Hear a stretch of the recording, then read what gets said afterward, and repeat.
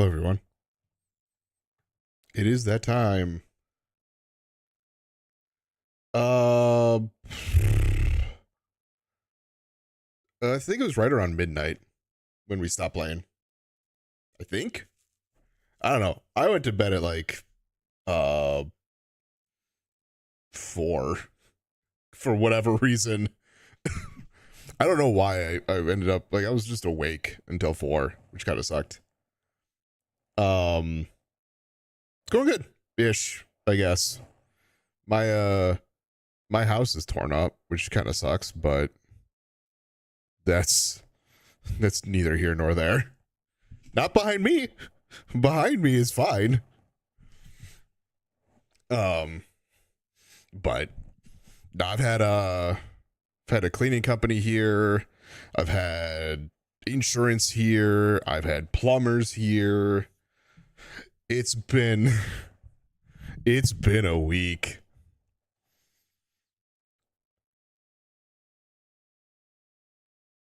I think I heard something about that. I think I heard Way Forward talk about a new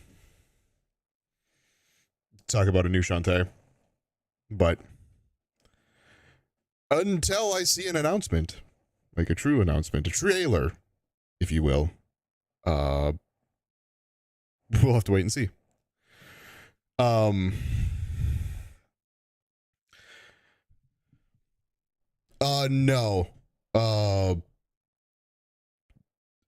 No, today there was like, so to give the I don't know if you really want to redeem that, because I don't know if you realize that is to time yourselves out. So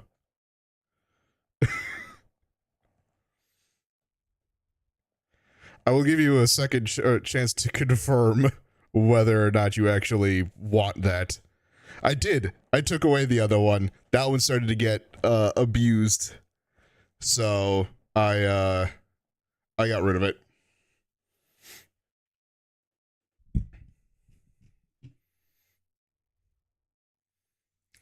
Hey, I'm paying attention.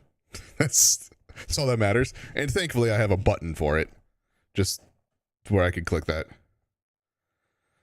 Oh, I mean, it's a common.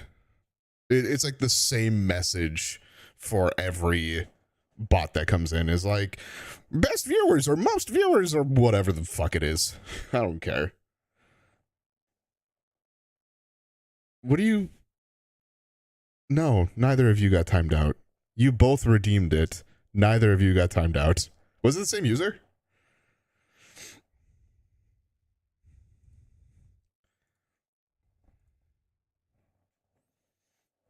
I banned a bot. That's what happened.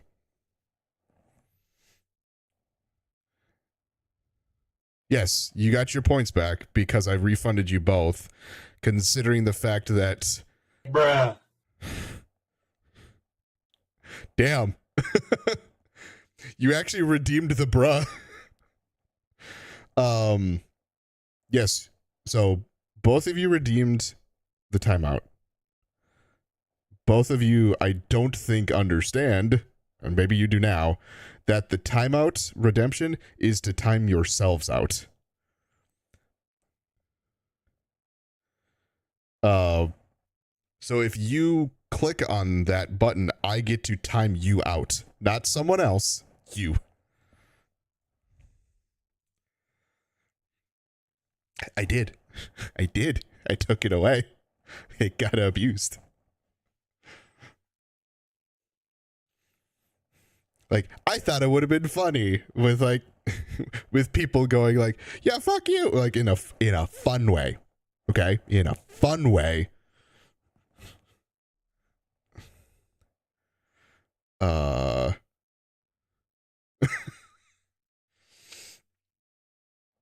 But anywho, yes, you both got redeemed. Or not redeemed. You got neither of you got what the effect was. And I refunded you your points.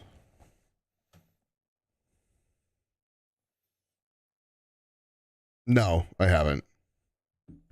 Um,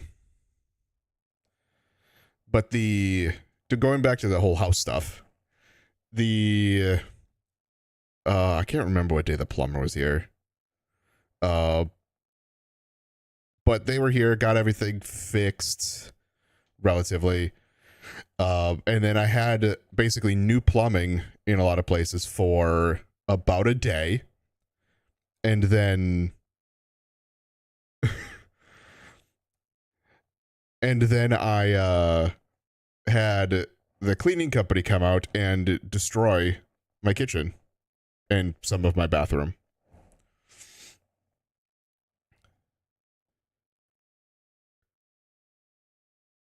Uh, what? I'm trying to even think if Puffett said something. Yeah, no, the photo I haven't taken a picture of the bathroom because it's not that big. Like it's part of the basically. Oh Lord. It's the downstairs bathroom, so it's the one that's right behind the screens that I'm looking at. It's really contained to the shower. So there's like the ceiling over the shower, which got water damage, and then two of the walls. Oh, I'm sure Atlas will. So it's the downstairs isn't that bad. It's the upstairs that's the worst because that was where it started. I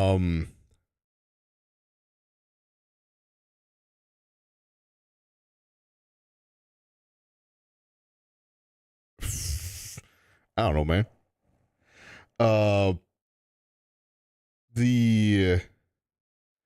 So I then had the cleaning company out. They tore everything up. I now no longer have like a dishwasher or a kitchen sink, which sucks. But they didn't have to tear up a ton of flooring, which is nice. Until I get insurance. I'm not following. I'm just gonna be honest. I'm not following. But the insurance came out, and along with the rebuild team came out, they started looking at a bunch of stuff, and they're like, so because of the way that your flooring is, we tend to fix, and usually insurance will approve this, we will fix the flooring up until the first transition. That's like my entire main floor. So while the water damage was contained to the kitchen and the dining room, it will be a new.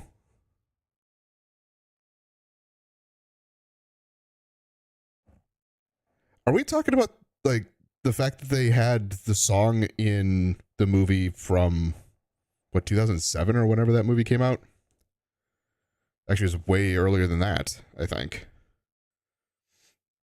If so, yes, I've seen the movie. The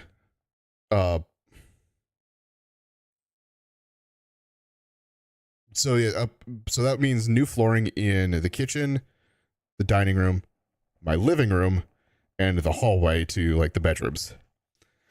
So cool ish. That just means that I go from all the like construction stuff being kind of contained to the living room or to the dining room and the kitchen. It's now expanded into the living room and the hallway to my bedroom.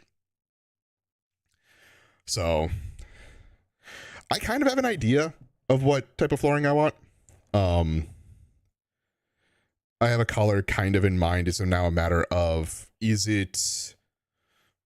will it be within budget? What is it going to be to upgrade because it's going to be a bigger. It's going to probably be more than what they've allotted. If so, how much? So, but yeah, a lot of this is I was sending an email to my parents because this was way more than just a text.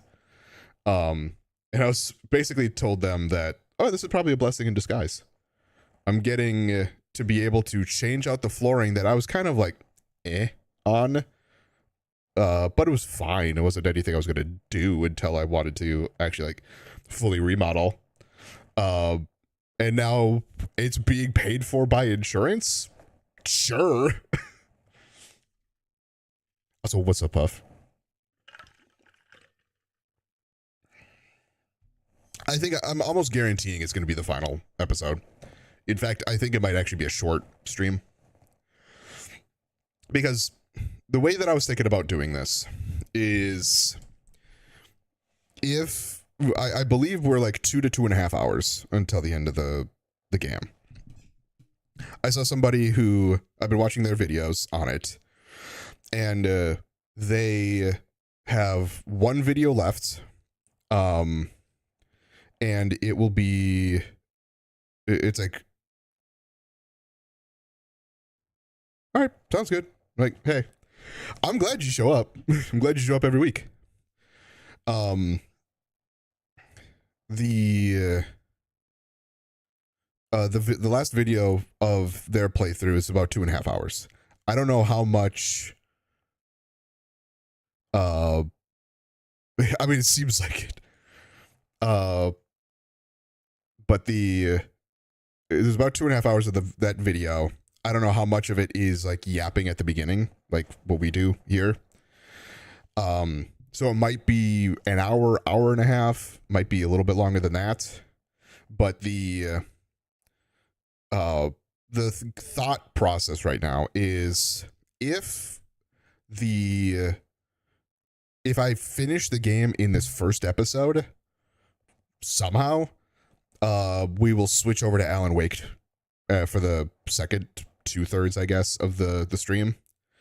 If I finish it in the second episode, we'll probably just end it there because I don't think there's a point in getting into Alan Wake for only like an hour. And then next week we'll start in on it. So a big part of this is going to end up being what is, or how long is it going to actually take?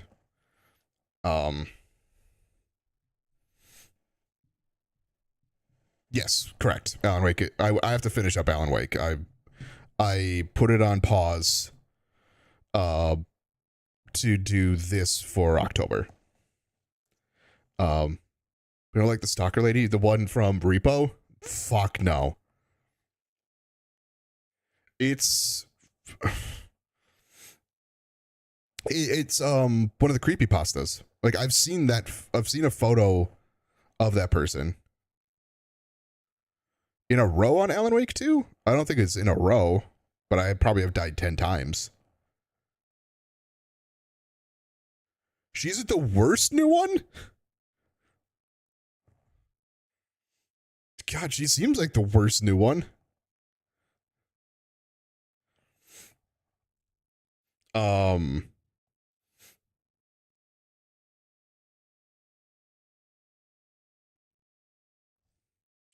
Hey, Puff, we're never playing Repo again.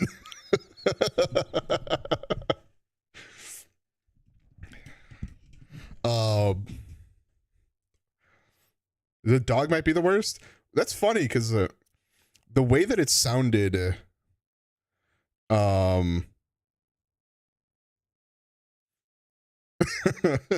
way that it sounded was the dog might actually be okay. It's one that you have to like constantly babysit, but it's an okay one.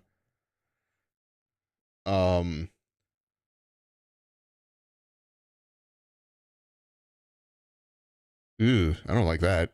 I don't like the I don't want to die.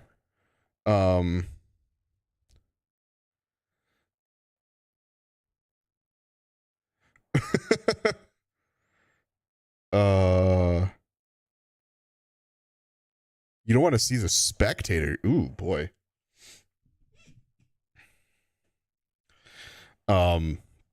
No, it's like I was saying when we were playing that there are things in some of the games that I've played that are horror games, scary games, that I may not necessarily be afraid of, but holy shit, does it make my skin crawl? One of them is when I played Lethal Company, and it's the Bracken. Like, I don't know what it is. Like, I kind of know how to handle them, but just the thought of like having to constantly turn back and you just see glowing eyes. No, I understood. But you just see glowing eyes behind you and then like kind of backing up and walking away. It's just like knowing that they're there, knowing that you're alone, because I was playing it with some friends of mine and I think they were all at the ship. And I'm just like, I'm lost. I'm like, I hated it. Like I could feel just all of my skin crawling. That was the same feeling with that girl in Repo, because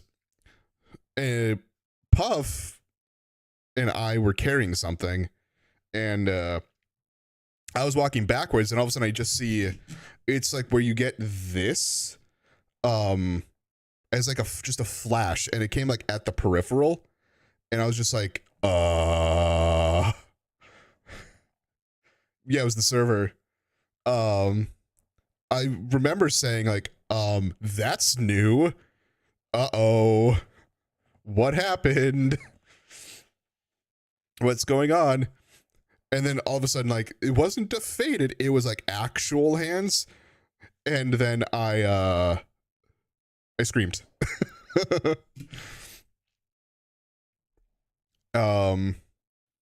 And then the fact that like I can run multiple rooms and they continue to like know where I am. I'm like, that's bullshit. And they're supposed to be the easier of the new monsters. Come on.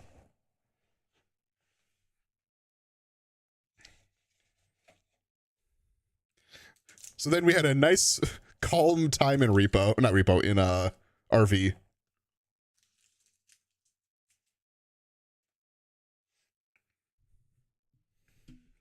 It does actually move really quick. Like, there's a reason why I can't remember the one that has like the black hole hammer or whatever the fuck that thing is. That one, there's a reason why that one moves so slowly.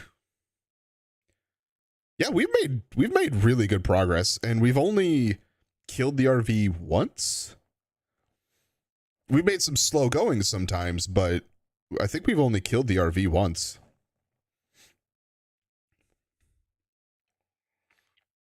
But yeah, we did where was it?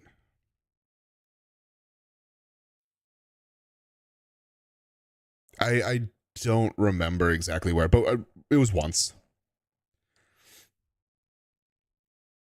Get loud and crowded? Okay.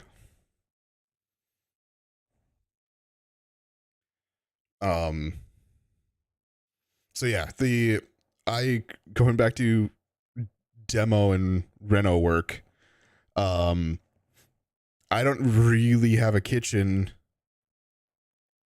until I get stuff started. Thankfully, I think what can happen is, and this is something, so I have like an initial check from what it sounds like. I'm not positive on how this works out, but I do have an initial check. Yeah. I'm actually, I'd like to hold it up, but I don't even know if like you could see like my address on there. See what I could do as a just in case. Like, okay, it doesn't look like you can see it, but like my address is on the other side of my hand. But like I have a preliminary check that they cut for me. And from the sounds of it, that's initial. Then I need to talk with the renovation company get some estimates as to what work we're going to have done, and then I need to pass that estimate on to insurance, and insurance might cut me another check, possibly. We'll see. But I will say that the check that they cut me was way more than I thought it was going to be, which is scary because that means I severely underestimated what the work was going to be.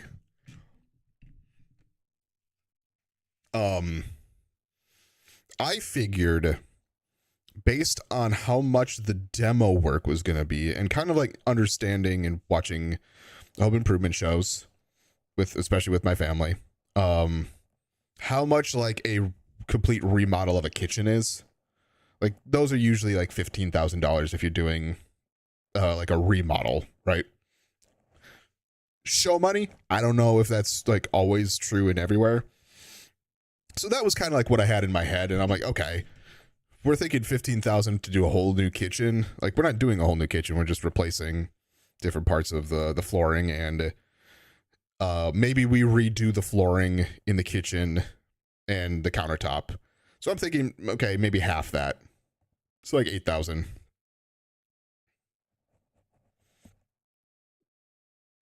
It is a significantly larger check than that. That doesn't include water mitigation stuff. So it's a lot. Like what I'm dealing with is a lot of money. I knew it was going to be like a good amount, but yeah, it is probably ballooning to twice what I thought it was going to be. And I thought I was being even like somewhat generous. So it's oh boy. Water sucks.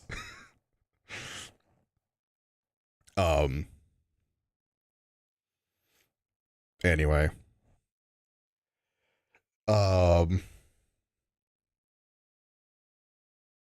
to think if there's anything really else. That's been my week.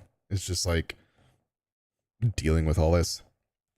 But I think in terms of stream, we'll have to see where we are at the end of episode 1. If we go into episode 2, I think we'll just end it at episode 2 in the stream. It'll be a short one. If we finish it in episode 1, I think we'll do 2 episodes of Alan Wake 2. I think that makes sense. So anyway, I think it's probably just, I don't have a whole lot more to really talk about. Like I got my cards back. My best card I did get a pristine 10 out of it. And it's now my 5th most expensive card. Some of the ones that I thought were going to come back pretty well came back mediocre. Got a number of 10s, number of 9s. Got a few 7s. And I think I got 165. And I was just like, Jesus Christ, why is this so low? And I flipped it. I was like, oh, I see why. The edges were pretty worn down. I was like, I don't know how the edges got worn down. I put it into a top loader like right away, but it must have been how they packaged it. But no, I also changed it up a little bit. I took everything down from up there,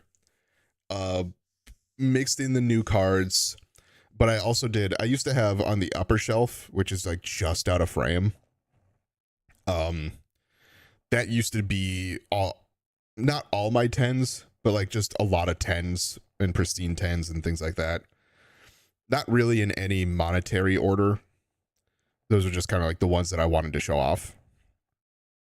I have switched it up now to where the 4 shelves that I have of cards are now in order of monetary. So what's up here is my most expensive. These are my second most. Over here is going to be some stuff that I need to get for my parents still. And then there's a cabinet over further. That would be third and fourth.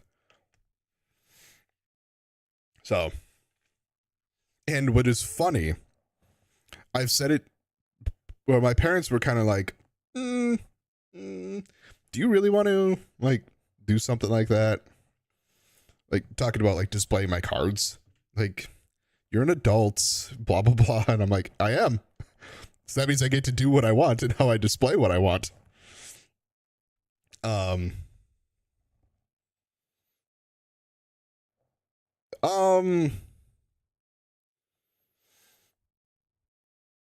I think Alan Wake 2 improves a lot of what is in Alan Wake 1, but I think it is more confusing, and I don't like the combat. I didn't like the combat in Alan Wake 1 either, but it is, the enemies are really bullet spongy, which is not as fun, not fun. Like I don't like it. I actually think I like Saga as a character. I don't know if I like playing her sections. I would much prefer playing Alan's sections, and I think Alan's growth as a character is really interesting. But the split between the two characters, the fact that you can hop between them as you see fit, I think is a bad decision choice, because you run into, let's say, thankfully I'd kind of heard that you want to hop between them. But let's say, because you have the ability to, you play through all of Saga's missions, and then you go back and you play through all of Alan's missions. Well, there's contexts that you had like early in Saga's missions that you've now played, what, 5-6 more missions after that, and then you come back as Alan, and then you like, oh, that's that, oh, that's that, oh, that's that, as opposed to having a concept. I love these headphones. I don't know why they, like, when it turns off, I don't know why my Spotify just decides that my phone is where everything needs to play.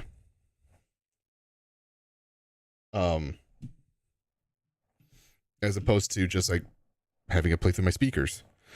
But anyway, yeah, as far as I've seen, I like the growth of Alan.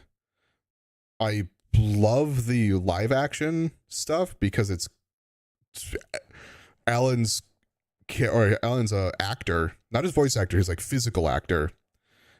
Looks a lot, or has a lot of very similar facial expressions. Is when I go through things, it's just like, what? What's happening? I'm confused. And like, I don't understand the last line of Alan Wake 1. It's not a lake, it's an ocean. Like, what the fuck do you mean?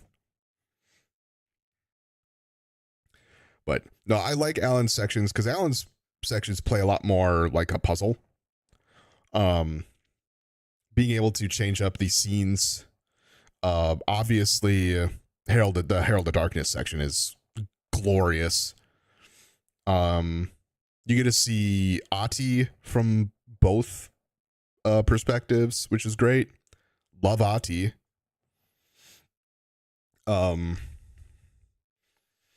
lot of nods to previous Remedy games, which, to be fair, I haven't played really any Remedy games, but everyone really knows of them. Like Max Payne. Most people know at least of the Max Payne series. Maybe not as many people know Quantum Break, because I don't think that did well. But Alan Wake, Control, I think got pretty well received. I had issues with it because it crashed on me numerous times. But I did like Jesse. Jesse was a cool character.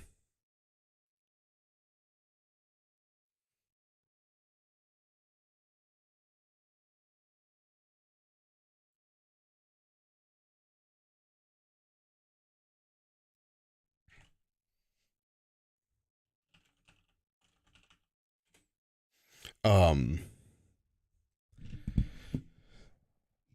but yeah, the I've liked it. It's just it's a weird. I like a lot of the. I think I like Alan Wake 2 more than I would normally, because there is the whole Remedyverse connection, right? So you have Alan Wake 1, Alan Wake 2. Obviously they're together, they're their own series. But you have the connection to Control with the FBC, which I think is really cool. Then you have the side missions, like the DLC, where you actually can play as Jesse, which I think is also really cool because Jesse is a really cool character. You don't necessarily have a connection to Quantum Break because Quantum Break is their own entity, and I think is owned by Microsoft. But you do have the likeness of the main character of Quantum Break as Tim Breaker, Sheriff Breaker. And also Tim Breaker, Time Breaker, the whole thing is about time manipulation. Like, yeah, of course. Like there's your nod to it at least. So I think I like a lot of it because of that connection too. Will we start Metal Gear Solid Delta after Alan Wake 2? That is initially the thought. I don't know for sure. I'll have to go through my list of games once I finish Alan Wake 2, and then I'll make a decision.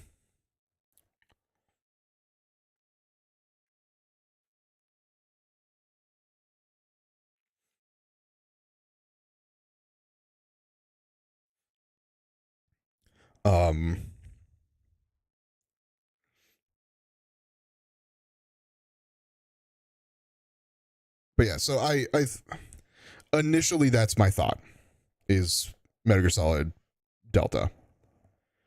But I also don't know how long the game is.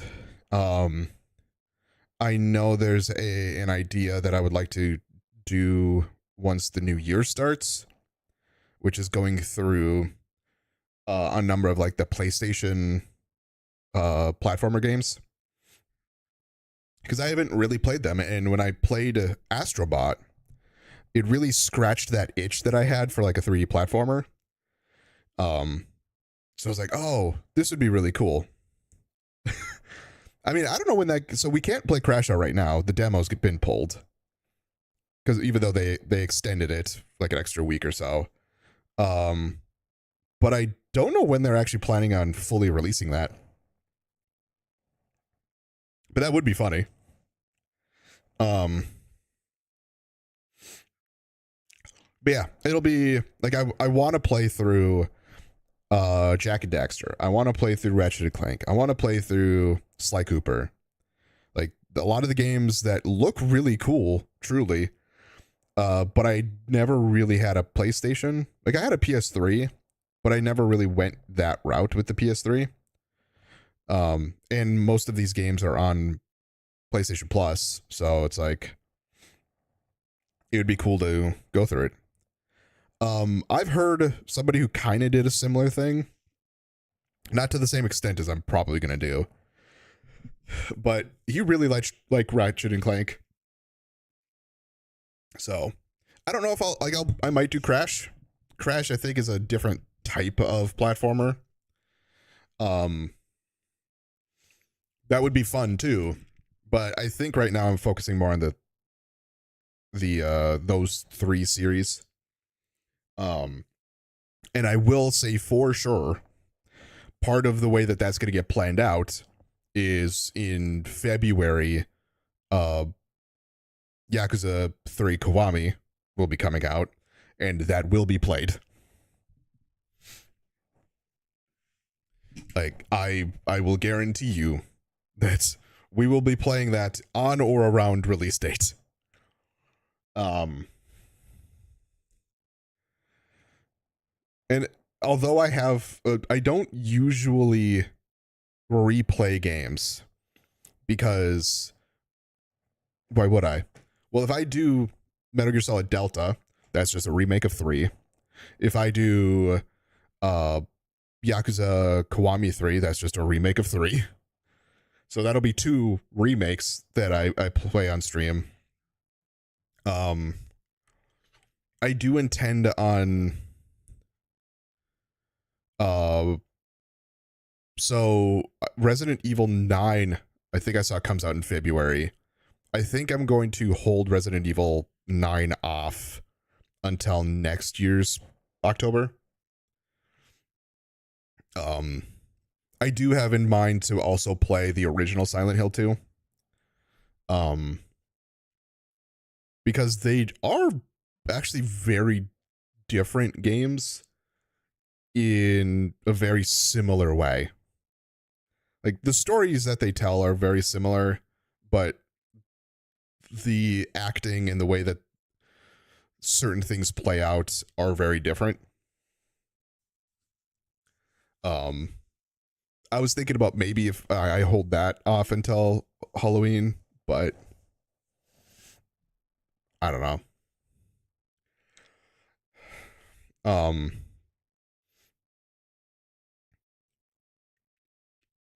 Yeah, I think I'm holding off on the PlayStation platformers until till 2026, till January. As for what takes the time between now and Christmas, especially, and knowing that there will be probably a weekend or two in there that, in fact, I can almost guarantee you that there's going to be 2 weekends. That there won't be a stream because Thanksgiving weekend, my parents will be in town, and a weekend during Christmas, will be a similar thing. It may not be Christmas weekend because my brother is and his girlfriend are trying to figure out how they can hit everything.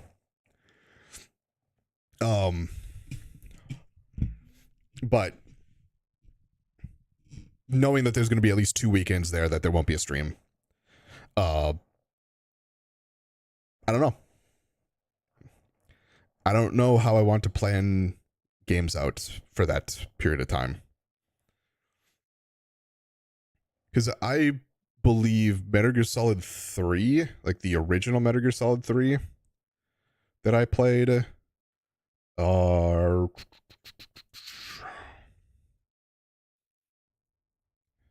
Let me see how many episodes that was. I want to say it was less than 15 episodes. What is it under there? Playlists. Go like way to the beginning of all of my streams. Because I think going through Metal Gear Solid was one of my first. Yeah. My second full playthrough was Metal Gear Solid 2, and then I went through all the Metal Gear Solids. Yeah. So Metal Gear Solid 3 took 15 episodes, which equals, I'd say 16 or 17 hours, just kind of based on estimating what all the times. I have one that's partially blocked. Why is it partially blocked? Way to fall. Hold on a second. Where is this? It is. I have like 1, 2, 3, 4, 5, 6 claims on this for one song. Oh. Okay. Oh. It's closing credits. Of course. Of course the closing credits of a game gets me dinged for copyright. Fucking stupid. Oh well. I think I'll just get the game booted up. Silent Hill F. And we'll get into this stream.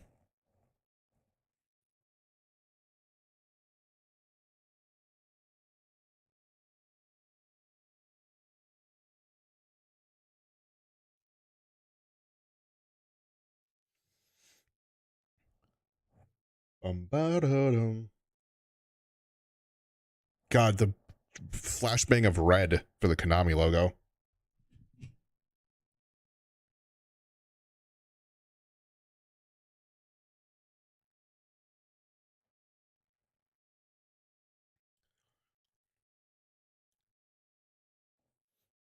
Yeah, this fun content warning right here.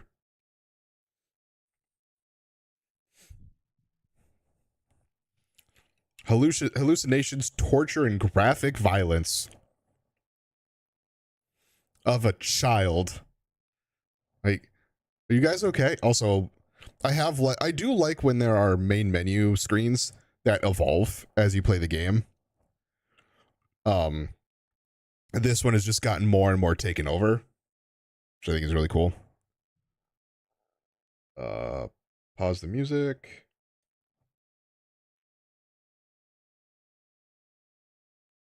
Wait till that thing goes away. And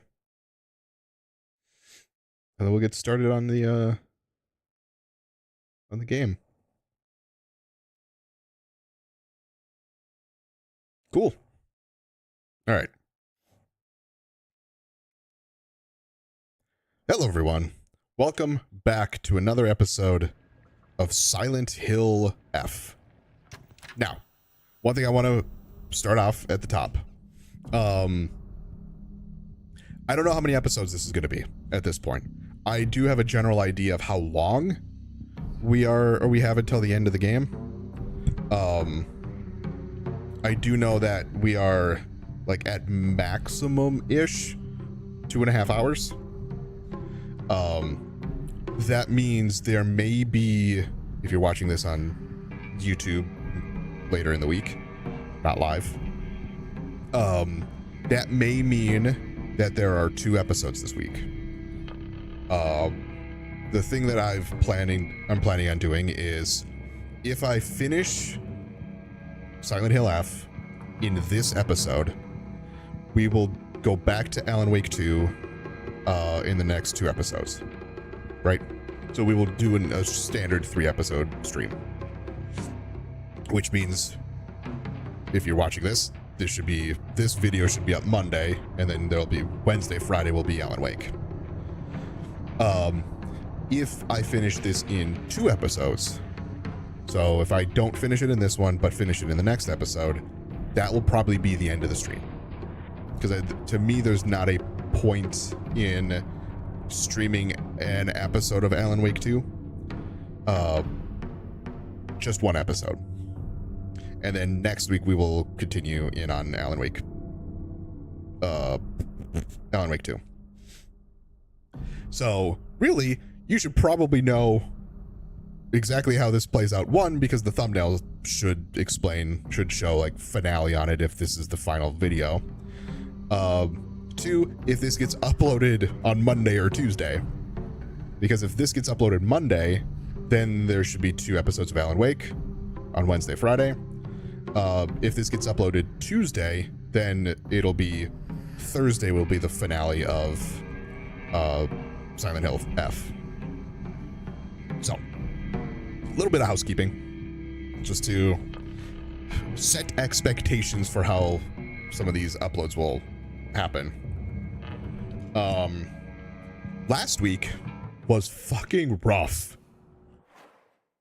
I remember having to I had to stand up for part of the game because of how I couldn't. I just couldn't handle it. Sitting down. Obviously, what we see on Hinako is why I couldn't fucking handle it. And then the fact that she killed her parents. Well, I think it was the last thing that we did. She killed the monster version of her parents. Sort of, because then her parents left and then got killed by big scary monster. So we last left real world Hinako in her house, or at her house. And dream world Hinako, Foxy Hinako, is nope. There we go. I'm it's one of the L or the R or L buttons. Was there something over there? What do I have for stuff? Actually, yeah, no, items is what I wanted. I have a lot of first aid kits. I have one toolkit, which doesn't really matter in Shadow World because I have this.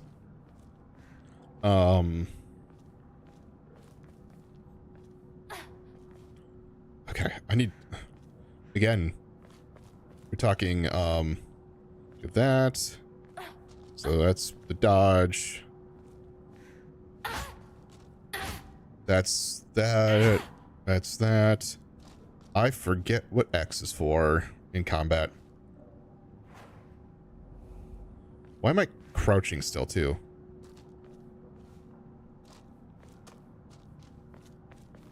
I feel like... Okay, she's more up right now, so... Okay. Investigate the area. Oh, cool.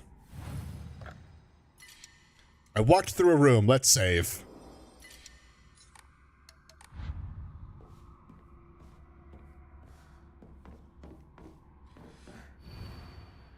Prove your intent with the crests 3. Show what lies deep within your heart. Let the line of foxes guide you. Offer the crest and lay bare your soul.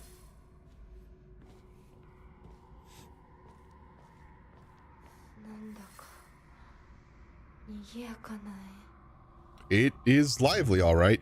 I see some notches. Does something need to go in them? That seems like a lot of stuff. The blackbird wishes to take the white bird. The white bird wishes to resist. The fox brings along his followers to triumph. He notices not the two birds in conflict.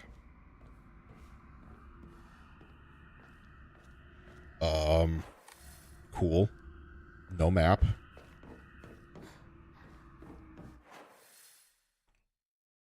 Made it 6 minutes before that alerted me. So you know what? Let's just play it. Let's just play the ads. Get it over with. We're not in the middle of anything in particular, so I'm just going to play them. So I'll see you all on the other side. All right, run the ad.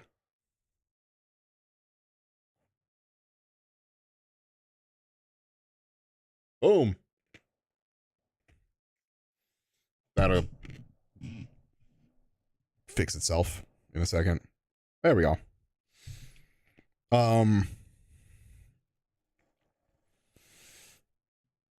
Yeah, I'm played a lot of Pokemon. I can beat Pokemon. Technically. I've been working on post-game stuff. Right now I'm kind of just, or the last thing I started doing was kind of grinding out the Mega Shards, so that way I could buy all the Mega Stones. Um, it's been slow going because there's not really great places to farm in post game, but there are some pretty good deposits. But I've gotten Zygarde, which is good. I've caught the the box legendaries for X and Y. I need to evolve a bunch of my Pokemon. In order to get them in the Pokedex. And I'm still working on I think I'm only got like 2 or 3 win streak in the unlimited ZA Royale thing. And I guess I need to get up to 15 in order to unlock something new. So, I mean, there's still stuff to do. It's unfortunately right now kind of just a grind, which to me is never fun. And like seeing how expensive some of these mega stones are, you have to grind a lot of shards, which I did do a lot at the beginning of the game because I thought it was an okay way to kind of passively get XP. And then I started getting over leveled. My team is unique. It is not a team that I thought I was going to end up with. And I did try to specifically not go like any legendaries or anything like that, even though really post game is when legendaries start coming into play, which I think is actually a cool thing. But like my team consists of Feraligatr, who's my starter, Crocodile, who I never would have thought really would have gone as far as he did. But like Crocodile is like my star. Like Earthquake plus Soft Sand plus Stab. God. Just like melts people. Florges, which I thought was also a surprising one. Especially because I always think it's a grass type, but it's actually a mono fairy type. And it was able to basically take out Zygarde by itself. Because it's super tanky. I also have Tyrantrum, who is one of the weaker ones, and really only because it's just like 10 levels lower. Chandelure, which I thought was a really interesting Pokemon, and it also has a Mega version. And then my boy, Delibird. So really the ones that I kind of expected to be on the team were Delibird and Feraligatr. Actually, really at the beginning was Feraligatr, because I didn't even know Delibird was in the game at the time. But like as I played, I was like working on evolving Crocodile, and I'm like, fuck. I forget the middle evolution. I'm like, this is a really good Pokemon. Like, I'm almost choosing it over Feraligatr. More so. So it became like a more and more as a staple on the team. And I'm like, maybe that's what I do. Maybe like I keep it as like a final team. Went later, found Delibird. I'm like, of course I need Delibird on the team. And then I found an alpha Delibird. I'm like, even better. Give me my big boy. So I had 3 spots that were like confirmed, and then 3 spots that were more loosey goosey. So I kind of just used those for evolutions. And then as the game started to get closer to the end, I was like, okay, I need to start thinking about actually a final TM. And I went through it. I had Chandelure as an option, as a ghost fire. I had Trevenant, which is a ghost grass as an option. I had a Pyroar as a solo fire type. I had Florges being solo fairy. I had like 4 or 5 mons that I was like, I could see myself going into the end game with them. And then ended up on Chandelure, Florges, and Tyrantrum. Tyrantrum was also there. Ended up fixing their natures, hyper trained them. I have not fixed their EVs yet because I don't have the money to buy drugs yet, and I don't really feel like I want to EV train with the bands at the moment. I did that a lot in Scarlet and Violet, and like I'd just rather give them drugs. But anywho, let's get back to the game. All right, we're back.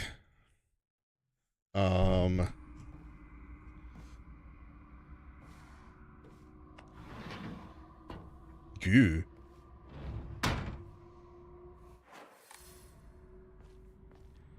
I think I need to, because I don't get a map, do I?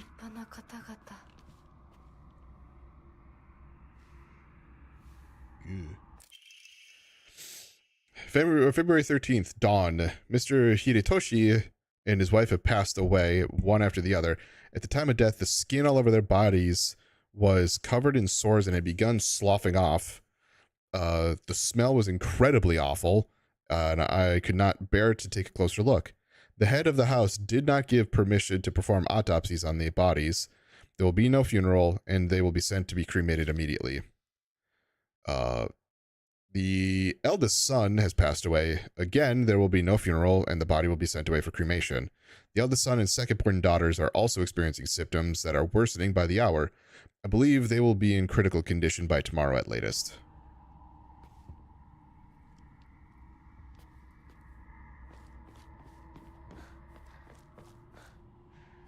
God, I don't like these depictions of foxes.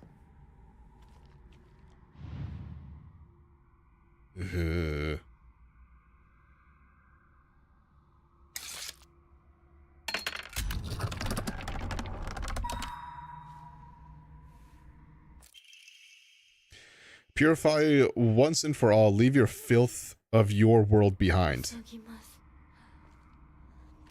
Good. I don't know. I think I'm discovering something about myself. I hate glowing eyes. Like, ugh. Especially in a spooky game.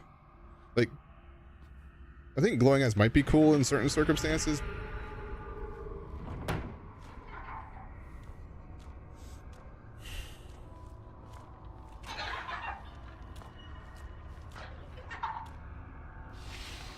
Nah.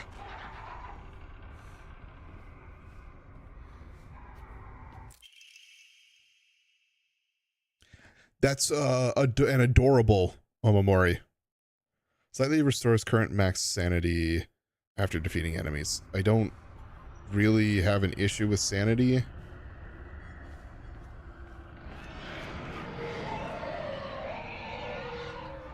Open, please. God damn.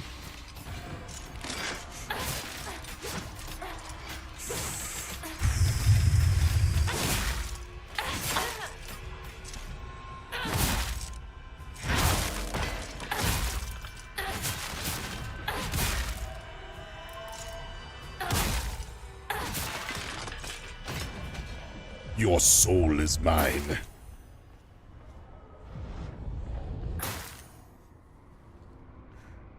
Like, I saw something like right over Hanako's head, and I'm like, there's something right at the door.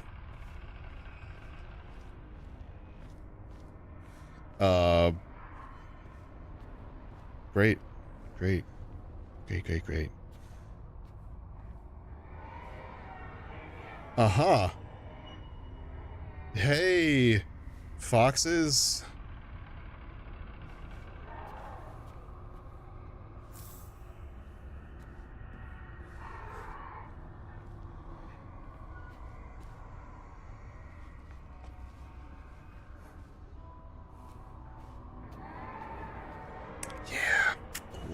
Awesome.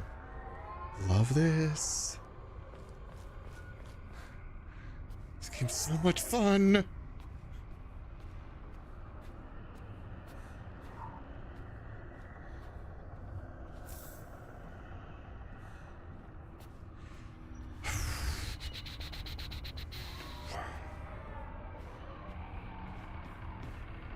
Oh, that looks infinite. Cool.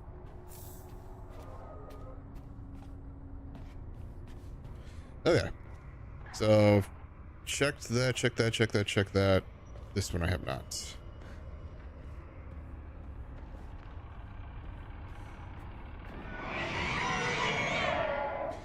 Such a terrible sound. I hate it. I hate it. It needs to stop. Ow.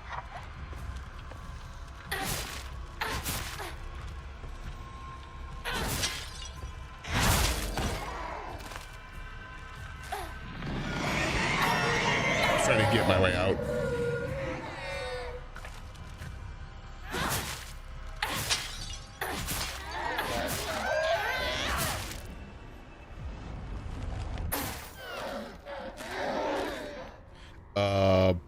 What was the... That was it.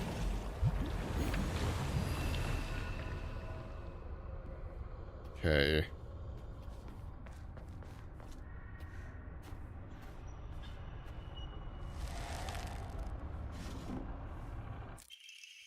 Black Sparrow Crest.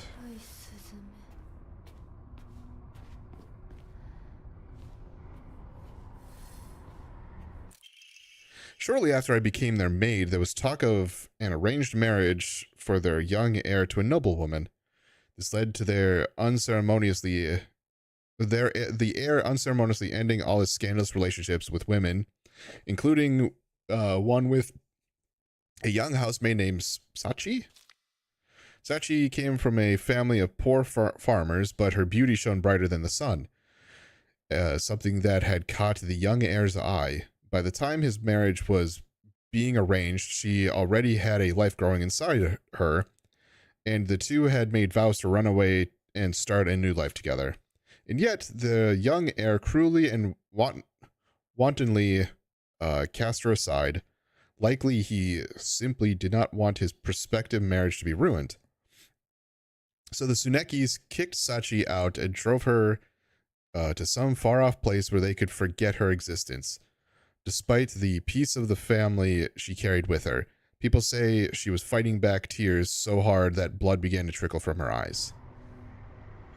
Good. Good. That seems calming.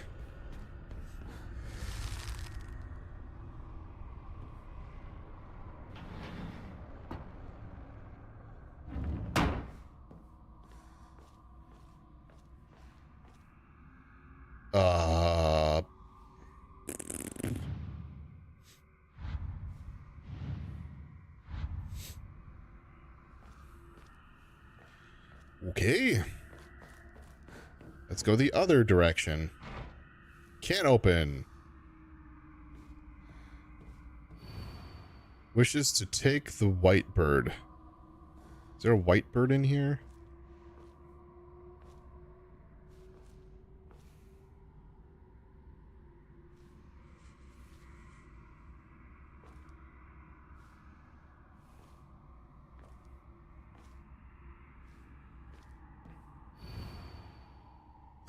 The white bird wishes to resist. The fox brings along his followers to try if he notices not the two birds in conflict.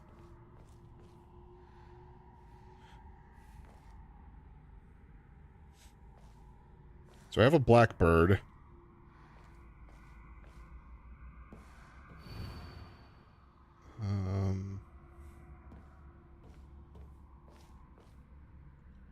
To me, there has to be a piece of logic here.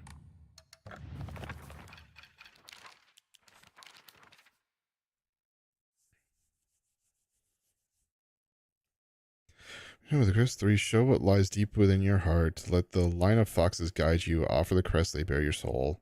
The blackbird wishes to take the white bird. The white bird wishes to resist.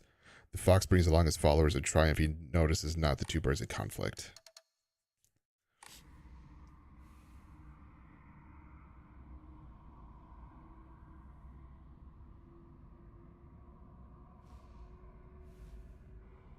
I'm trying to see if there's like... So I get the... I have the black key item. The black sparrow crest. Looks like a black sparrow.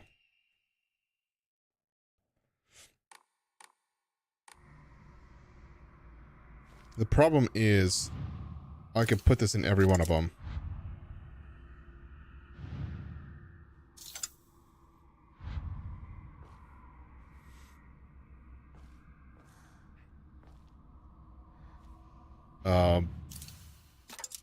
Sure. Can I open you now? It sure can't.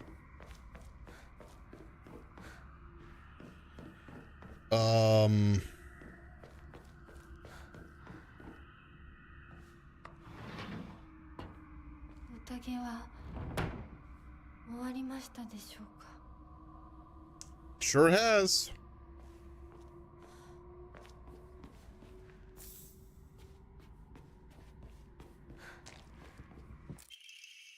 The Tsunekis are the most notable family in this area and are known for their wealth. For generations, each head of the family has possessed talent for business and acumen they have utilized during times of social unrest to amass a large fortune.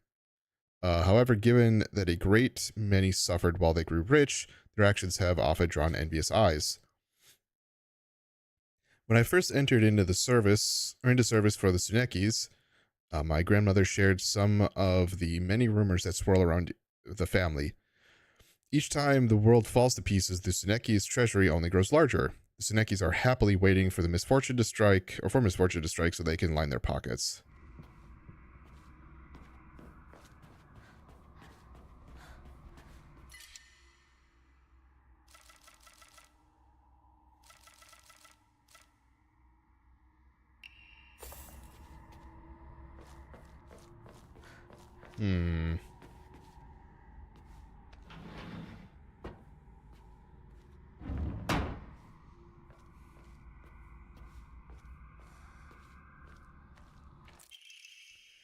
Good morning, my handsome boy. You're the real last name, or your real last name is Tsuneki. Oh boy.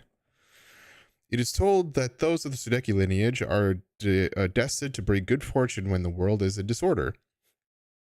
In fact, that is how your father earned succession to the Tsuneki lineage. And you, who have inherited your father's noble blood, are sure to be next in line. To make your name, I took one character from your father's name and one character from mine. That way anyone from the Tsuneki family hears your name, they will immediately know you are our child. Gee.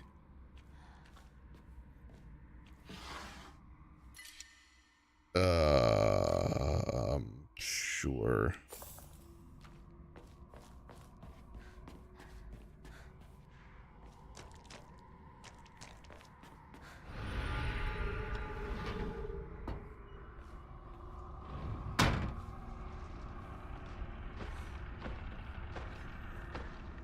Hey.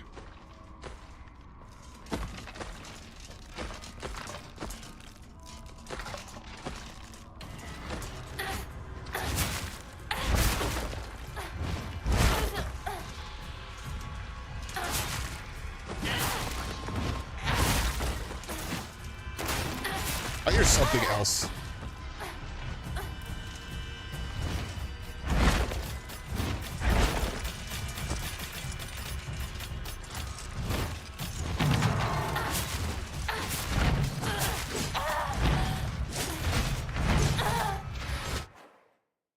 These are puppets.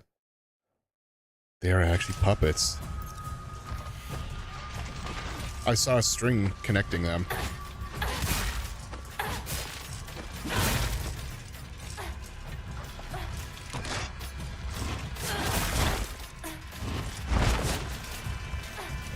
Change cameras, please.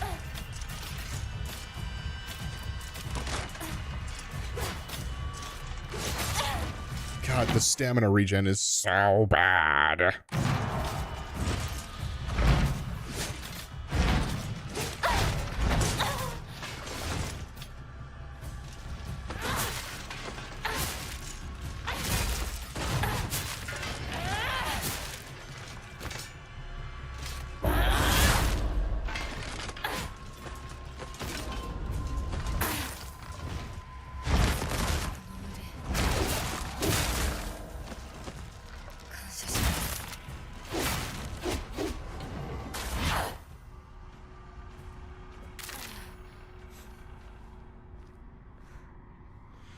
Bleh.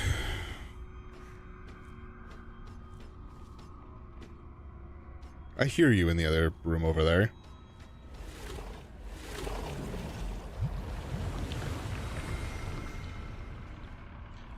All right. What's up, bitch?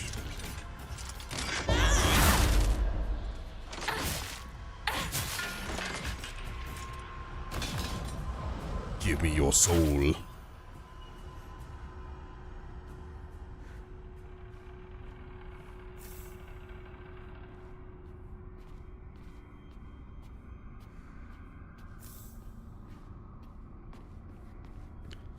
Okay. Over here.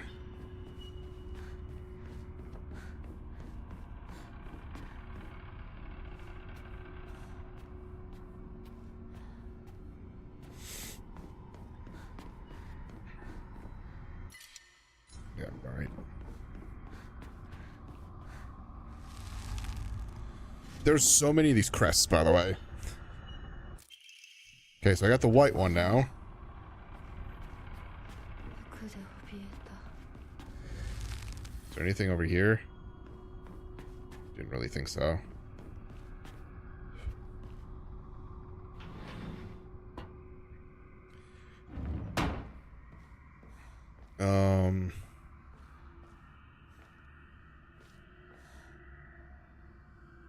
Okay. I'm gonna try black there. Maybe white here.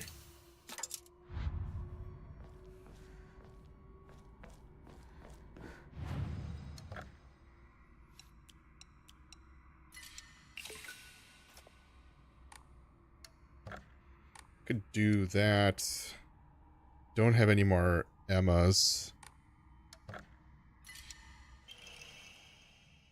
Slightly restores health after each successful counter.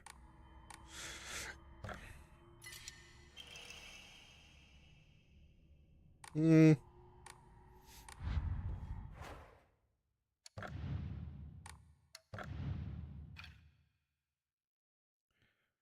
So I'm not doing anything with durability right now.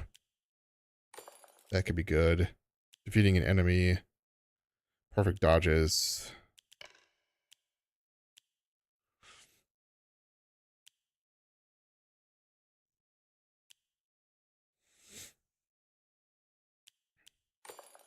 Honestly, I'll do that.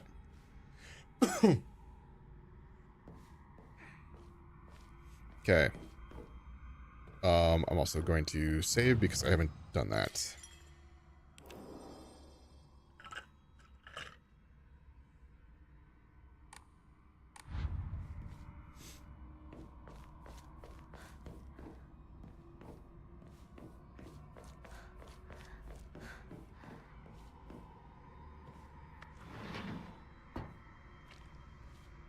It's getting worse. It's just getting worse.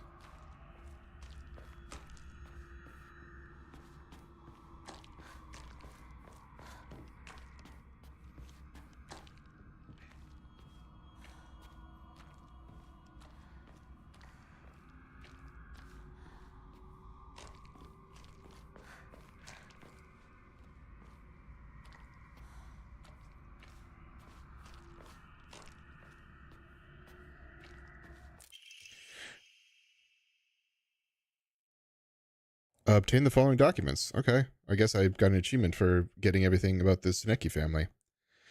Good morning, my handsome boy. I have good news. Indeed, good news to a Tsuneki is always accompanied by news of someone else's death. Your father and that woman he kept as a pet have both gotten sick and died. And now your grandfather, the head of the house, has invited you to the Tsuneki residence to make you successor. It's a pity that I couldn't reacquaint you with your father, but at least I was able to make you successor to the Tsuneki lineage.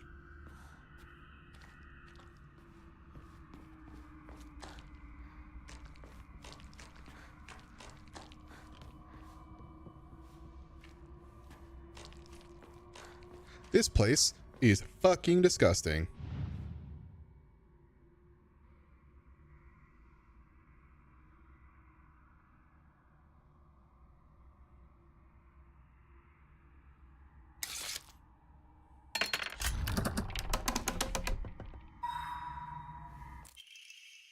Sacrifice once and for all your body and soul made pure by rebirth. Offer all that is yours.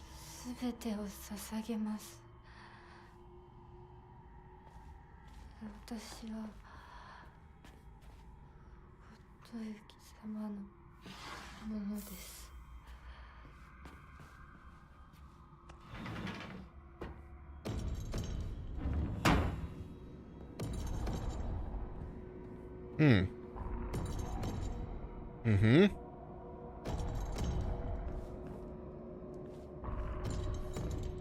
Cool. Cool sound. Yep.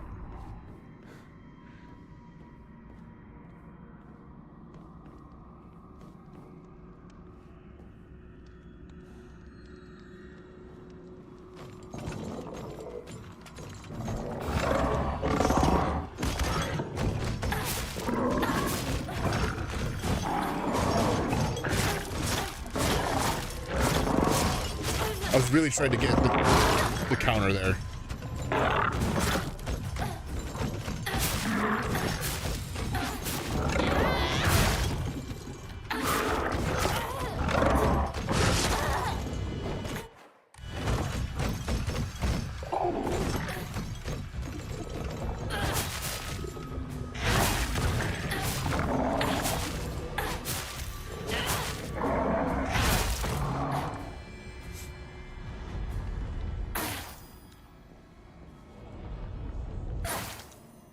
Okay.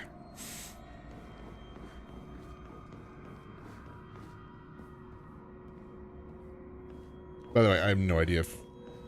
I'm assuming I am not in the right spot because, number one, I'm very aware I didn't walk into the room with the glowing eyes, or the glowing eyes we're looking at. But the fact that I could open this one made me curious.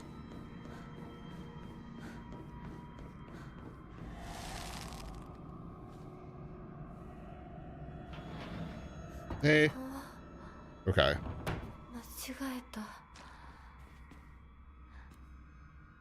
We'll go the right way then.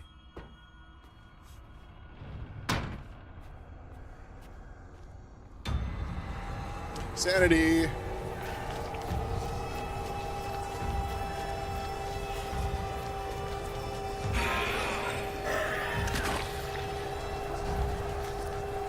Sealed with the talisman. I have to beat you.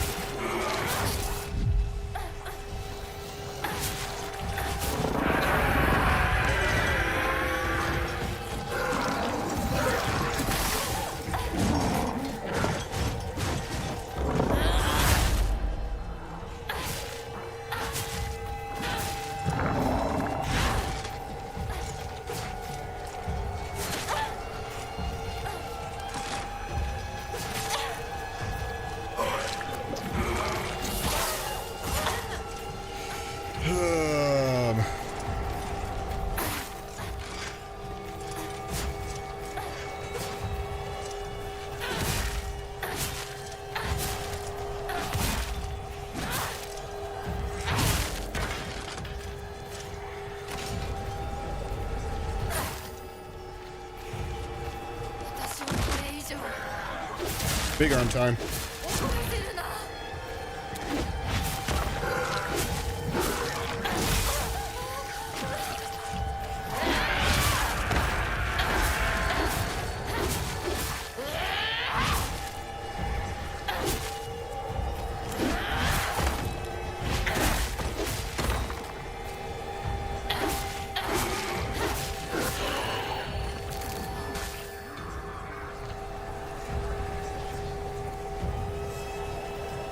I really wish I would never see that enemy again.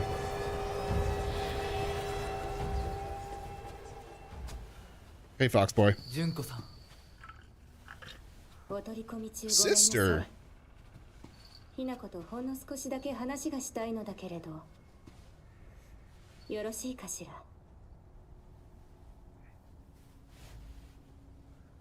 では。お姉ちゃん殺せた？しっかりと。 Yeah, that one is. しっかりね。しっかりって。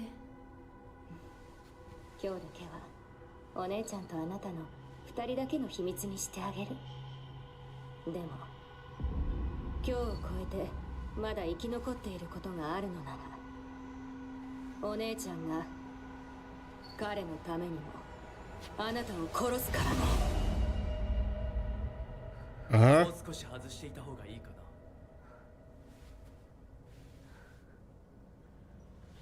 いいえ。お時間をありがとうございます。それではこれにて。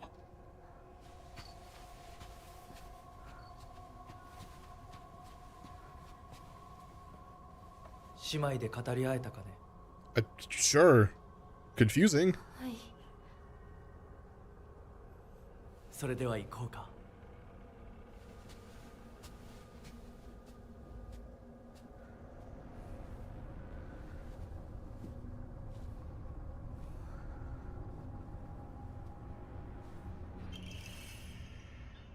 Badge with something carved into it. Looks like a fox mask.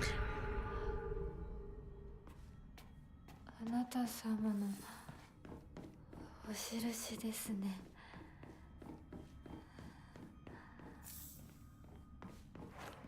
Yeah, my health's not looking too hot.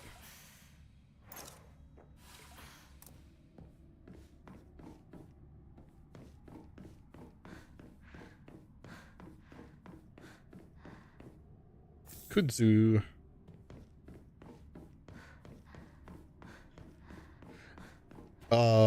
What did sister mean by it? Did you kill it?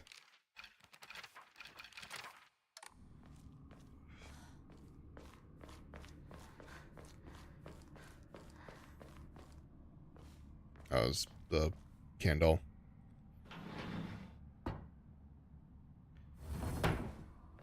Solve the mural puzzle.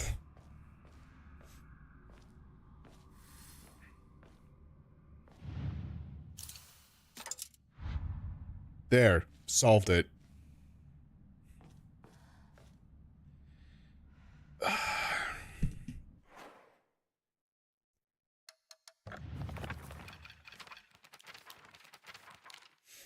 Prove your intent with the crests 3. So I've got the 3 crests.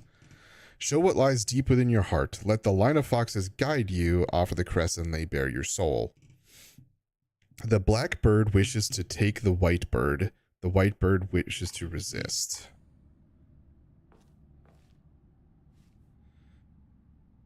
The reason why I have them here is it kind of looks like they're fighting each other, I think. That seems probably not...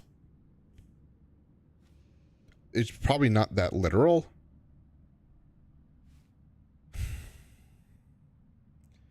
But I don't see anything necessarily in here.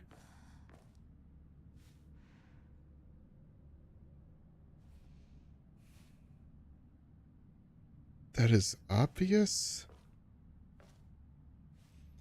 I'm guessing it probably doesn't have anything to do with the lanterns, though.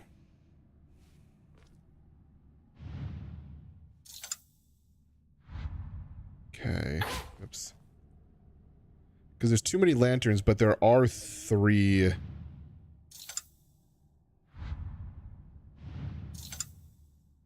Okay. 3 things that aren't lanterns. Right? So it'd be like...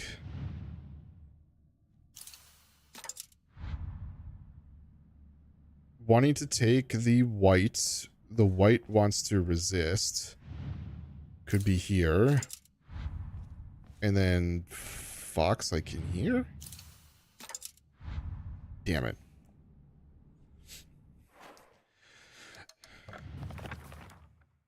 Blackbird wishes to take the white bird. I have... Puff, I have 3 emblems. And all of these spots that they could go.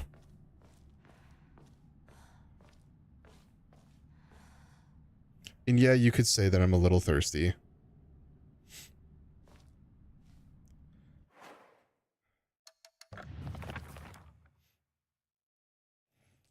And this is the clues I get. Fox brings along his followers in triumph. Okay, so maybe this is the fox, not the blackbird. Oops.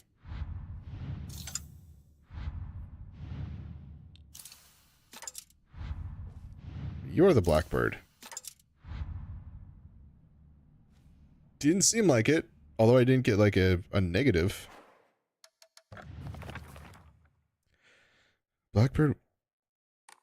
Did I get it?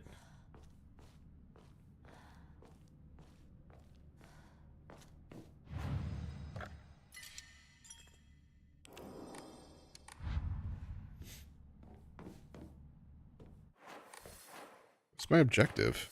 Nope, solve the mural puzzle.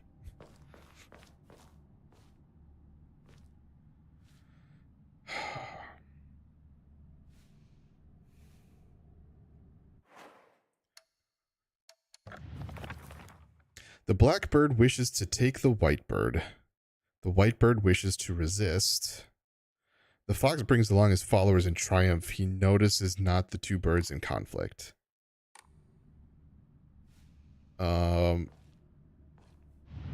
Okay. Maybe...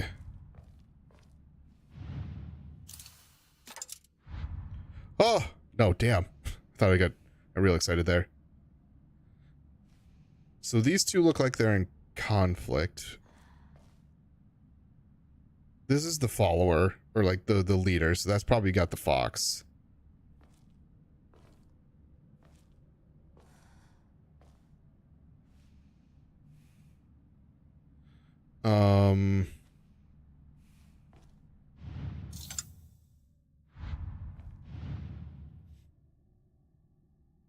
That one looks like it's resisting. But also so does this one.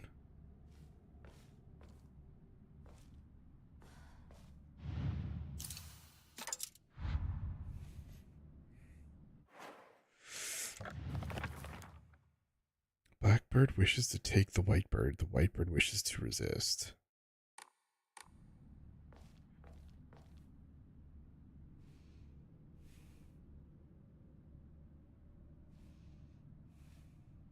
Unless it's the opposite. So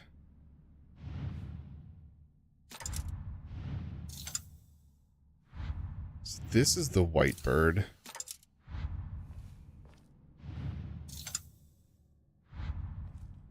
So the blackbird wishes to take the white bird. Holy shit! So the reason why I thought that, I thought the 2 were flipped. So I thought the blackbird was the one wanting to go with the fox. The white bird wanted to resist, which was like resist going with the fox. Turns out it's flipped, where the blackbird wanted to leave and the white bird wanted to resist, so going with. It's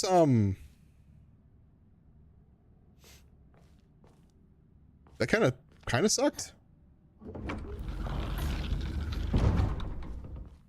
Hey Fox, I need to save first.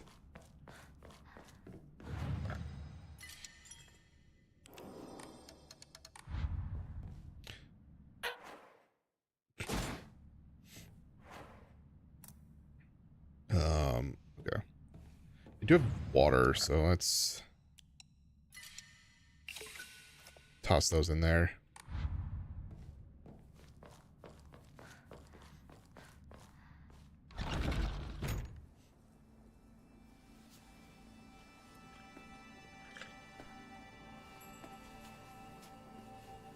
What's this? これが君のものだ。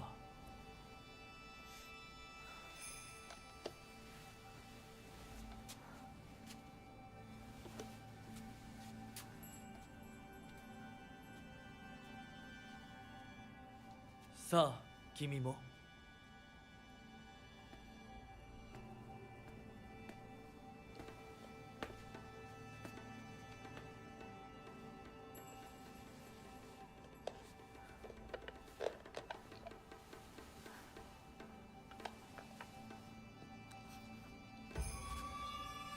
Hmm. では、始めようか。Cool. はい。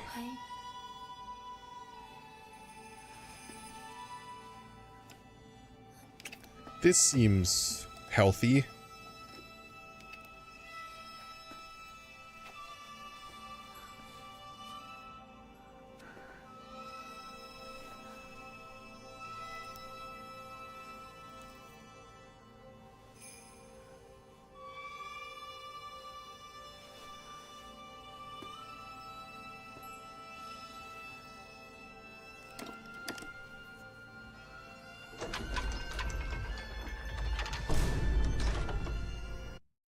Was that just a vine boom? Did I really just get a vine boom in a Silent Hill game?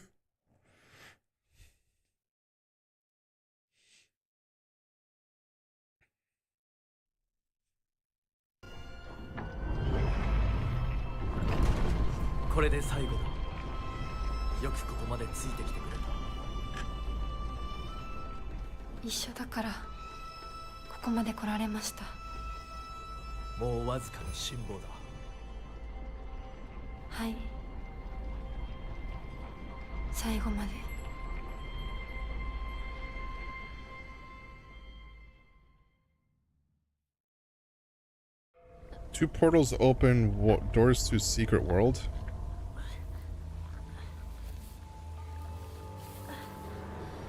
Hey, back to pseudo real world.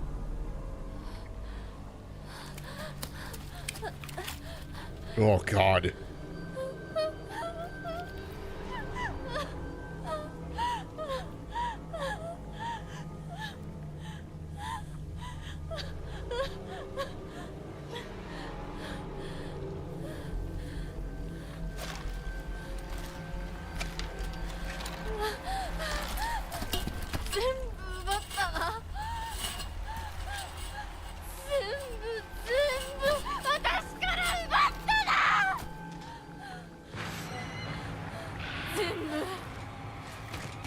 Chase after the fog monster? Where?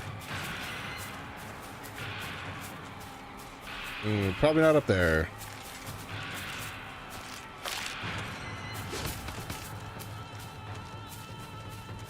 Come here, bitch. I have like no health.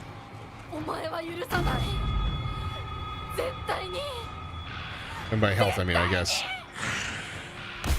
Oh, hey, what's up?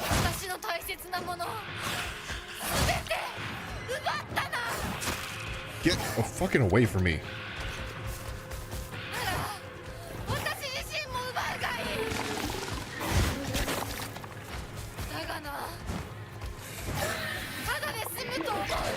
That's unfortunate.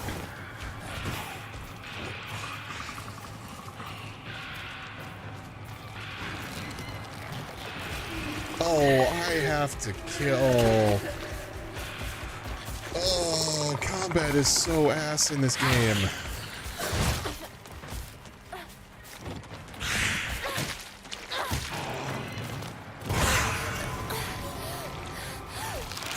Case in point.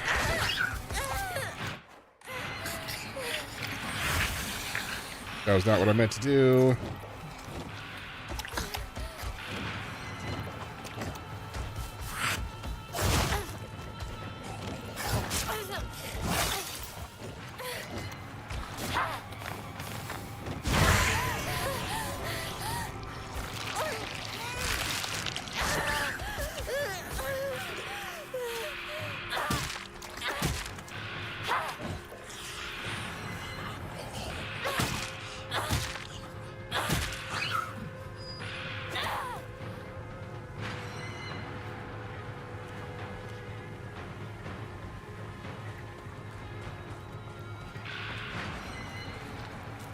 One of you. Just...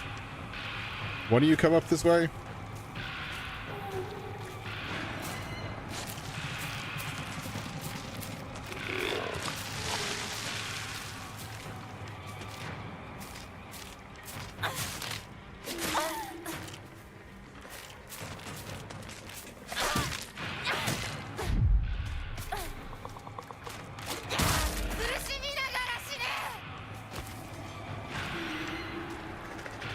Your turn.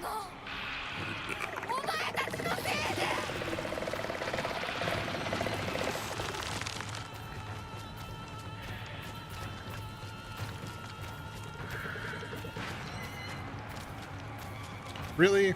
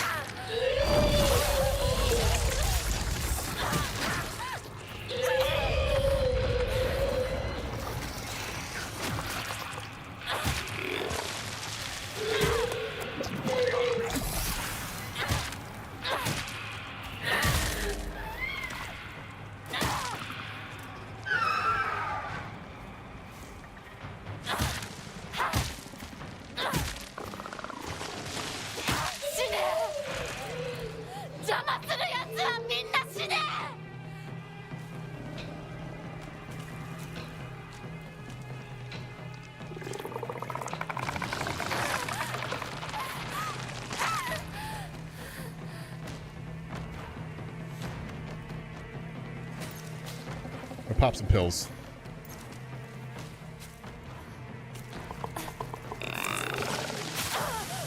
Come on.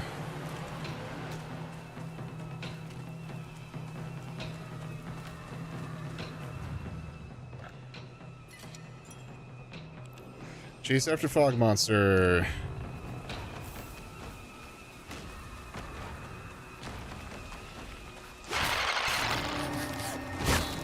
I didn't even jump.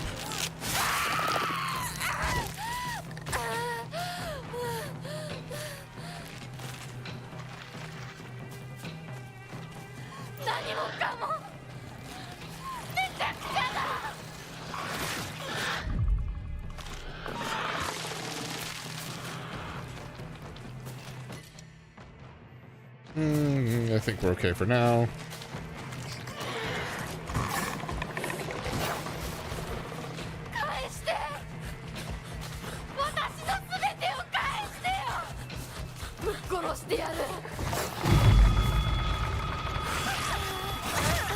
Cool. Love that. Love it.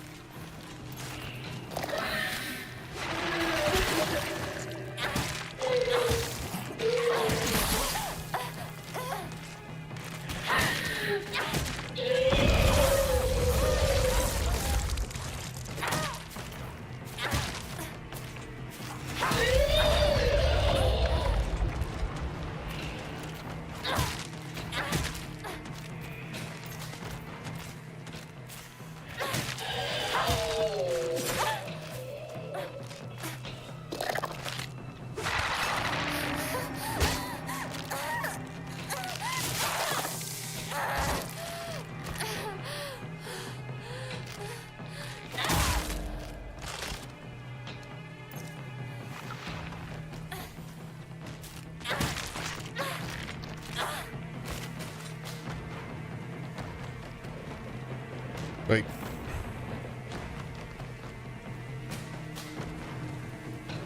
it is. This is an unfun end game right now.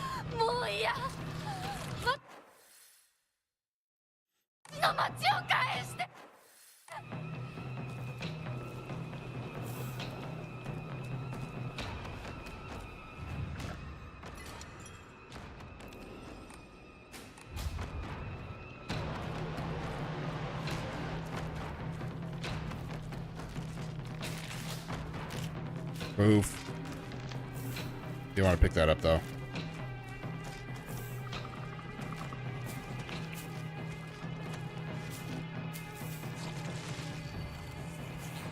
Oh! Cool. I'm missing.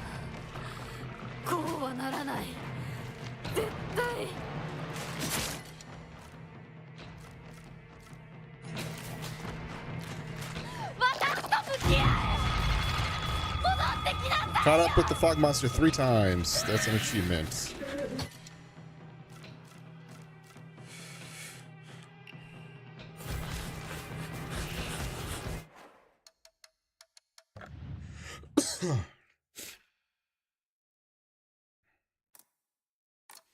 Can't change during combat. Great.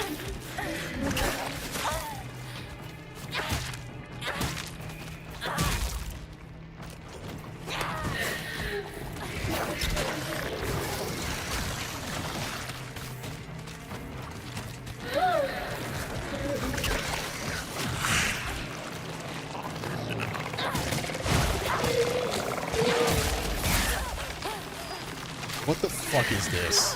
What is this?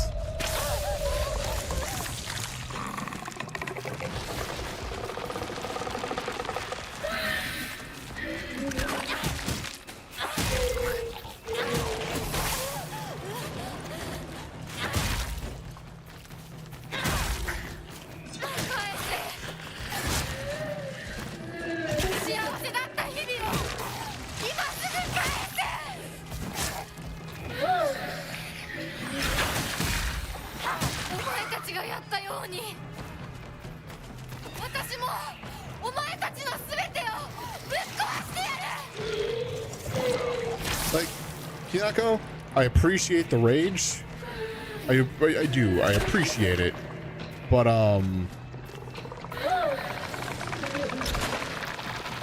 could we not?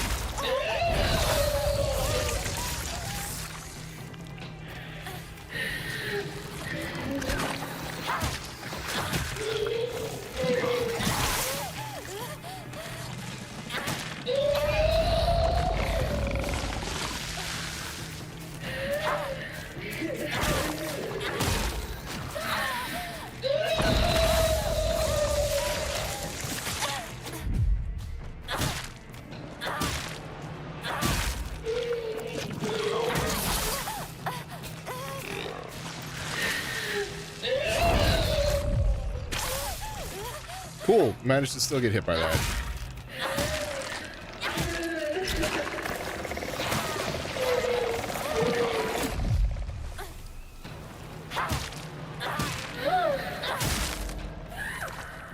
It's the exact thing that I said before about how I hate bullet sponges. Like, that's all these are. They're just, hey, we're just gonna take a bunch of your ability to defend yourself by making you have to battle all these enemies.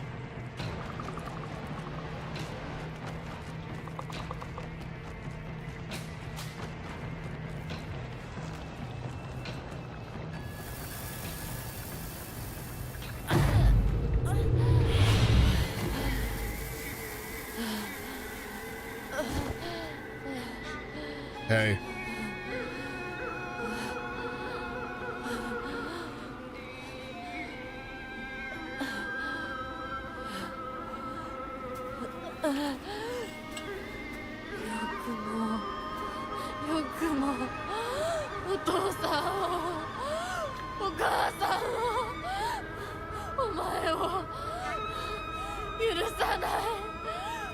絶対に。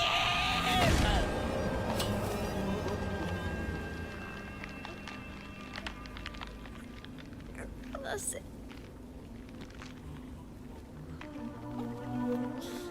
こんなことだろうと思いました。 Hey, sister. お姉ちゃん助けて。これがどれだけ失礼なことか、あなたにも十分分かっているはず。殺しなさい。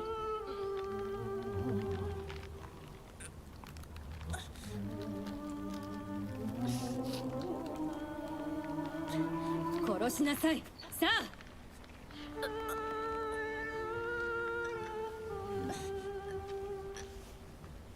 どうしてお姉ちゃん。それがあなたのためです。死になさい。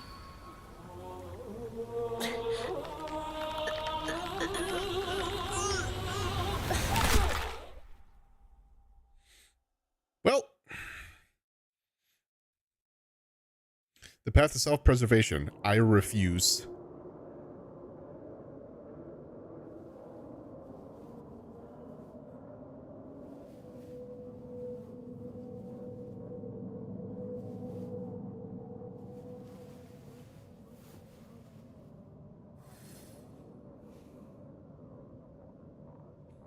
Proceed to the worship hall.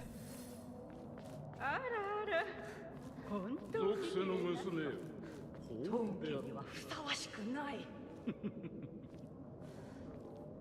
ようこそ。どうか心安らかな日々を。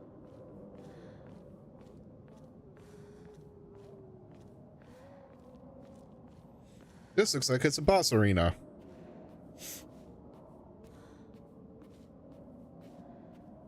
A lot of talismans.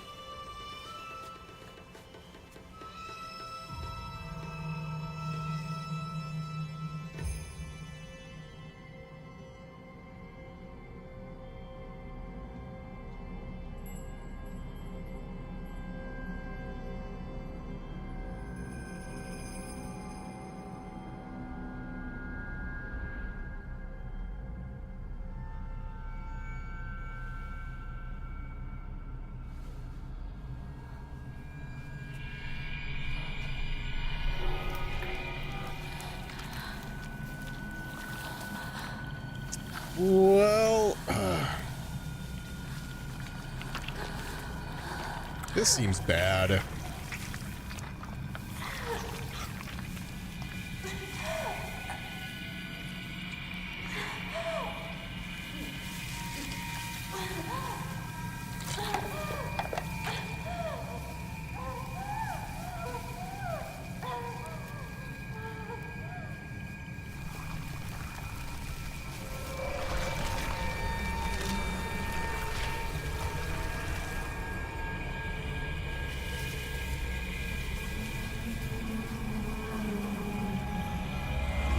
kind of what I thought. The arm, I don't want to say gave it away, but the arm was like,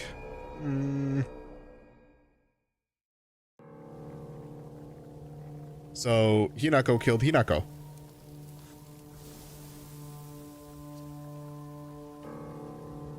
それではお別れを。あなたが幸せをつかんでくれることを願っています。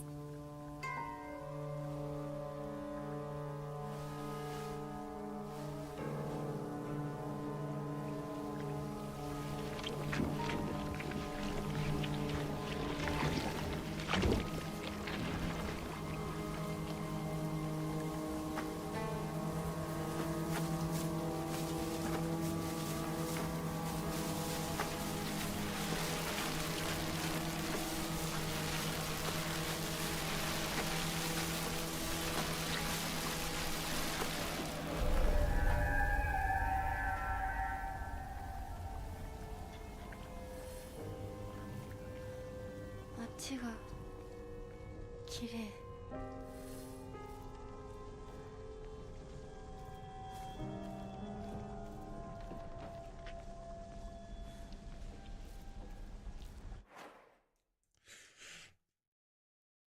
I'm gonna play the ad now. Yeah, I don't know if I can. Never mind. I didn't know how long that was gonna be, so I preemptively like paused it.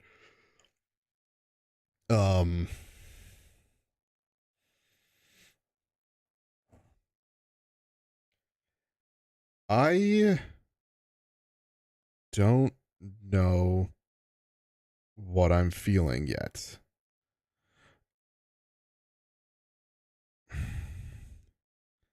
When the ad plays, obviously I'll pause the game or pause the recording and everything. I'll see if I can try and formulate it during the break or during the ad break. But I don't know. But I will see you on the other side.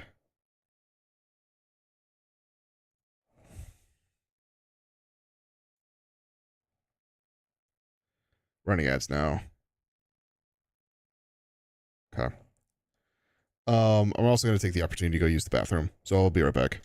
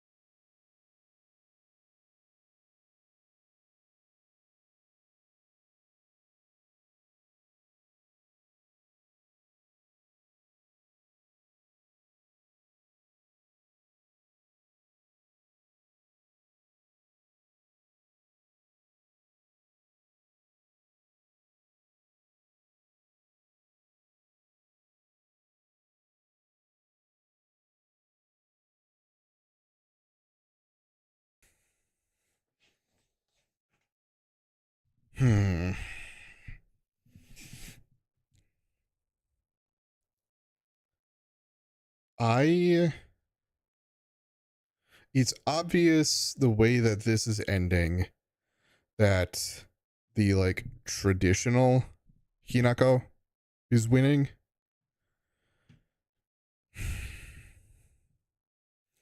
Because she's in this world now, where she's always been in Dream World, and has killed off her other body.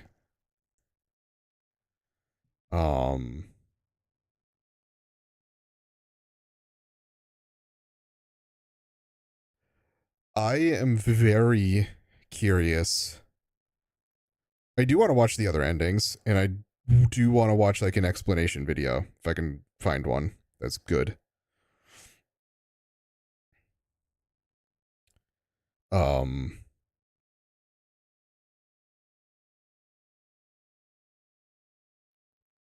huh. Again, the ending section of running down to where we ended up coming up or coming across the fog monster version. It's ass. It is so bad.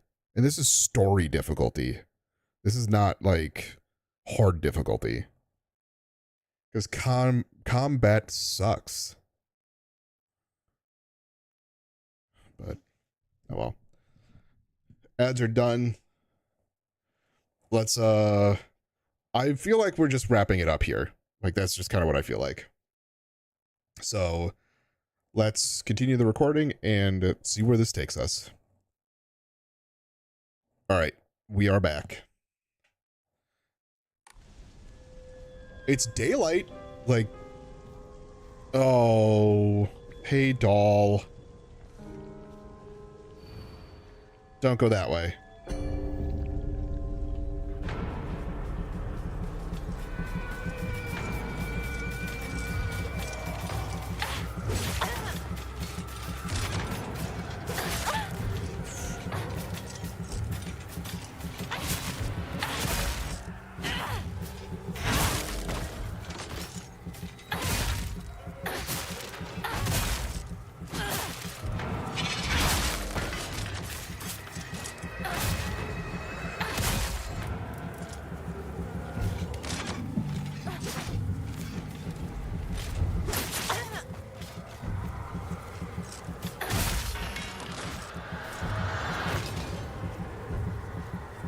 What is that way? Doll?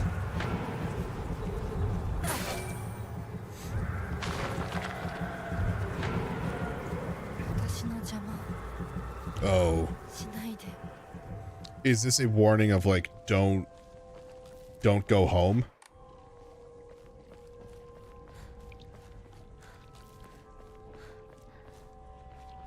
It, in a disgusting way with the lighting, it does actually kind of look a little nice.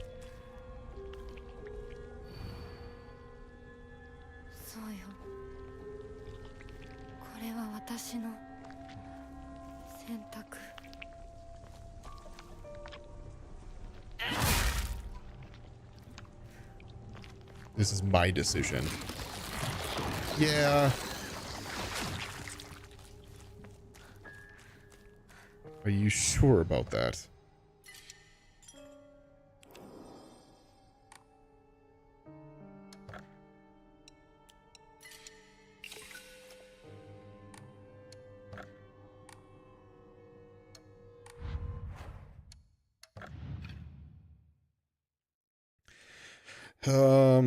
Okay, you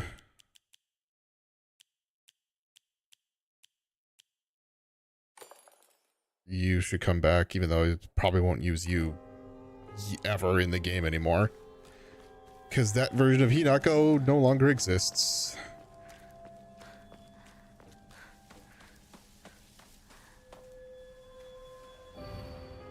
You won't be able to see your father or mother anymore.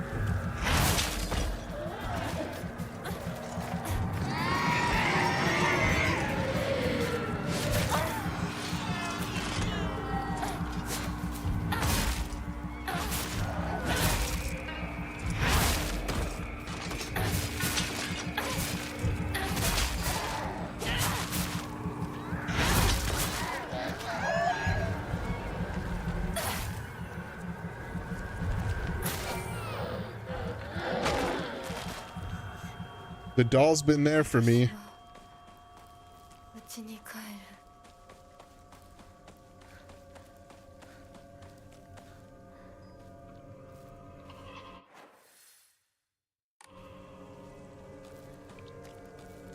世界が私を祝福してる。両親にも会いに行こ No. う。 You fucks. No.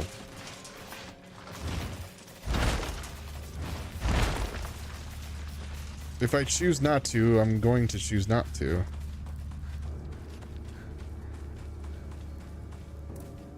I'm in combat, so it's not gonna let me save.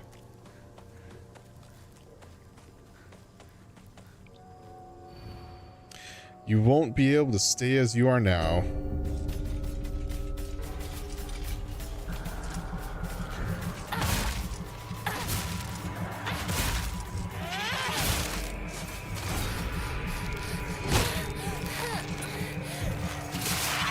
I mean, that's good, right? I don't know if I want to stay the way I am.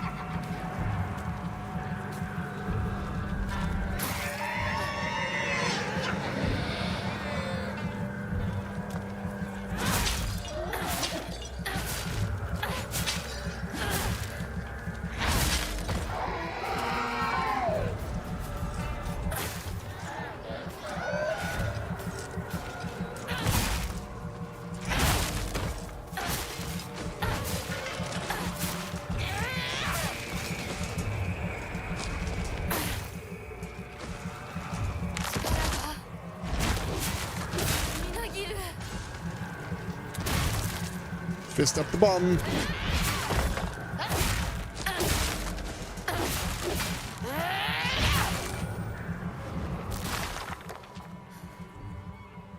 Mo sugu waga ya. Let's go home again.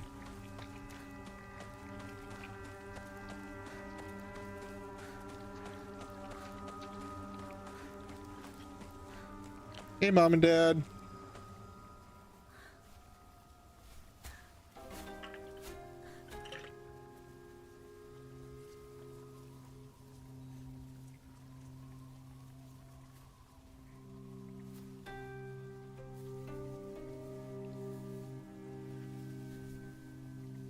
I'm a lot taller now. ひなこや綺麗だよ。ほらお父さん。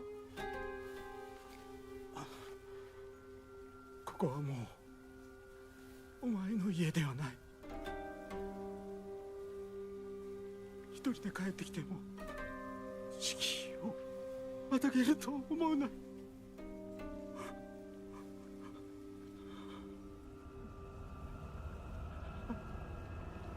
Yep.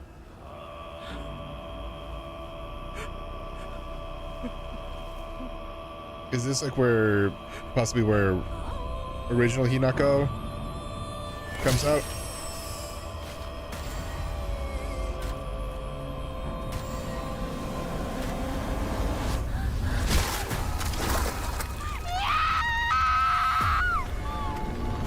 We're in a loop.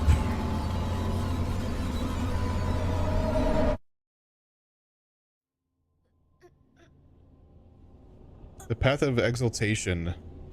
I accept.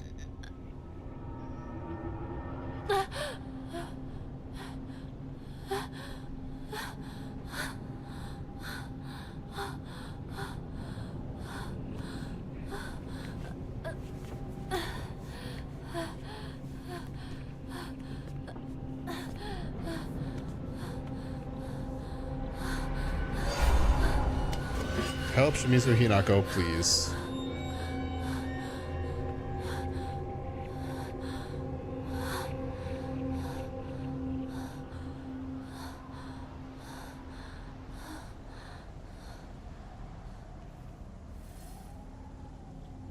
Proceed is the goal.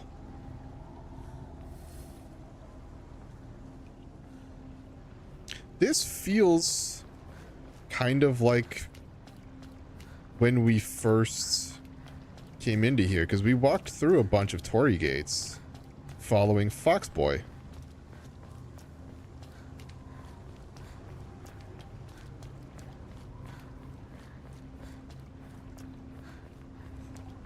So Sister is still trying to help us. くねった道。まるで私の心みたい。She just knows at that point that that version of Hinako couldn't be helped.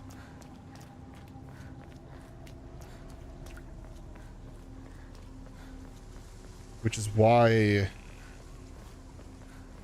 Yeah, this is familiar.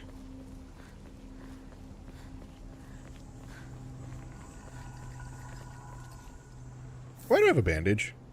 Why do I have a Why is there a crowbar? あんたの Why is there a hand mirror? すべてを壊すの手伝ってくれるよね。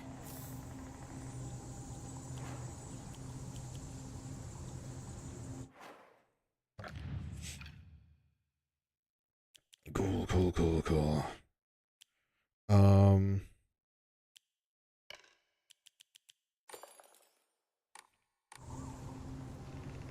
I feel like I'm going into a boss fight. That looked like a boss fountain to me. Okay, so this kind of explains a little bit why there's a loop. Like why New Game Plus is a thing that you... 通さないつもりか。 Okay. 上等だ。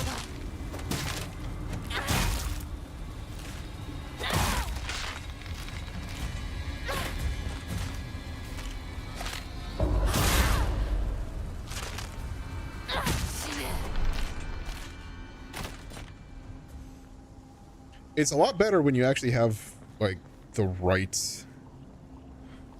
Amamarion.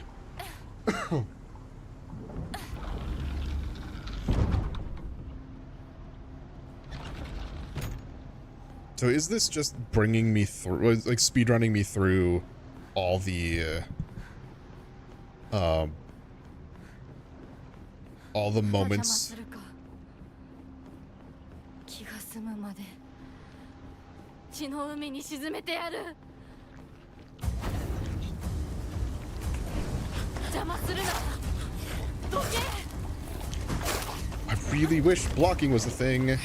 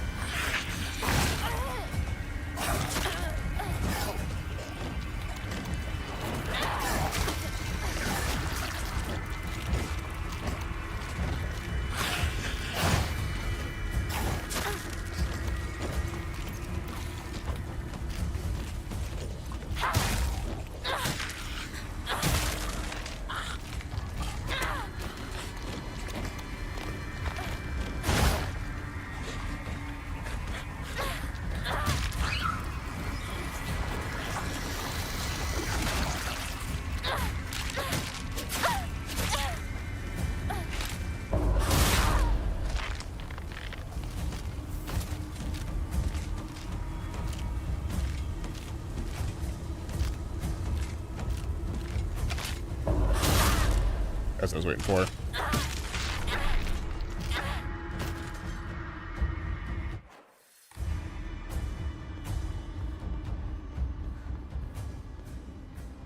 I wonder if, like...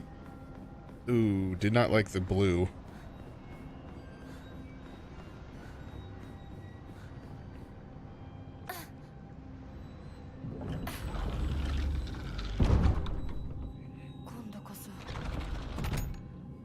う後戻りはできない。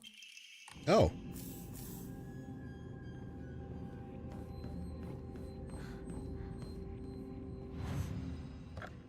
Well.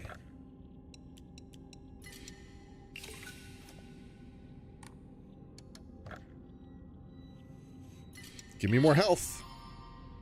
Actually, that was a pretty reasonably sized health spike.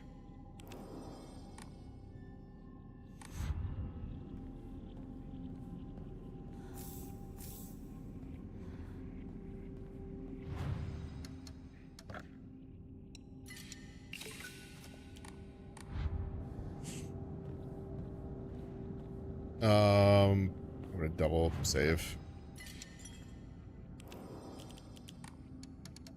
I don't know.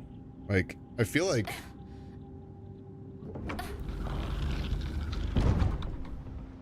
yep, this is familiar.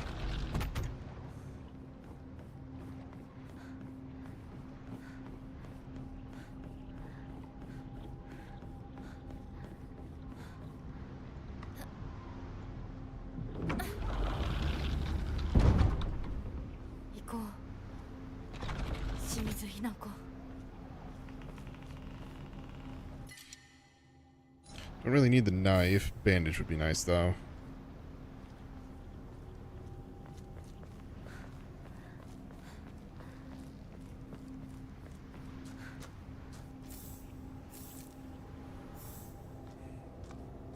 It is extremely concerning, the amount of things that I'm getting.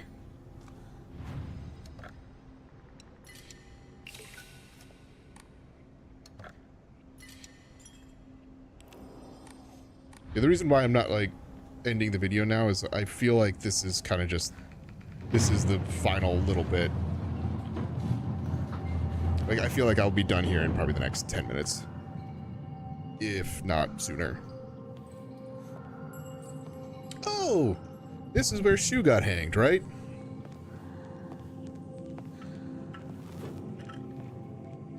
Or something like that? No. No, this is the... I lied.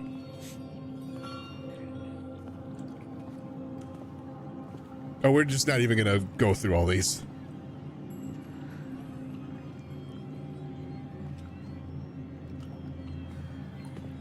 This will be interesting, though. She doesn't have the brooch on.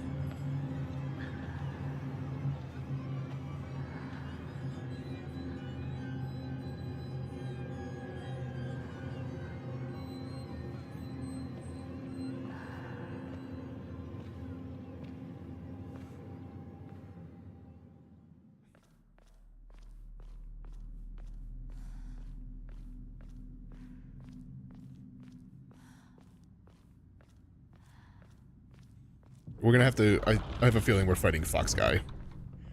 Maybe in his true form. Not in his sexy fox mask form.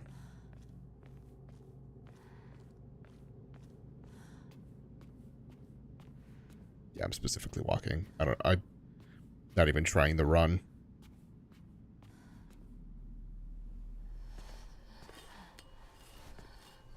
Hey, sister. まさかまだ生き残っていようとは。お姉ちゃんは所詮は向こう側の人間。私の気持ちなんてわからない。落ち着いて。あなたがどうしてここにいるかわかる？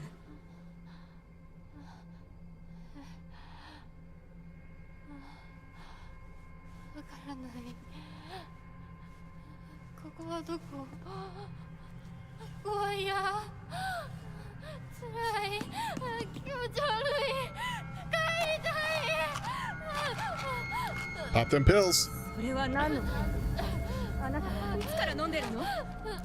そんなに飲んで大丈夫なの？全然大丈夫だよ。これを飲むと落ち着くから。もうやめなさい。それを飲むのをやめて。私にかなわないで。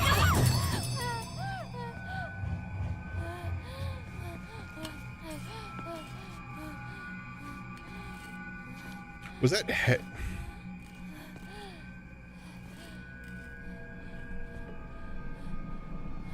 Wasn't there a document in the past where Shu gave Hinako something for like migraines, but then he was like, I don't want to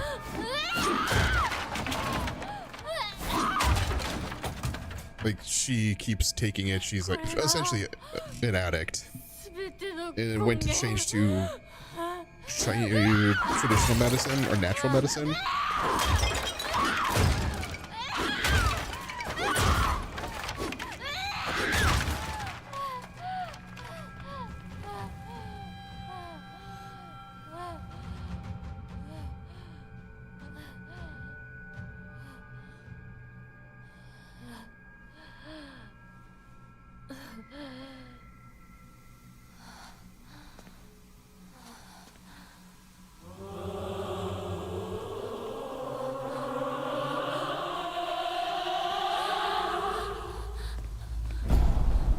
It's me! お前は私の全てを奪った。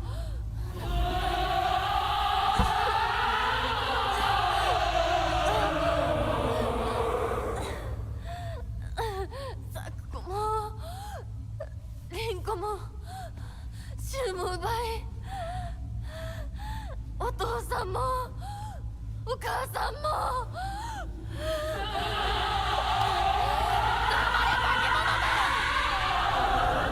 私を返せ。奪った全てを返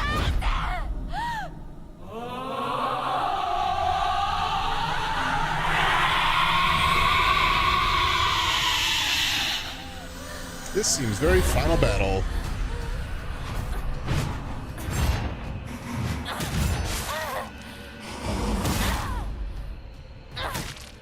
I will say,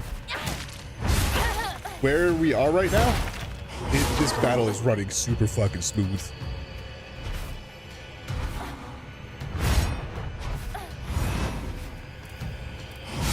Cool, I ran out of stamina.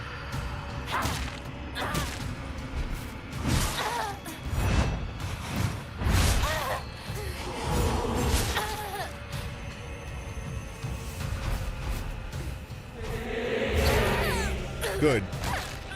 Ow.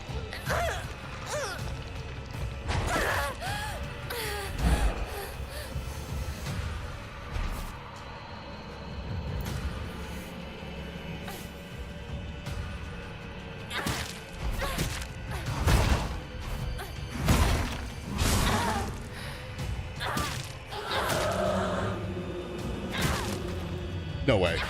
That it. 待て。私を殺すんじゃなかったのか。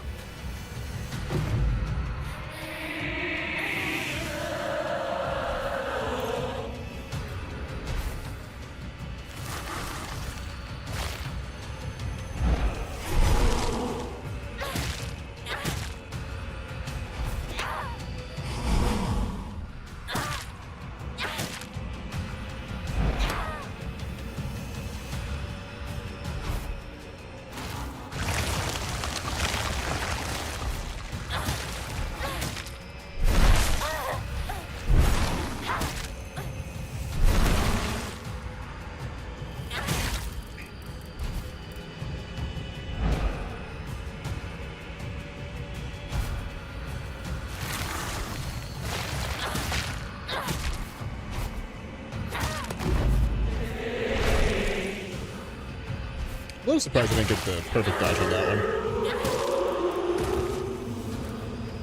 今度は Not a stamina. Uh-oh.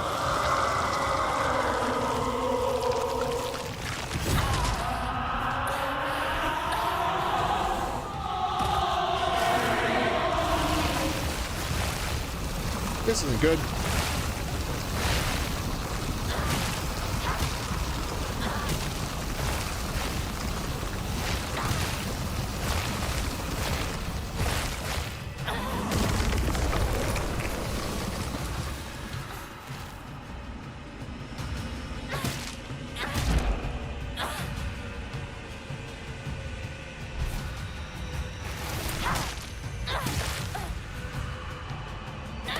Goodness.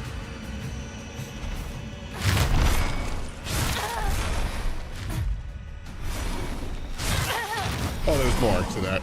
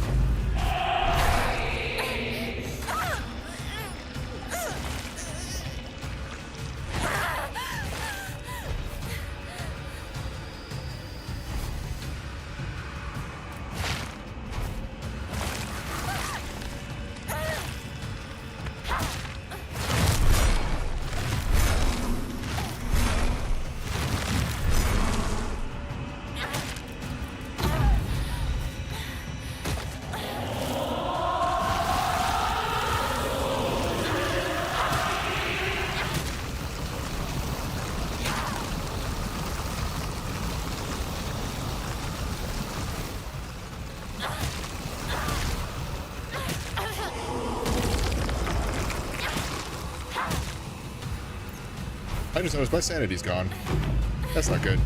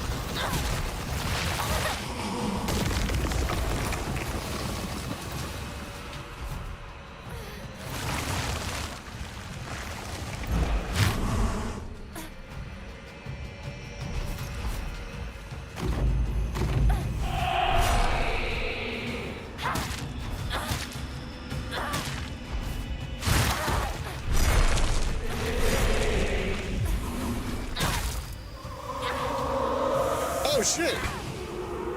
Defeat Shiramoku without dying once. Let's go!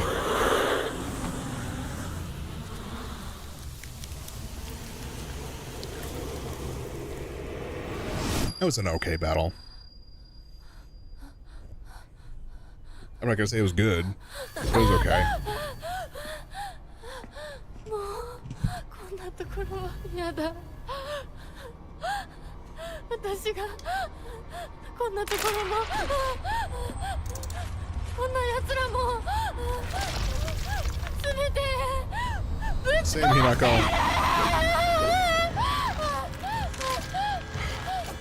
Alright. Bye.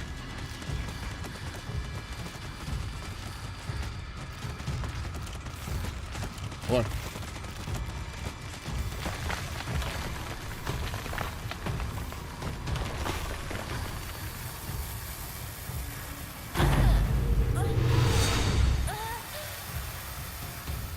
Why are you... I am actually, like, extremely curious now. Why... Oof. Oof.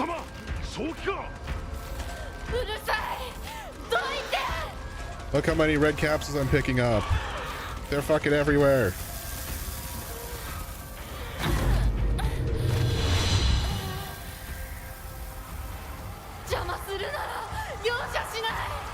I better not have to fight you.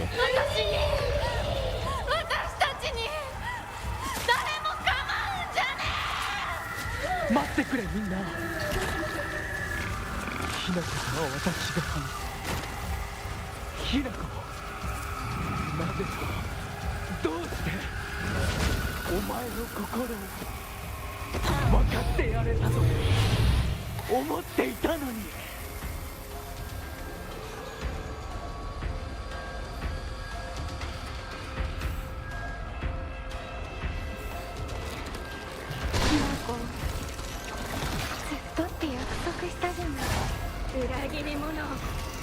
Yeah.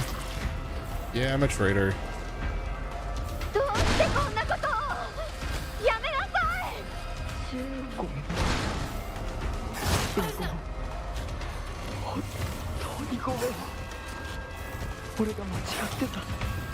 俺はただ、でもこんなになんて。やめろ。友達の声で話しかけるな。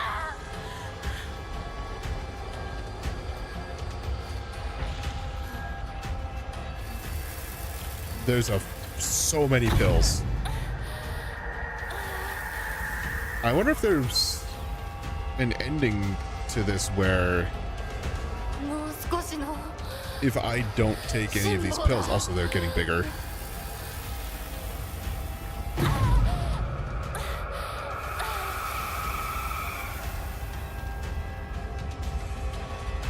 I'm getting further and further away. Like the FOV is getting more and more pulled back.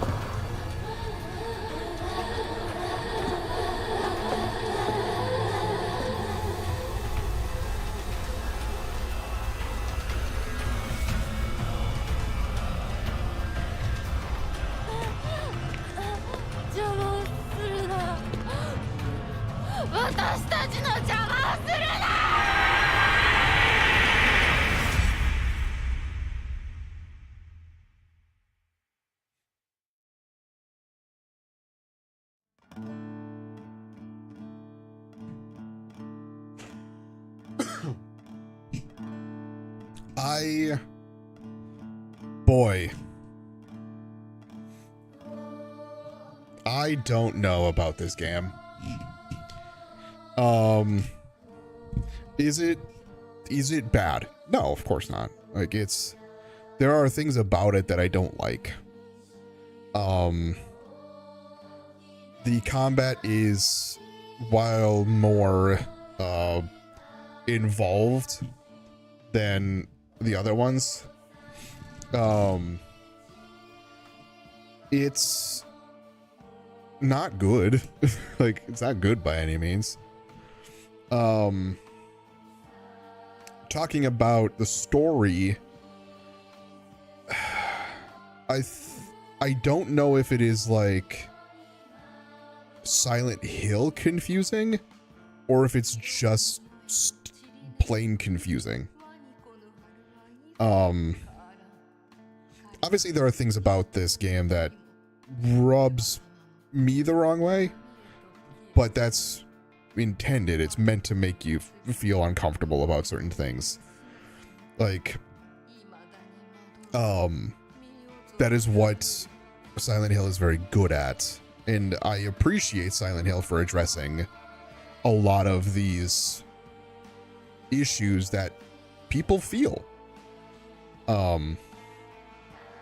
And now, like, obviously this is set in the 60s where things are very different.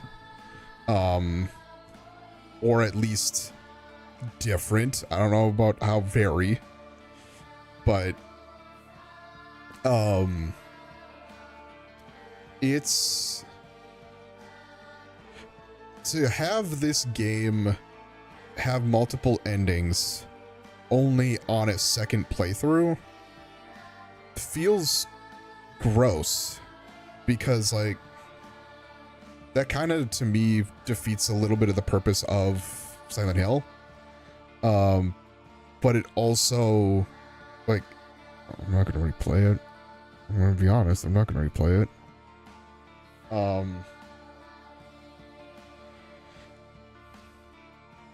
Like, is there a logic in here now where there is a, like, they've already put in that there's a loop. So like game logic, it makes sense, but より県警本部。県道8号線にて当該事案の被疑者と思わしき女性に襲われた男性2名のうち1名は現在心肺停止の状態。羽倉町1より県警本部。一部被害者に使用された包丁ですが敷地内からは発見できず、被疑者は現在もこれを所持している可能性が高いと思われます。どうぞ。県警本部から各局。女性被疑者は20代です。花嫁装束。身長は 160cm 少々。常吉神宮より逃走中。凶器を所持している可能性が極めて高い。各局はくれぐれも慎重に対応されたし。羽倉町1から県警本部。被疑者は赤と白のカプセル状の薬のようなものを犯行時に断続的に服用していたとのことです。県警本部より神楽町1。それは式場内で発見された正体不明のカプセル薬と同一のものか。どうぞ。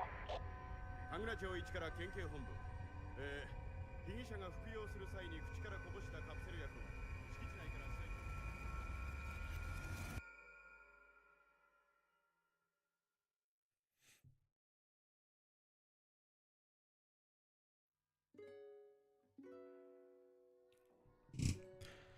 Okay.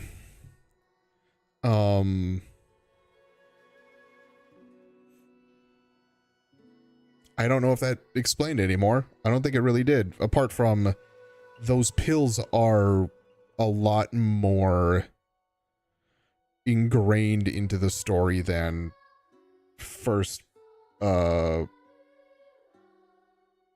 I first thought. But no, it's, I don't know. I wanted to like it more.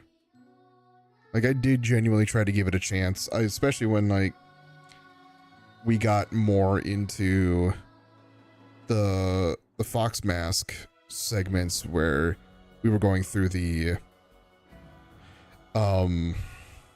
rituals, and it's just like, obviously I didn't like what I was seeing, but I'm like, okay, there's something happening here. Being manipulative. Like, we haven't even seen him since the since he just kind of walked away. I think that was what happened. We didn't fight him or anything. So it's like, what is he doing? I can only assume he only pops up in a subsequent playthrough. Which, like, that's also part of why I find this gross.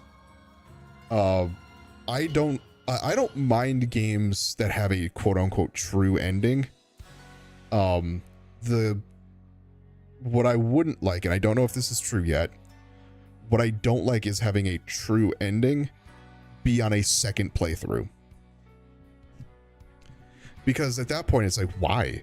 Like, why are you disincentivizing somebody who's exploring a lot, getting a lot of lore, getting things, or picking up a bunch of different things? Why are you disincentivizing that by giving them only one ending on one playthrough? So, I don't know. And, like, I don't understand Hinako. Like, I understand more real world Hinako's feelings, sort of. I don't understand Dream World Hinako, the one who, like, got her wolf arm and shit like that. So I can't relate.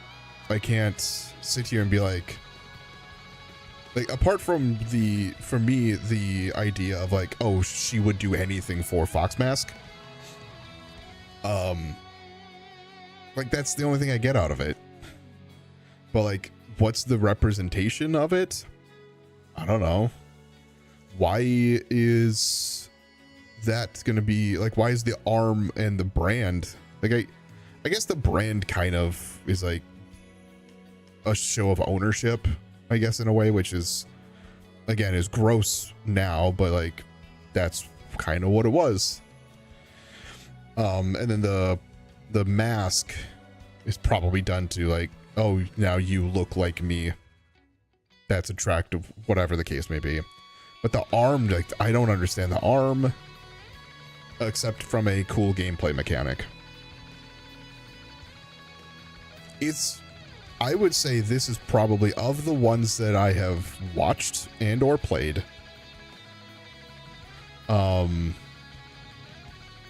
I feel like this one, so like, I think Silent Hill 2 Remake is the best one, followed by Silent Hill 2, maybe Silent Hill 1, Silent Hill 3, probably this one, and Silent Hill 4, or whatever the room was. I think that's 4. But again, I haven't played most of those. I've only played Remake in this. Now, will that change after watching like a breakdown of this? Maybe. But on the playthrough of it blind, I don't know. Especially a single playthrough when you're meant to play it twice. I don't know. It's I'm not a fan.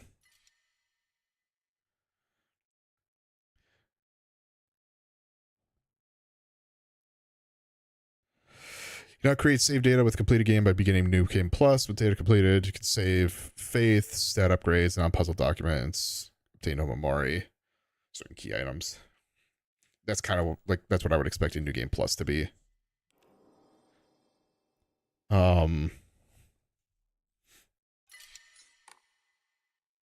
This should bump me back to the main menu. Oh. Oh.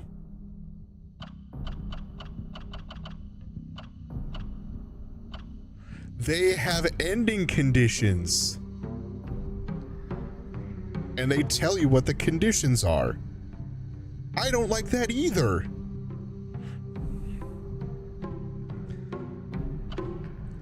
Didn't take the red capsules. Purified the sacred sword or didn't obtain it. I'm pretty sure I didn't obtain a sacred sword in mine. Obtain the Agura no Hote Sama. I don't think I did that either. Definitely took the red capsules. Obtained the unpurified sacred sword. Complete 2 different full endings. Oh, this is the UFO ending. Gotta have one in the every one of them.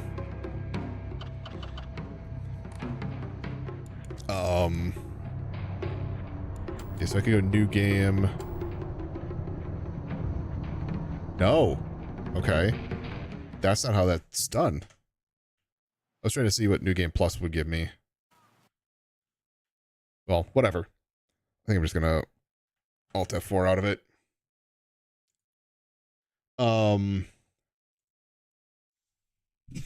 Yeah. I don't... Well, I'm gonna watch it off stream. Or not off stream, off video. And I'll probably put links to the videos that we're gonna watch on stream in the video, just to credit the people who are doing it. I want to see the endings. I do. And I want to see if there's an explanation video. So, because this episode took one episode, I think I will continue on the stream. We will do 2 episodes of Alan Wake. But, yeah. I don't know, man. I don't know. Feels gross.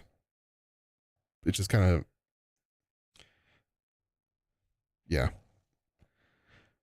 I guess that's the end of Silent Hill F. To those of you who are watching episode, we on 12? I think we're on 12. Yeah, 12 on YouTube. Thank you all so much for watching. I'm Blurry Phoenix, and game on.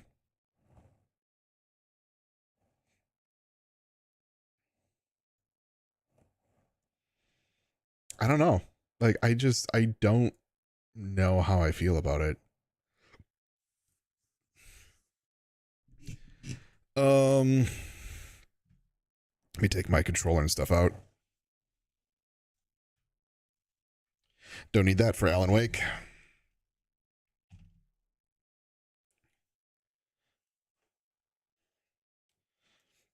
I'm gonna keep the Silent Hill music playing though.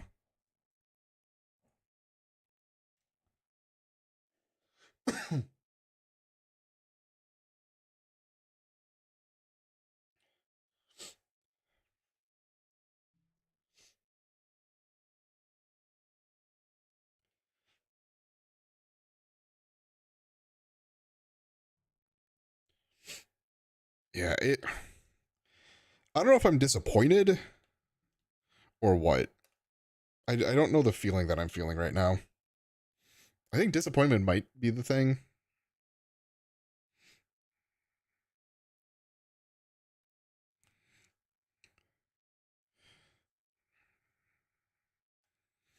But yeah, I don't really know.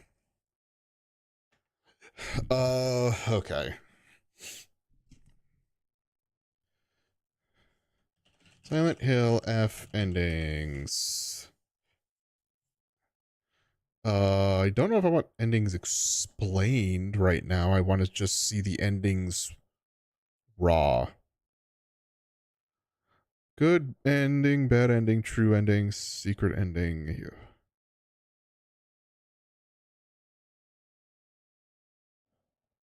Okay.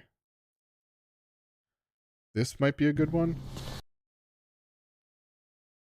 It's a long video, but I mean, it's multiple endings, so I guess YouTube window capture.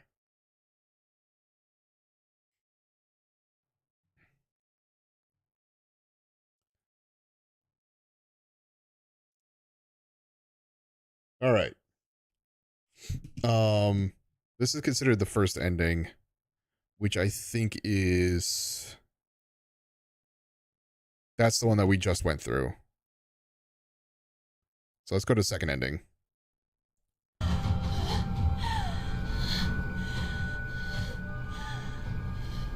So this must be after her breaking the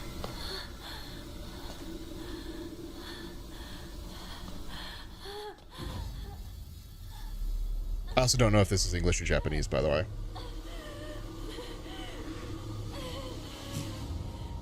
Oh, well. Not. It's English. Everything from me. No, I didn't. Sakuko. Ringo. So we don't get like the demon form. You even took my parents. It's not like you can't see them. They can still visit you. It's just not like when you were a kid anymore. Shut up, you monster! I want myself back. Give back everything you So far, this is kind of the same. Sorry, me. But everything you're feeling right now, I'm ready to face it all.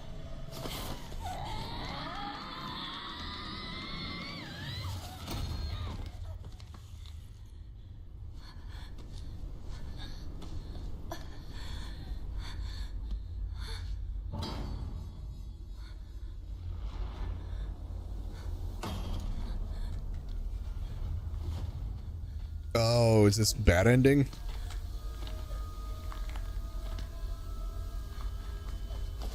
Hinako, take this elixir. Or something? I don't know. Maybe good ending? Fuck if I know. That doesn't seem like natural, Hinako.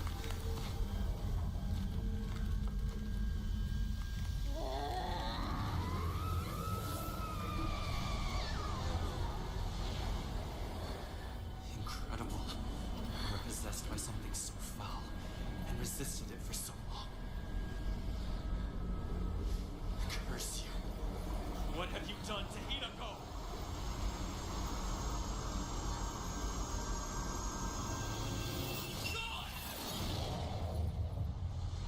Why does he have that power, by the way? Why does he just have the ability to shunt out somebody? Hinako, you're safe now. You sure about that?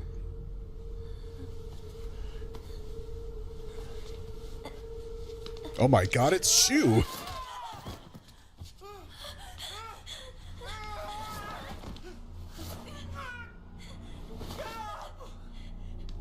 Why are you protecting him? I swore that I'd keep you safe. Don't you trust me? It's always been the two of us.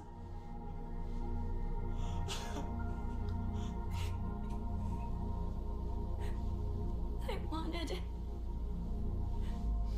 for us to be together. Like we always were. We can't. Don't you see that? Things won't always stay the same for us. You don't think I know that? But why do you trust this nobody? Why him? 'Cause he's hot. Like, Shu, you always say you want things to stay as they are. But Kotoyuki, he says he wants to build a future together with me. Both ideas scare me, but both of them fill me with hope.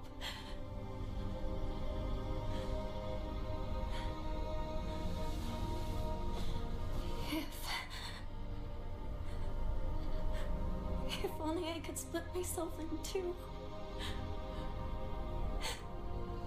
If there were two of me, then one could stay. She could stay here with you and keep being your partner.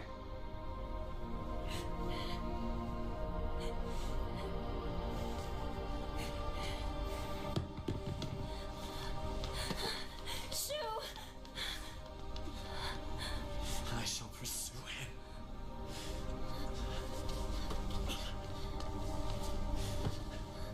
I cannot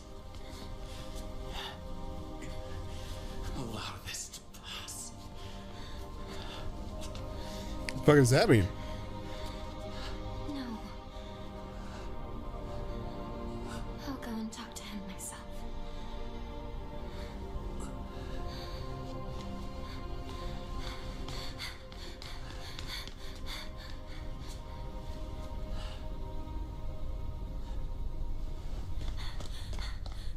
Shu!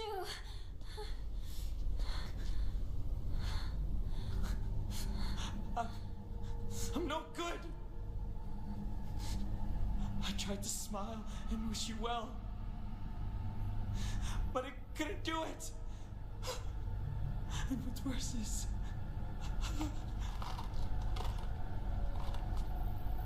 I gave you those capsules. Yeah. Yeah. What about them? They help you reflect within yourself. But they can be extremely dangerous too. Why would you give me something like I that? want you to get married! I care about you so much. I wanted you to see it.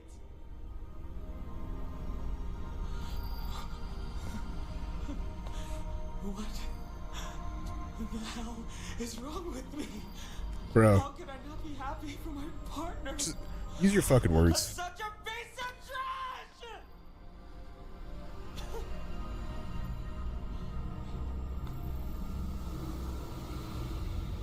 Now, this part actually, like, logically makes sense for his reaction. Now, the pills part, a little different. You should. But the feeling of, like, I should be happy for you because we're best friends, but I want to be with you, like, those are two very extreme emotions that end up being in conflict, You, and that sucks. Been there before. partner. been together ever since I can remember. How could I hate him? You're trying to ruin today. To ruin everything that we've had together.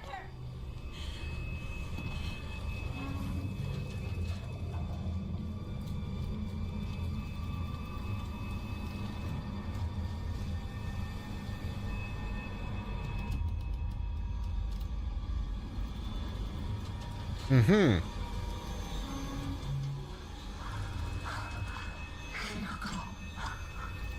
Just forget about me.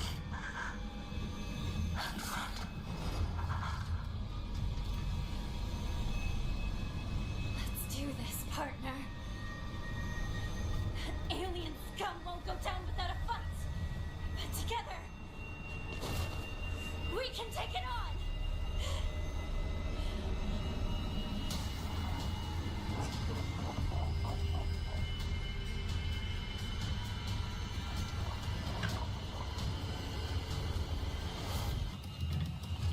Oh, is that what the final boss is instead of spooky Hinako? Thank you, partner. Wish you could make me whole again.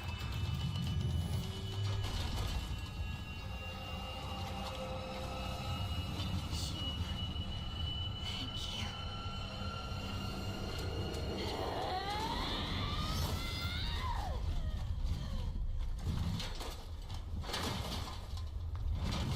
Okay, so in the good ending, we fought as like pipe wielding Hinako. This one looks like you fight as fox arm Hinako.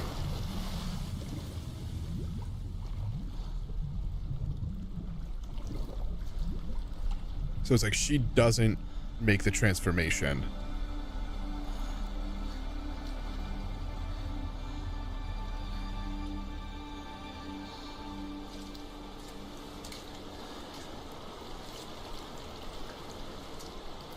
Kotoyuki, I'm counting on you to look after my partner for a while. It will be for more than a while, I assure you. If you ever make my Hinako unhappy, I'll beat you to a pulp. Hinako belongs to me. That's She's fucked. no longer yours. No way. Don't She's my don't say partner, that. So she's always mine. I'm just lending her to you. Shut the. Treating me like an object. There you go. As I There you see go. it, you and I are the only two in this world who truly understand Hinako. Perhaps we could become friends.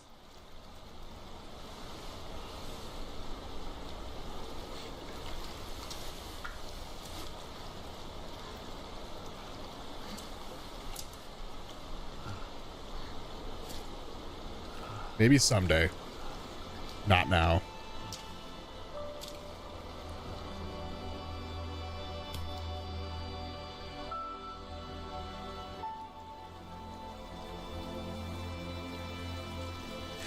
I don't like that Fox mask so far has been just like a guy.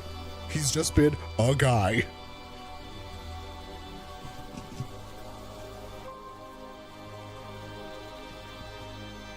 Oh.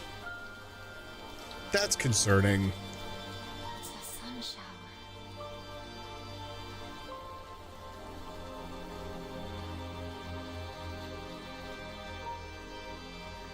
shower. Oh my god, is he taking... Oh my god, he took his mask off.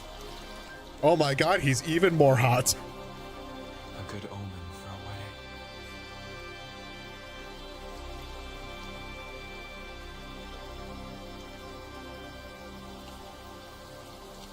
Also... Is that Shu? I don't know who that is. Let's go inside. It is cold out. Oh, we're still on the second ending. All right.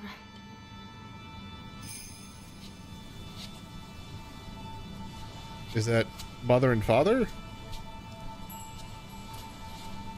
Or is... No, that's Junko.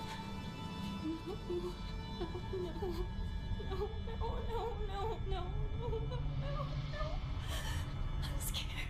I'm so scared. Please, no. I'm scared. I'm scared.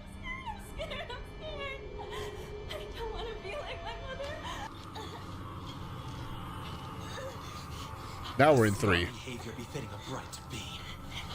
Tell me, who the hell are you? I would ask the same of you. Who are you? Hinako would never act this way. How have you entered these sacred grounds? Reveal your true self!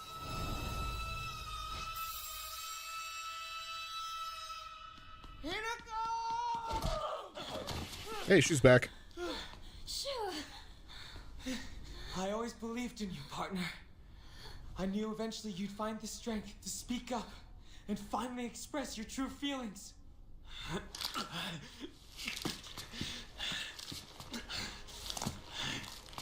How dare you set foot here?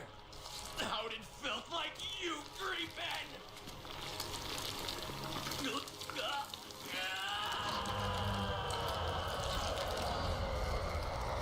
Oh! He's a 9-tailed fox, isn't he?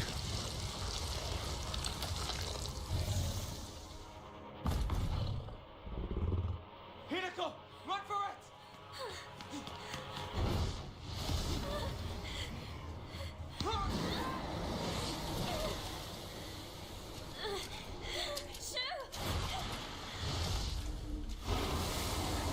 Okay. You know, kind of a sick design. Like, even the arena is kind of sick.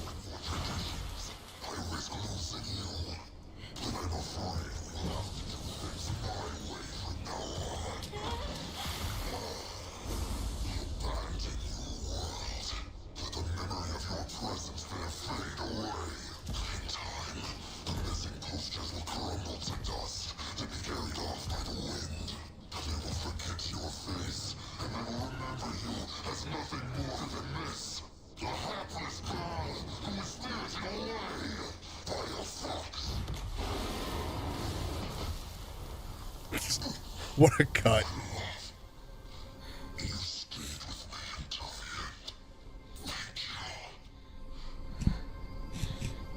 spite of everything, I won't forget your kindness. So thank you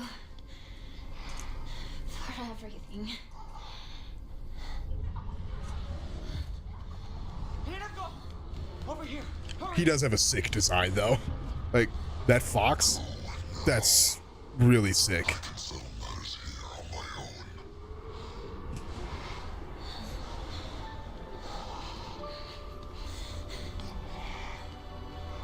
I remember playing Space Wars with you back in the day. That means you're one of us then, our comrade in arms. I suggest you leave. I am still a monster after all, and won't hesitate to consume you if given the chance.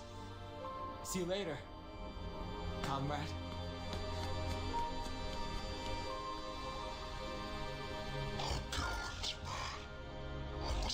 Plus, so I was saying shoot. Oh my god, the ads are in progress. Whoops.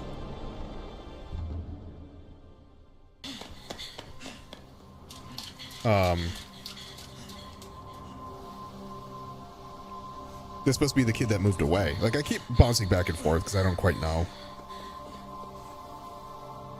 We're like, hey, you played Space Wars with us. So it's not, it isn't Shu, unless it is like Shu and he's just kind of like, I don't think it is though. Now. Thank you, Shu. If you hadn't come to help, I wouldn't have been brave enough to go on. That's not it.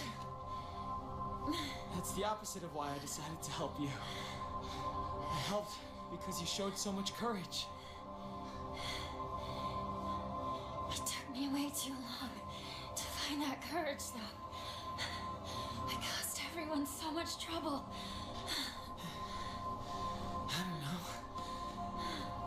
think it's crazy that you felt that the only way to do that was to give up on your life.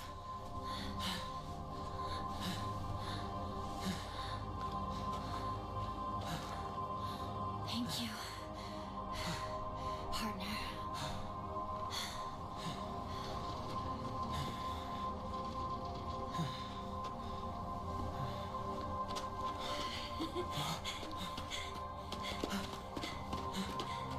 You know, you look really weird in a tie. Yeah, well, you look really weird in that. That's cute.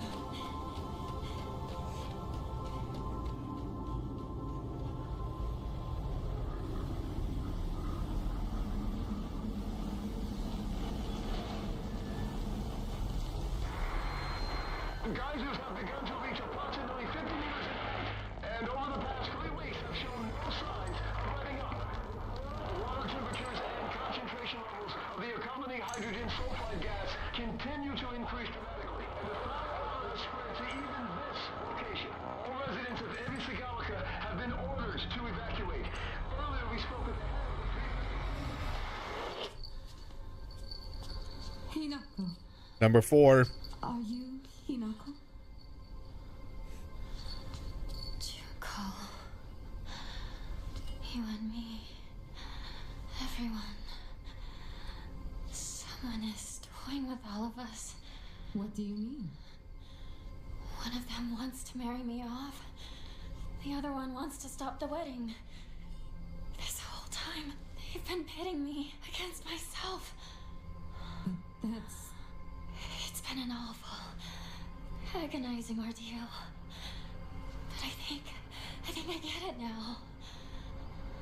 Everyone is always pressuring us, rushing us, forcing us. But these are battles that we both have to fight.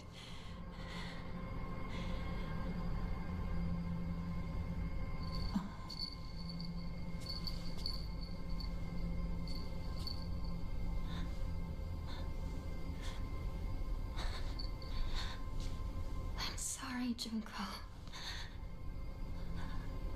I'm sorry, Mom and Dad. I know.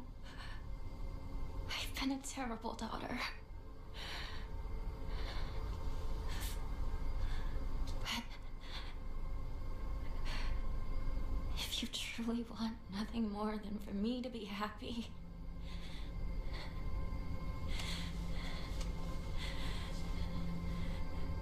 then please, let me do this.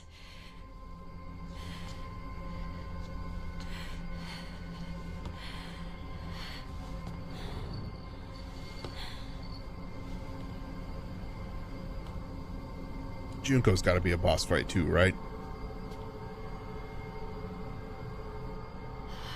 Like we've had Hinako, we've had Shu, we've had Foxboy. My decision to make. I'll never be just some puppet to be toyed with and tossed aside. Never!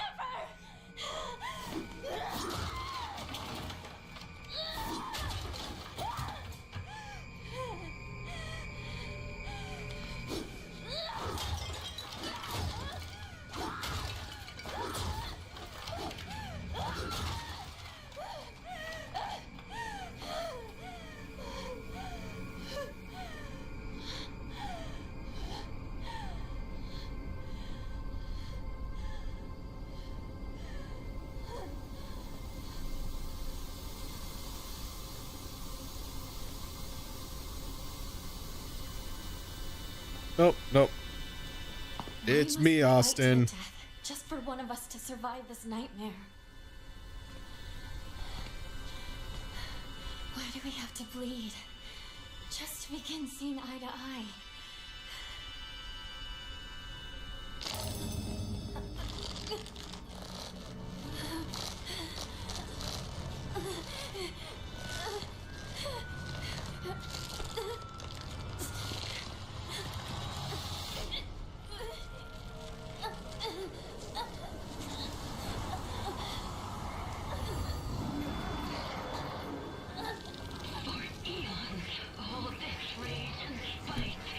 Now we have Shun and Foxboy.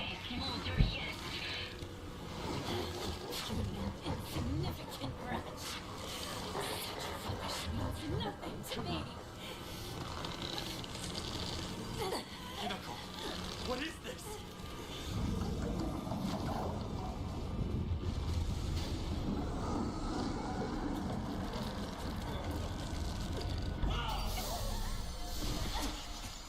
Yep, he can just do that.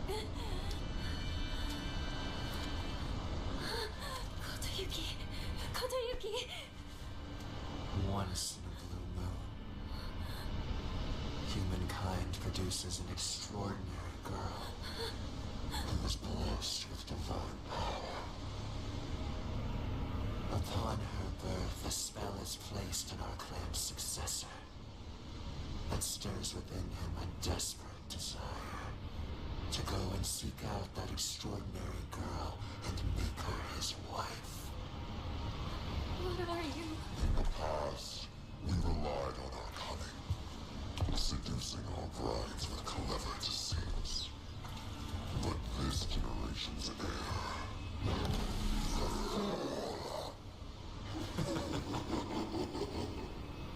Failing to charm his bride to be demonstrates what an inexperienced failure he is.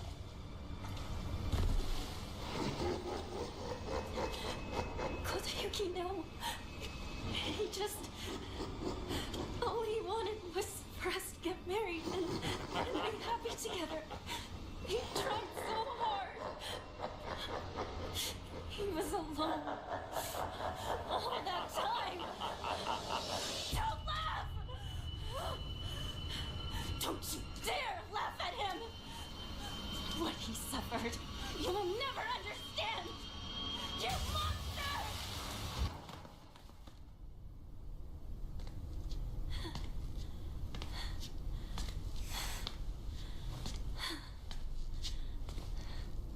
Sorry.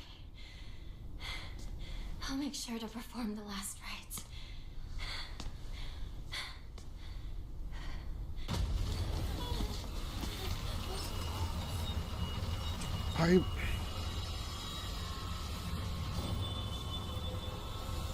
I don't know how I feel, even watching these.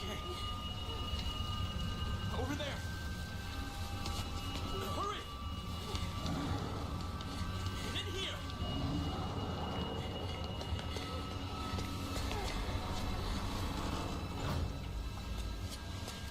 Hey, why don't you just begone them? Deeply sorry. He has had much to drink for his first wedding in many moons. He is normally so kind. What do we do? Just leave this matter to me for now. Kotoyuki, you could Apologies. While I tried to give you everything, I failed to realize what you desire most. Now I know. We both share the same desires. I want to know whether my love for you is more than the mere whim of a spell.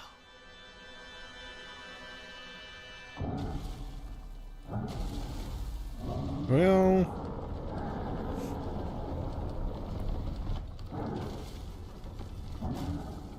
Please leave.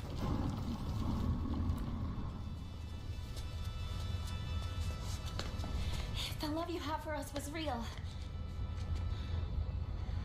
I hope that we can meet again. I'll think it through, slowly and carefully. We'll have our answer ready.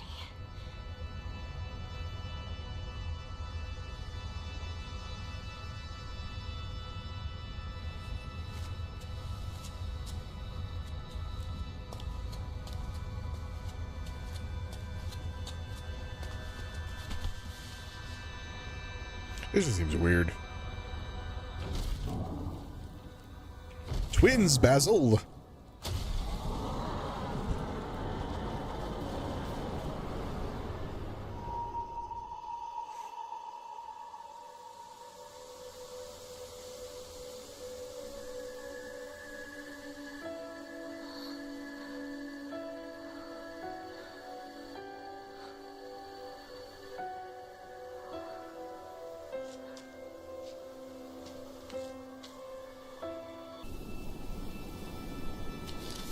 got home.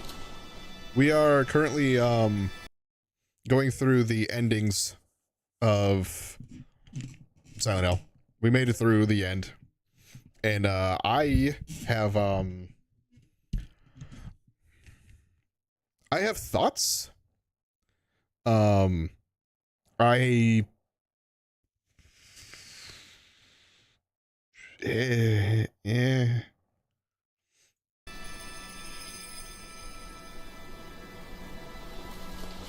So this is the fourth of the possible endings. The first one is the one that we got because that's the canonical one, I think. What should we do about our future? It's Toyuki gave me it's an just idea I think the biggest thing with it is I think it's just disappointing. to love someone deeply, to do anything, everything he could for them. I think is what my take on it is.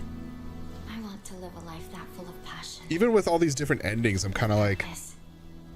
To pour my whole heart into things. I mean, there's some that are better than others. To live with such passion that I might actually. Well, here's the thing, too. So, I wouldn't necessarily call this a good game. I mean, I guess it's fine. That's just what I call it. It's fine. Combat's kind of shit. The story that I was given, which is the only story that we get on a first playthrough, is confusing. I don't know why some of these decisions were made for Hinako. I was just like, what the fuck is happening? Like, what? Some of these extra endings have given a little more context. But yeah, it was just like, especially the ending I got, it was just like, to give you context, we're what, 35 minutes in. So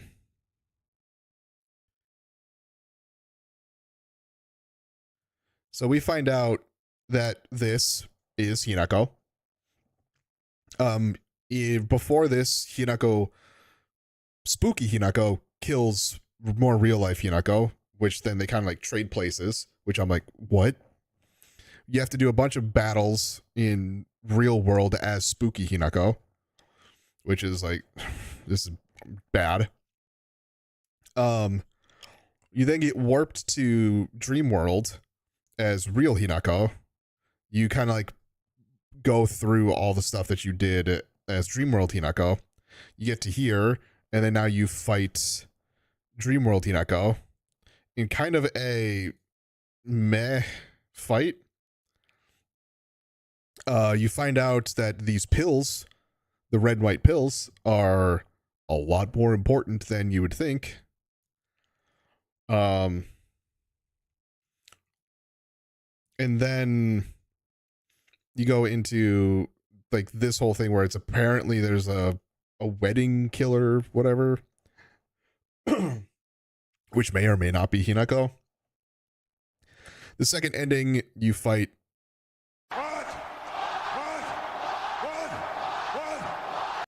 My thoughts exactly. Second one, you fight more real life, like still like messed up, but more. Oh, I guess you can't really see because it's behind the chat. But you fight still messed up Hinako, but more true to life. Then real life Hinako is apparently possessed by something. Fox guy comes in, tells him to be gone, which he apparently has that ability still. Shu makes an appearance. He gets super sad because spooky Hinako wants to love Fox guy, chases after him. He like confesses a lot more of, he's like, I did this to you. I didn't mean to. I wanted to be with you, blah, blah, blah. Then you fight him as like spooky enemy. That's like this. And then they end up not liking each other, but then kind of, because they both want what's best for Hinako, and then Hinako turns into spooky Hinako for whatever reason, and then Fox guy takes his mask off, and oh no, he's fucking more hot. Third ending is you actually fight Fox guy in a really, honestly, really cool design. And then the two of you like go back to real world and like, oh, this is fun. And then the fourth one is the one that we're in right now, where it's, I would argue, even not all that great up until this. Like, I get having things be subtly done. I get, like, that is just kind of what this game is like. So, what should we do about our future? There's a lot of undertones in Silent Hill games. An idea. But like even the undertones with this are just like, what? To love someone deeply. To do anything. Everything he could for them. I want to live a life that full of passion. Of purpose. And then now we have twins. To pour my whole heart into things. To live with such passion that I might actually propose to Kotoyuki when I'm ready. By the way, Kotoyuki's Fox guy. I also want to pour my heart into something. Not sure what yet, though. Very specific.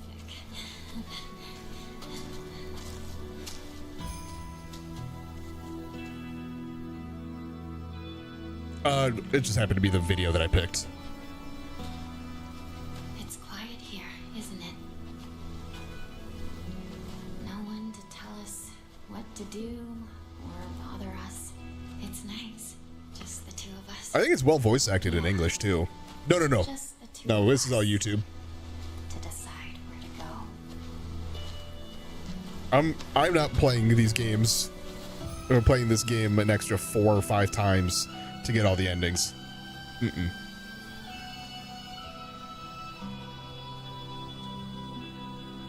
How'd you get up there?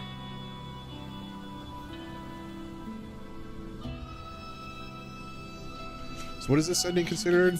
Secret ending. It's really beautiful. So bad ending was fighting Shu. And it is all ours. True ending was fighting Fox guy. Together. Secret ending is this one.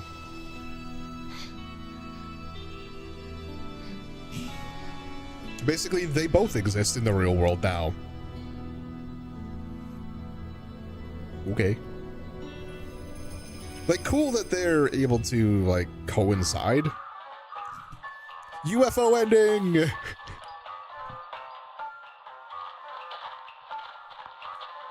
Because, of course, they have to do this. Anyone in town? Because of them. There's no doubt about it. Them? Yeah, the aliens. Duh. They've been eyeing Earth for a long time, waiting for the chance to snatch up humans and replace them with aliens. Rinko, Hinako, me, any one of us could be an alien merely pretending to be the real person. I'm not an alien. Is there any way to prove So- our identities? Every Silent Hill game, I think from the very beginning, had a UFO ending. It's like a meme ending. It's a dumb one. There's stupid things that you have to do with it, but there's always a dumb ending. Silent Hill 1 had a UFO ending. Silent Hill 2 had a UFO ending. Also had a dog ending. Silent Hill 3, I think, has a UFO ending. And I think it also has a magical girl ending. I think is that one. I think 4 has a UFO. I think all of them have some sort of UFO ending. So that's what this one is. There is. What? Didn't you die? That thing killed you. This is Roboco, an anti-extraterrestrial search and destroy robot I designed and built. Sure. This robot can detect aliens masquerading as humans and automatically eliminate them. The battery's dead. Well, shit. Wait, so the Sakuko that thing killed was actually an alien? That thing was chasing me all over the place. I guess you had a hint of alien on you, Hinako. You might be an alien, or maybe someone close to you is an alien. These things copy everything down to your memories, but they're not perfect. Hinako, try saying something only the real you would know. Oh, Rinko once took some of Shu's hair and hid it inside her pillow. What? Let it go, try out a love spell and dream. Your turn, Rinko. One time, Hinako forgot her underwear in the locker room at camp and didn't claim it. Rinko! You can burn in hell for that. Can't blame you for not claiming it. Gotta be embarrassing saying it's yours when the teacher asks whose it is. Privacy wasn't really a thing back in the day. Well, one time, Rinko skipped gym class and took Shu's clothes and... Well, the day after she fought with Shu, Hinako took his recorder and... What? I think I'm more scared of girls than aliens at this point. True. Okay, you're good. You guys passed the test. Next up, it's us, I guess. So one time, Shu ripped a page out of an adult magazine and hid it behind his bookshelf. And he also cut out a photo of Don't question the UFO ending. Okay. We got it. Now it's my turn. Sakuko first started wearing a bra in the 6th grade, while Hinako and Rinko started after summer break in 5th grade. How's that? Deserved. Well, we didn't find an alien. But we did find an enemy to all women. Hinako, we're heading home. What about the aliens? Everything all right? Oh, the neighborhood watch got together and took care of them. You sure? Bye-bye. See you tomorrow. For dinner tonight, I'll make your favorite Hamburg steak. Mother, I told you that's Junko's favorite. Oh, they combined the two? UFO ending and dog ending. Yeah, that's a legitimate ending that you can have. So, yeah.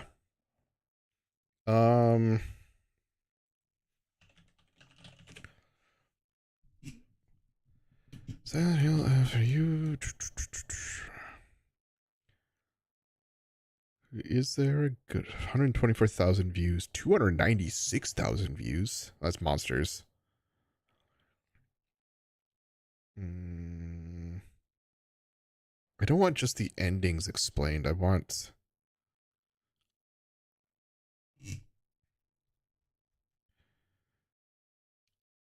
we'll give this one a try. Last year I had an... I don't know how good this one's going to be. We'll see if it's a good one. So this is more of just an explained for Silent Hill F. Absolute blast playing my first Silent Hill game, the remake of 2, which Bloober Team, its developer, absolutely cooked with.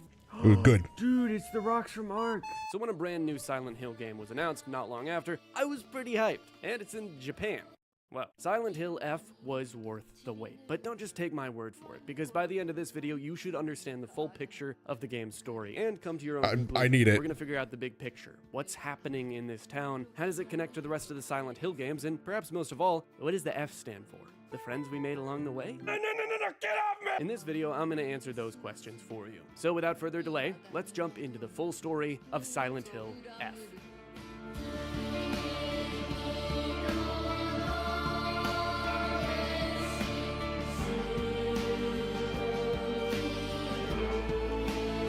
Yeah, I definitely need a, I think I've got parts of it, but Before maybe we it can get helps. into the events of the gameplay, it's critical that we set the stage for where it takes place, the town of Ebisogaoka. The history of the town goes all the way back to ancient Japanese mythology. According to the Nihon Shoki, one of Japan's most ancient history books, an 8-headed dragon named Orochi demanded the sacrifice of young girls for it to devour every year. Upon hearing this, a deity named Susanoo brought 8 barrels of sake to the dragon and lured it into drinking them. Once Orochi had become intoxicated, Susanoo slew the dragon by chopping off all of its 8 heads. But according to Ebisogaoka's oldest historical records, after being decapitated, one of Orochi's heads flew far west and fell between the mountains of Higa no Kuni, the previous name of Ebisogaoka.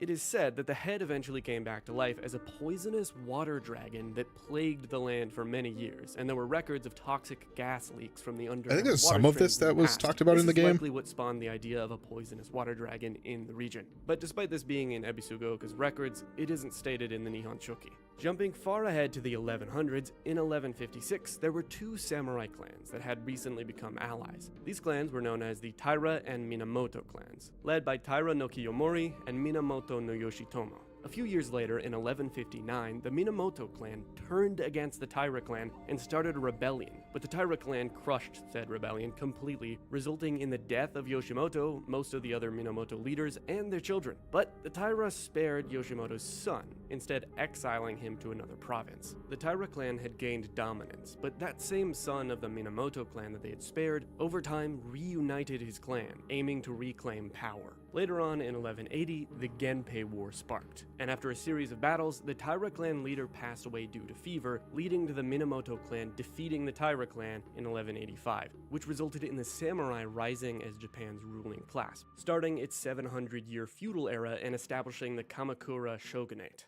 After the war, defeated warriors from the Taira clan fled to all corners of Japan for sanctuary. Few ventured close to Ebisogaoka, for the poisonous gas that rose from the ground was a well-known thing. This made it the perfect hiding place for those shamed. Right, okay. So, if that's legitimate storytelling of, like, Japanese history, not Silent Hill storytelling, that would make sense, actually, why this is considered the location of like a Japanese Silent Hill, because there was the whole thing, and I guess it's been disproven by the developers of Silent Hill, but the whole thing is that there's a city in, or a town in Pennsylvania that just always has smoke because the underground was it the underground coal deposit got lit on fire, and it just continuously is burning, essentially. So that would explain the, like, even though, like I said, I think it was disproven by saying, like, no, that's not actually what Silent Hill is. But that's what a lot of people have talked about. And now if Ebisogaoka has a sulfur deposit that is a sulfur gas deposit, that could explain why it's foggy. Warriors. Though this did come with its own problems, as there are numerous records regarding the town's residents suffering from the water dragon's poison. And according to other local legends, the soldiers who fled here vowed to exact revenge upon the Minamoto clan and restore the Taira clan to its former glory. Upon swearing this oath, they buried the sacred sword of their deceased leader at the base of a great cedar tree. In the Muromachi, I was there. The great famine of Oe had young individuals desperate for quick money, and so they searched for the legendary sword. One story even claims that the sword was discovered, but the youth that found it became consumed by the Taira clan's resentment and went on a massacre shortly after. From then on, the sword became known as the Sacred Sword and was thought to contain the lingering animosity of the defeated Taira soldiers. It's said that the sword's animosity continued to grow even as it remained buried under the earth. So the people erected a sacred barrier around it using Jizo statues as anchors. Sometime during the Kamakura shogunate, there are records of a transition from the water dragon faith to something new, the divine tree faith. It's written that a peculiar monk donning multiple masks and measuring over 3 meters in height visited the town. The monk brought people to that same great cedar tree and told them the following. You who fear the water dragon's wrath, quake no more, for the beast grows weak and prepares for slumber. It is none other than this great tree that has sapped the evil from it. Devote yourselves to the great tree, and it shall keep that beast subdued until the end of time.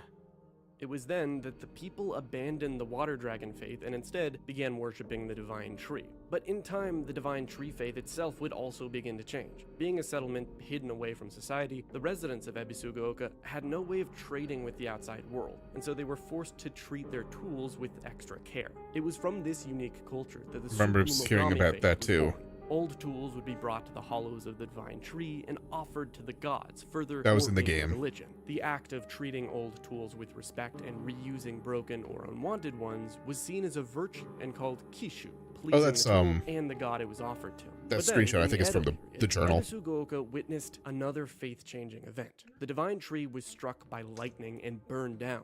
And by this time, the ideologies of the Sukumogami faith had taken root, and sacredness was now determined by the antiquity of an object. The divine tree was not worshipped for subduing the water dragon. Instead, it was only due to the fact that it was the oldest object in the region. And so a new divine object was decided upon to take the tree's place. That next target for worship was the Inari statue. However, the sacred sword predates even the Inari faith. If the oldest object was to become the next object of worship, then it should have been the sacred sword. In other words, if the sacred sword was discovered, it would undermine the foundation of local beliefs. Before long, faith in the Inari statue itself developed, mixing with the Sukumogami faith to create an amalgamation of beliefs completely unique to Ebisugaoka. And it said that Inari's messengers were foxes. This faith did also tie into the water dragon and had its own explanation for how it kept it at bay.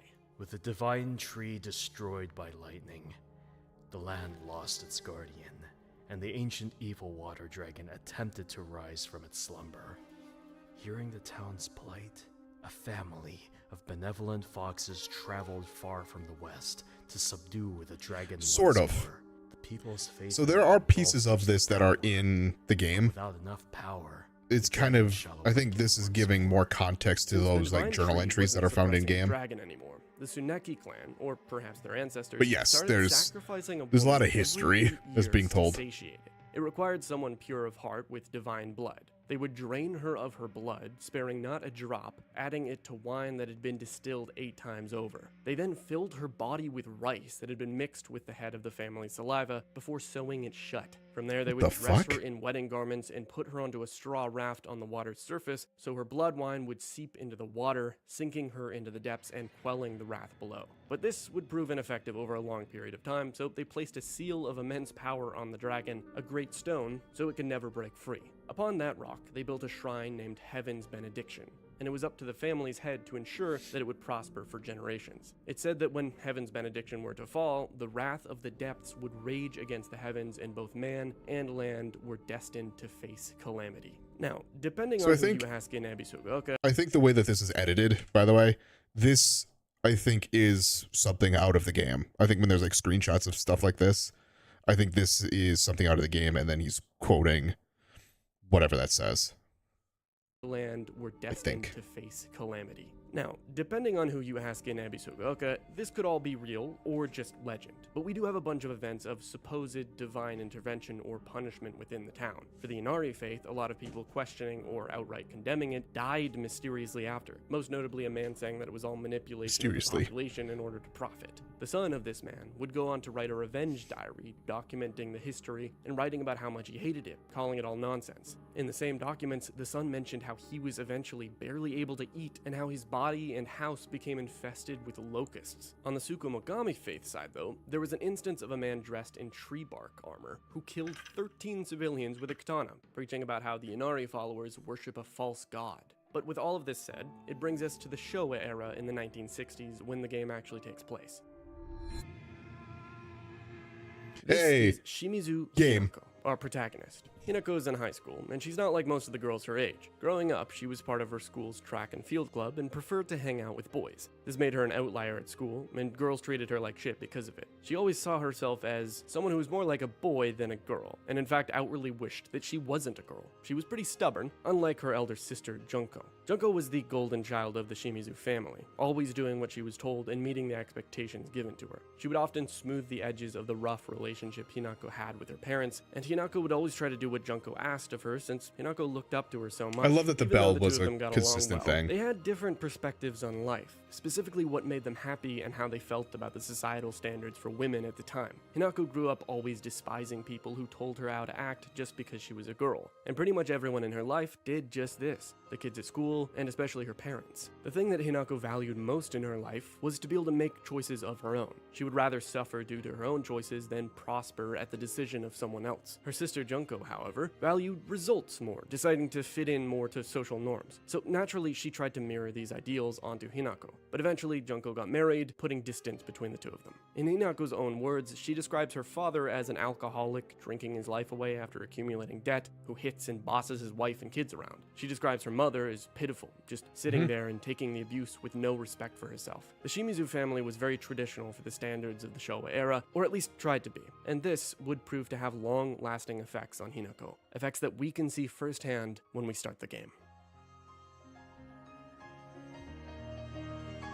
Hey, Shu.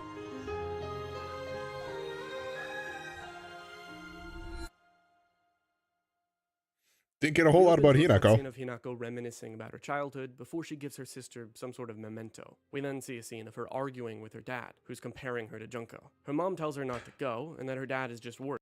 Oh, I didn't make this connection. Her arguing with her dad, who's comparing. That is the outfit that Hinako's wearing in her spooky form, like her like demon form. So I think I heard about this. I think that's like a wedding dress, or like something along a ceremonial, some sort of ceremonial garb.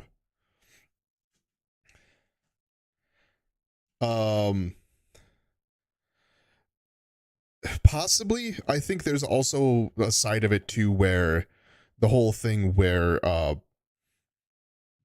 in my ending, which is like, again, is considered the, I don't think it's the good ending, or it's like, what is it considered? The good ending somehow. Okay. But yeah, this is Hinako. She is, I guess, like the stuff that happens before this, she is technically getting married to Foxmask. So at this point, she is like just married. This version, at least. This version of Hinako is still normal. It's still like real life version. But so yeah, it could be that was one of the last times that he saw Junko. Could also be because she did just get married. That is how it manifested. Her to Junko. Her mom tells her not to go, and that her dad is just worried, but she decides to go see her friends and walks out of the house. Once we walk into town, we see Igarashi Sakuko. She's a bit strange and always seems to have her head up in the clouds, but the two of them are friends nonetheless. Also kept calling us a traitor. The Igarashis previously owned the shrine that housed the divine tree. But once the town started to transition to Inari faith, their prosperous shrine became a fragment of what it once was. As a result, they made a much smaller shrine in a different part of town. But Sakuko remains very spiritual, and it's actually her goal to restore the shrine that they once had. She speaks about how spirits have spoken to her, telling her how a god is angry about another god stealing their followers. The gods even tell her not to trust the other, tying back to the history of the town and its faiths. Of course, to what degree these gods are real in the world of Silent Hill F is one of the biggest questions we have. Moving on, we come across a boy sitting on a bench in front of a shop, clutching a little box of something. Iwai Shu is Hinako's best friend and has been for as long as she can remember. They grew up playing something they call Space Wars together, and Hinako believes that Shu is the only one who really understands her. During their game, they called each other partner, and ever since, it's just kind of how they address each other. Shu never cared that Hinako was a girl, like all the other kids did, and has always stood by Hinako rebelling against her parents. See, the Iwa family has a long history of being pharmacists and stand-in doctors for the town in its earlier stages when there weren't any official ones around. His grandmother still works as is one, and he grew up very close to her. As a result, he developed a lot of knowledge in plants and medicines and gained some popularity in school because of it. He was always giving kids medical advice, as well as just everyday things to stay healthy, like acne treatment. Things seem a bit tense between the two while they sit on the bench, and they talk about some sort of choice Hinako is having to make at the moment. He hands her the box, which happens to have some kind of medication inside of it, and he says that no matter what she chooses, he'll stay by her side. But suddenly their conversation... So, also to go over some of this that before I actually close the game, the endings are described as like what you need to do to get them, which I'm like, that is dumb. Like, that kind of goes against what I think a Silent Hill game should have. But I think it was at least 2 of the endings were do not take any of the pills.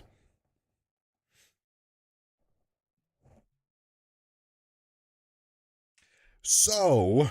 is interrupted by another friend of the two. This is Nishida Rinko, and if it wasn't already painstakingly obvious within the first few cutscenes, she has a massive crush on Shu and is quite jealous of Hinako's friendship with him. She's told Hinako just how much she likes Shu in the past, and Hinako always tells her that she has no problem with it, but despite that, Rinko's always asking her if the two of them are an item. Rinko's probably the most normal character of the bunch by the town standards, since she's a very traditional girl and works hard. She'd always end up as the class president.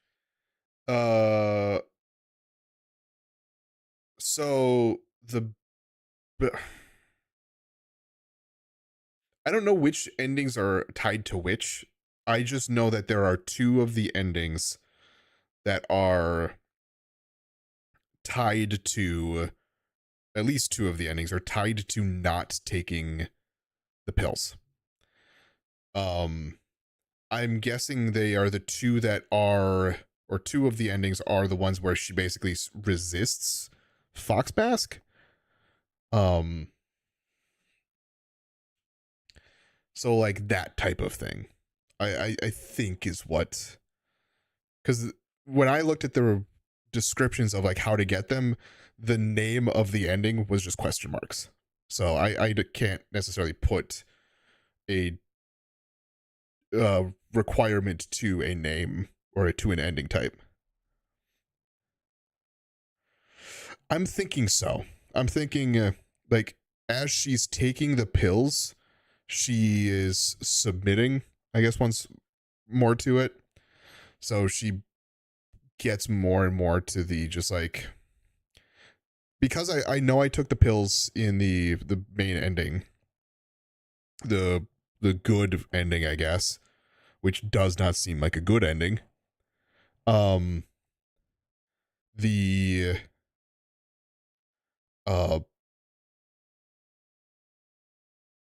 It ends up being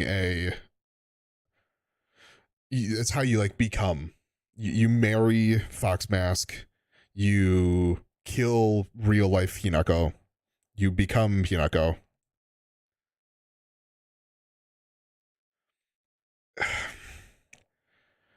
I mean, they're meant, the way that they're presented is it's a healing item. And it's a quick way to take a healing item. So yes, popping them, I popped a bunch of them at the end. So yeah, kinda.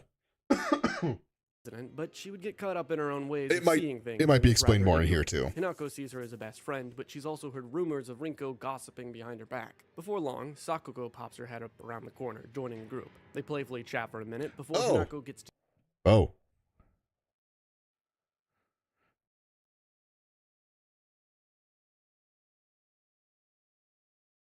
Oh. Oh. So the way, yeah, the game presents it as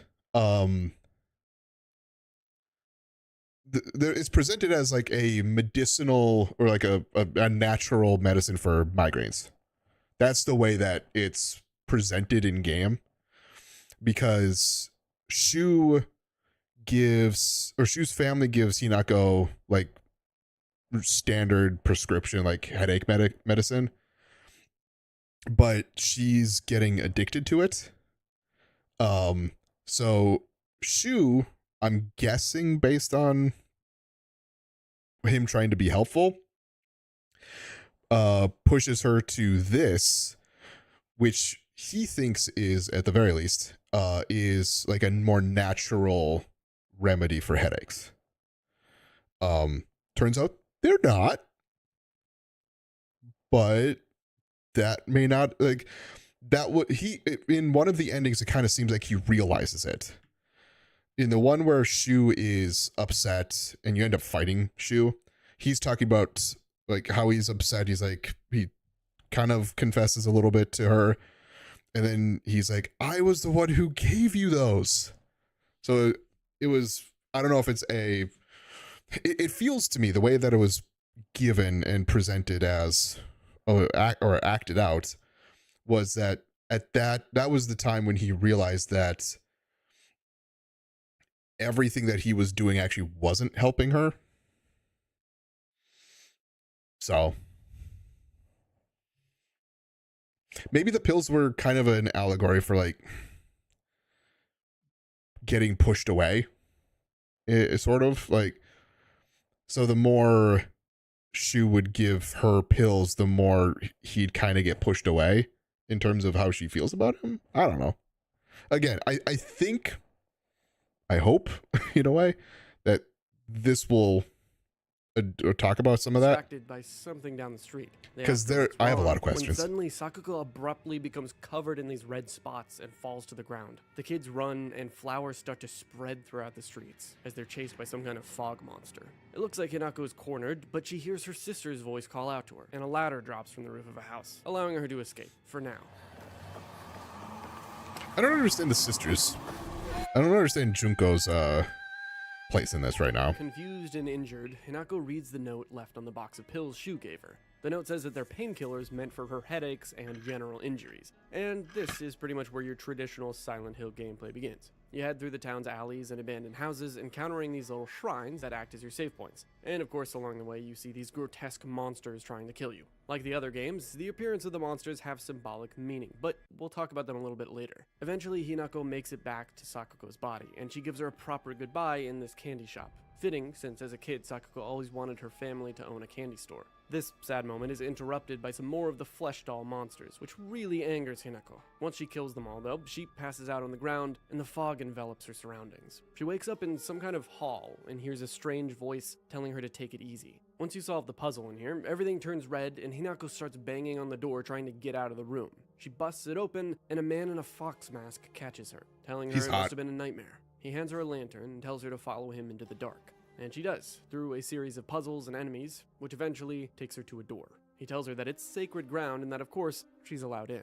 Quickly after, though, she gets jolted back awake by something hitting her, and wakes up in Shu's arms. Now, the place she was just in is called the Dark Shrine, and she visits it many times throughout the game's story. If you haven't figured it out already, it's where the Tsuneki clan live. We can see all the Inari-themed architecture everywhere, and even find notes from a girl named Mayumi. She writes how she was selected by the clan and told that her blood was divine before they made her a bride. Some of the stones in the shrine contain writings from her that look like calls for help. She writes how she probably won't come home, and how she misses her family. We can also find a missing poster of her at some point during the game. Mayumi was most likely one of the girls that the clan had brutally sacrificed to the water dragon, but the scripture that describes these sacrifices says that the dragon was sealed, implying that they didn't need to sacrifice women anymore. So it begs the question, what do the Tsuneki clan want with Hinako? Snapping back to reality, Shu is grateful that Hinako is alive. She asks where Rinko went, but he says that she got lost while they were running. So the two of them decide to go to her house and check if she's there. As they do, Hinako encounters something new.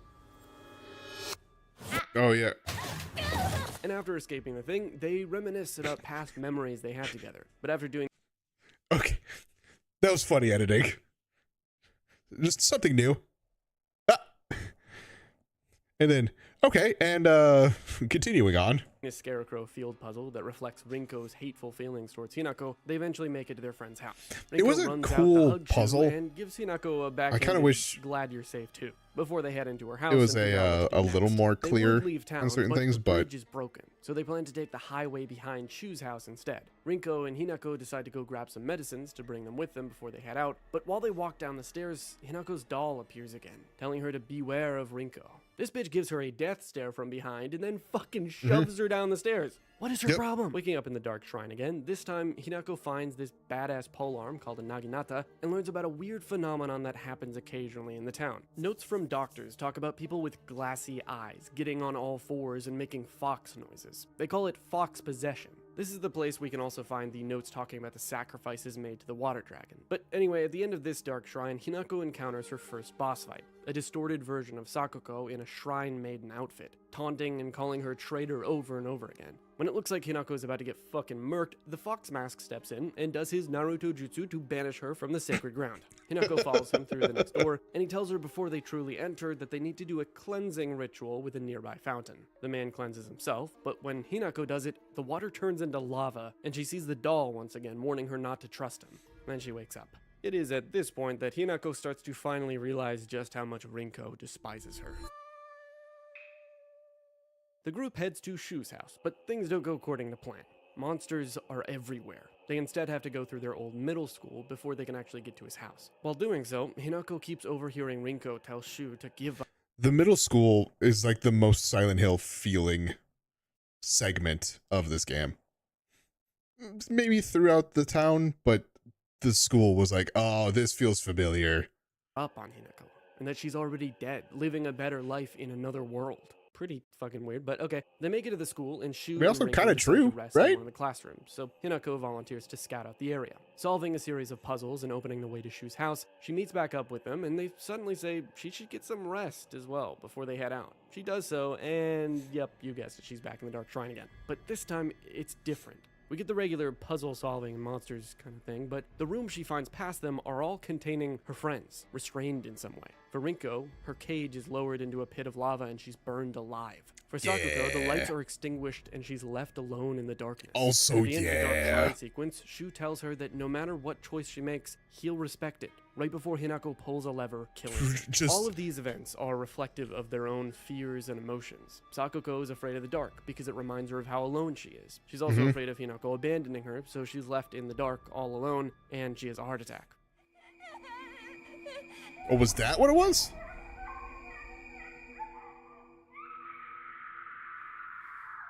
For Rinko, she has this burning hatred There's a and heart jealousy attack? for Hinako that would eventually consume her, so she's burned alive.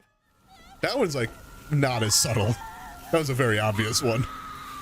And for Shu, he's constantly being put in a chokehold by keeping his real feelings for Hinako buried, so he suffocates. Sure.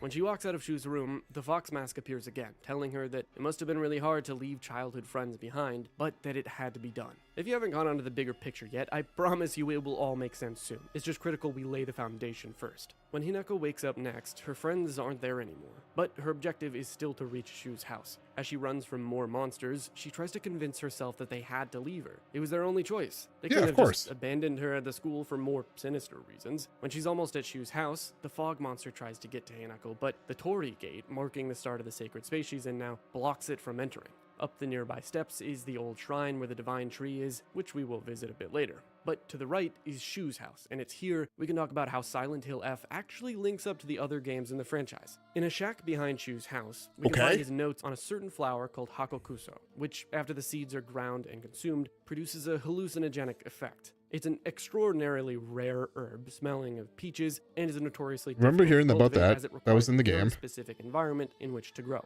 It's so prized that it has earned the title the Flower of the Gods. According to folklore, the herb can give one the ability to converse with gods, visit their lands, and even awaken dormant powers. And it was sought after by many kings in the past. Shout out to Max Dorat for mentioning this, but it also may have some connection to how the divine fruit in Taoism is a peach. So anyway, why am I saying all this? Well, if you're a longtime fan of Silent Hill, then you'd probably know about this certain kind of flower. Behind Shu's house, we can find a pond surrounded by white flowers. This flower, its leaves, and the condition it's growing in perfectly match the description of White Claudia and its growing conditions stated in previous Silent Hill games, where it was said to grow around the Toluca Lake. White Claudia was part of the substance used in religious practices that would cause hallucinations, later being turned into a drug called PTV. Shu writes in his clinical trial notes how he's spoken to another version of himself in lucid dreams when he takes the medicine made with this flower. He writes that there's no point Is that going to be the pills? Is that what's in the pills? Is Is that in the she pills? must make the realization for herself if he wants her to not get married. So he gives her the medication with this substance in it. Letting that sink in for a minute, Hinako goes into Shu's house. She looks at a picture, and then you hear someone knocking at the door.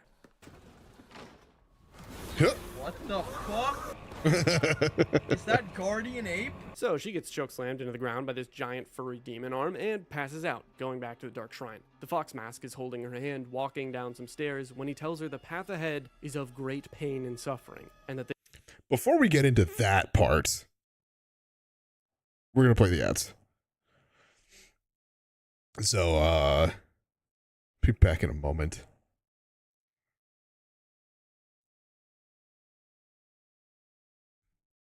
And my headset dies perfectly.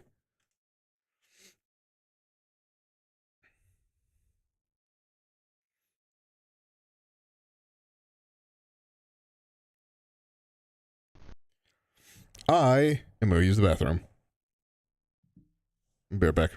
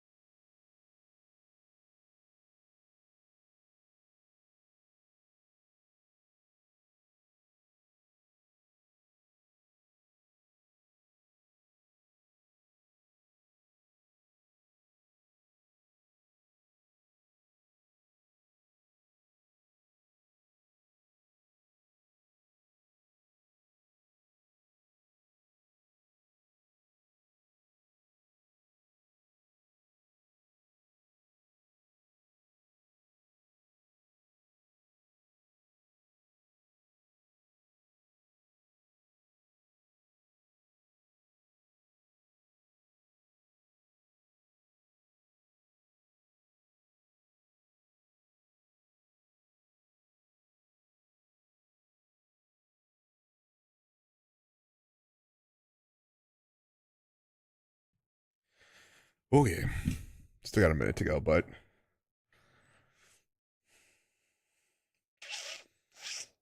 I don't know yet. I like a lot of what's being talked about here is kind of like, yeah, I've kind of got most of this. I don't have it all, but a lot of this was like, oh yeah, no, I get that. I understand.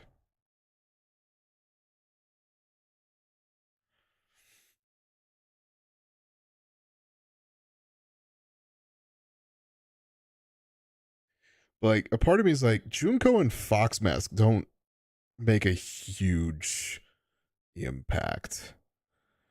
Like, Fox Mask obviously becomes a boss depending on one of the endings.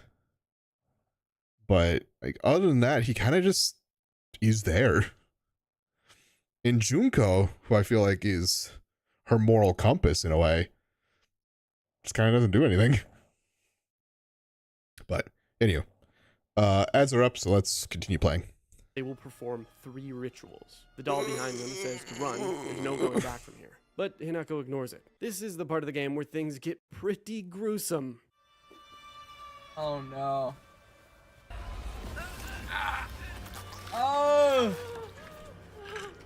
Oh my god. In these 3 rituals, first they replace Hinako's right arm with a giant white fox arm, allowing her to fight with it in the Dark Shrine, which is honestly pretty fun. Second, they scorch her back, branding her with the Tsuneki clan's symbol of a flower. And lastly, they replace the top half of her face with a fox mask. Holy shit, what did I just watch? After all of this is done, the 2 of them walk down a long hallway of people wearing fox masks with Inari statues everywhere. There are women with masks sewn to their faces on the left, and men with kind of regular fit-on masks on the right. We do catch a glimpse of one woman in particular on the left wearing an owl mask instead.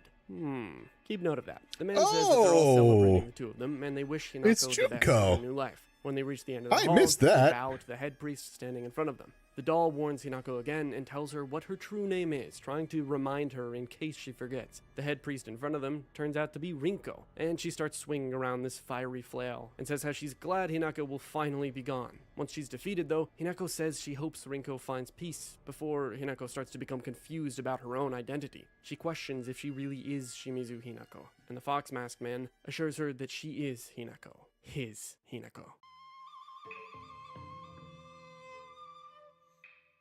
Waking up looking pretty goddamn rough at this point, Hinako enters Shu's house again, and that same owl lady we saw earlier appears. Hinako realizes that this is her sister. Junko tells Hinako that she is still a lost little girl and that her choice is her own, but she needs to decide soon.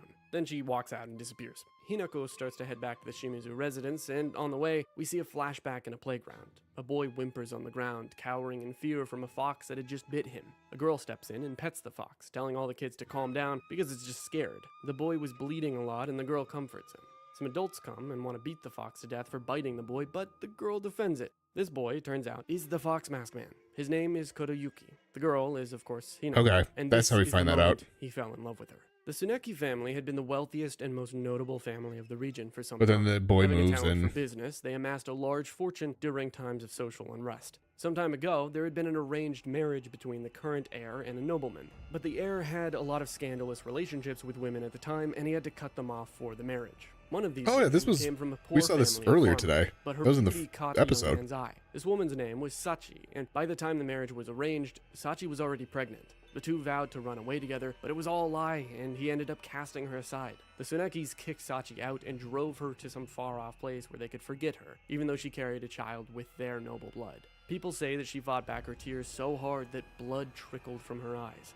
Sachi had the child and named him Kotoyuki. Kotoyuki grew up in Ebisugaoka, and his mom would write him letters, telling him how he was not like the other kids because he had noble blood in him. Once he had been bitten by that fox in the flashback, he went to an emergency room. And after the doctor called him by his name, the boy responded in a way that he hadn't expected.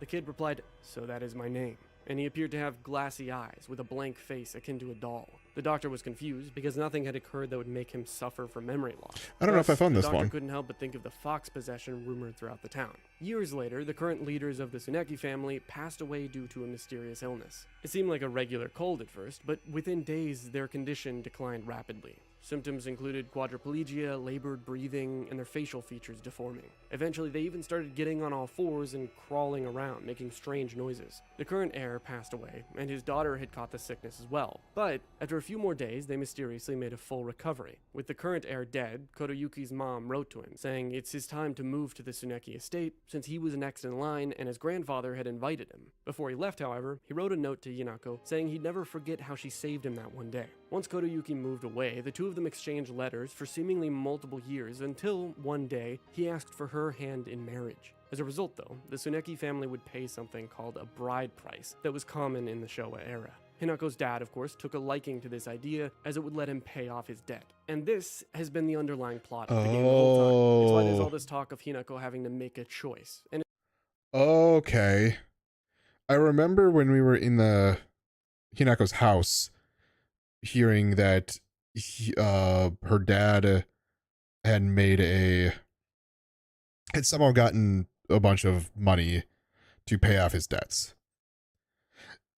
I think I might have missed a document that went and explained that, oh, this is to buy Hinako, essentially. it's why she's symbolically killing her friends and family. All the talk of her being dead is not that Hinako herself will die, it's that Shimizu Hinako, the girl they've always known, will die, becoming instead Tsuneki Hinako. She metaphorically slowly replaced parts of herself, becoming more and more of an ideal bride for Kotoyuki during the rituals. When Hinako returns to the Shimizu residence, she finds that everything has changed, and she barely recognizes it, which is probably a metaphor due to all of the time she had been spending away from home preparing for the marriage. There's a series of puzzles in the house relating to whichever ending you choose to pursue during the game. She experiences flashbacks of memories with her family and friends, but it's once she gets to her room we see some of the most important cutscenes. Remember what Shu said he experienced when taking the medication he made? Well, that's exactly what's happening here. Hinako talks to another version of herself, the part of her that is going to give into the marriage and accept the decision being made for her, whereas you are the version of her that doesn't want to accept it. The two yell at each other about what decisions should be made until one of them disappears. Once she gets to the final room, she finds all of her friends that she had lost. And once going through the door in front of her, it's her mom and dad having a celebration for her, with some of their family friends being present as well. The dad raises the knife in his hand, and Hinako gets flashbacks to when he had thrown it at her. Then she breaks down. The parents turn into monsters, and the dad's form is what we've actually seen before many times in the game. The parents argue with Hinako in their voice lines while fighting her, and it's once Hinako defeats them that they leave the house. Hinako follows, and when she gets through the door, we finally have a full view of the fog monster that had been chasing her the entire time. It's wearing a shiramuku, a wedding kimono. We can see it's faceless, and it holds the parents' heads in its claws.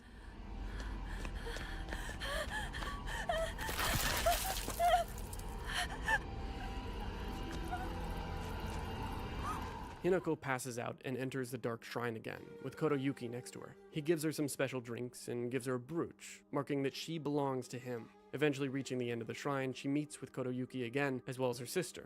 Junko asks for a moment of privacy and asks if Hinako killed it. Hinako seems confused, and with that, Junko knows everything she needs to. Here, they're talking about Hinako's doubts, and it seems like Junko is looking out for her here, saying that if she has any doubt past today, then she'll have to stop the marriage or convince her not to do it. After this, Kotoyuki and Hinako take part in what they say is the final rite. They each put a ring into the slot of a white and a black fox before Hinako wakes up, confused and enraged. She chases the fog monster, fighting through a ton of annoying-ass enemies in the town until she finally reaches it. He says annoying tries too. To strike the monster, but it grabs her, and Junko comes out from around the corner, telling the monster to kill her. All of these events, the house, the clone, her parents dying, and chasing the fog monster, this is Hinako's last visit to her hometown before she gets married. She's saying her final goodbyes to her old life. Most of her self-reflection happened when she got to her room and the two sides of her were arguing back and forth. Then she says goodbye to her parents, crushing the memory of them. From there, that version of her that doesn't want to get married chases the fog monster through the town, trying desperately to stop it from leaving forever. The fog monster is Tsuneki Hinako. All these dark shrine experiences were seemingly flashbacks of her time spent with Kotoyuki at the Tsuneki estate, and now this is where she enters a final flashback.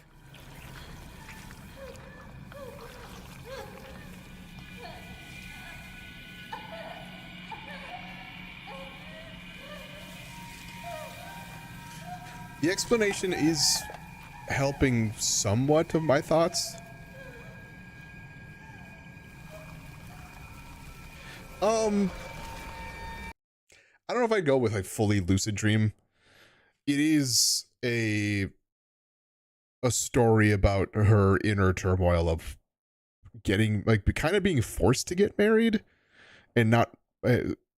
So you have one side who's like resigning to it and just being like, okay, this is my part as a woman, blah, blah, blah. And the other side of not wanting to. That I think is the overarching gist of the story. Now, I think the reason given for why we're in like dream world and real world is kind of the lucid dream. So she's able to like interact with herself and like that's how we kind of get some of these situations, but I don't like some of it's helping, some of it's not.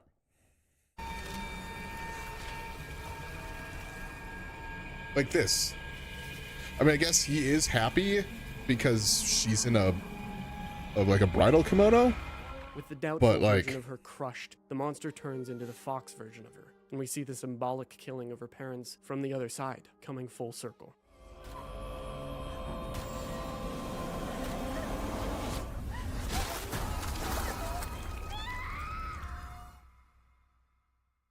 Now, here is where we talk about the 5 endings. To get any of the other ones, though, you first have to get the default ending, and the other ones are done in different New Game Plus playthroughs. Which is stupid. I'm gonna leave a couple Fucking things stupid. out during these first few, because to truly understand the full story, we're gonna have to see the other endings first. And there is a clear reason why you need to get the 2 different endings before you can get the true one. A lot of the cutscenes throughout the actual game itself do change slightly depending on which ending you're getting, but the ones the most different are when she revisits her house. First though, let's talk about what's actually happening when the Shiramuku kills Hinako in that last scene. The new reborn version of Hinako basically takes the place of the doubtful one in the real world, and the now doubtful one is stuck in the dark shrine instead. She follows a trail of pills into the main wedding hall. which is where she shows her sister the pills, and she starts actually losing her shit because of them. The Shiramuku appears, and Hinako starts yelling at her, telling her that she took everything. And it's here where the two parts of her conscience battle for control. We see fox eyes in the distance while they fight, and when Hinako is that what was back there? frantically runs away through changing hallways and rooms, passing thousands of pills littered all over the floors. She exits through a big door, and this is where we hear police sirens and see flashing lights.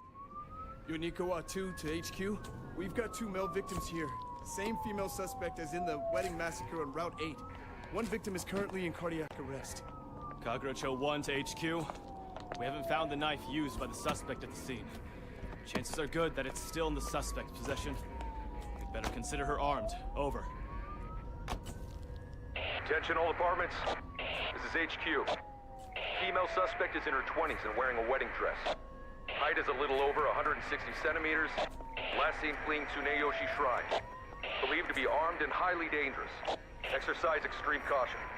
Come in, HQ. This is Kagerocho 1. It appears the suspect was observed consuming red and white capsules at the scene of the crime. Kagerocho 1, this is HQ. Did the capsules match the ones discovered at the wedding venue? Over. HQ, this is Kagerocho 1. Affirmative. We've collected capsules that the suspect dropped.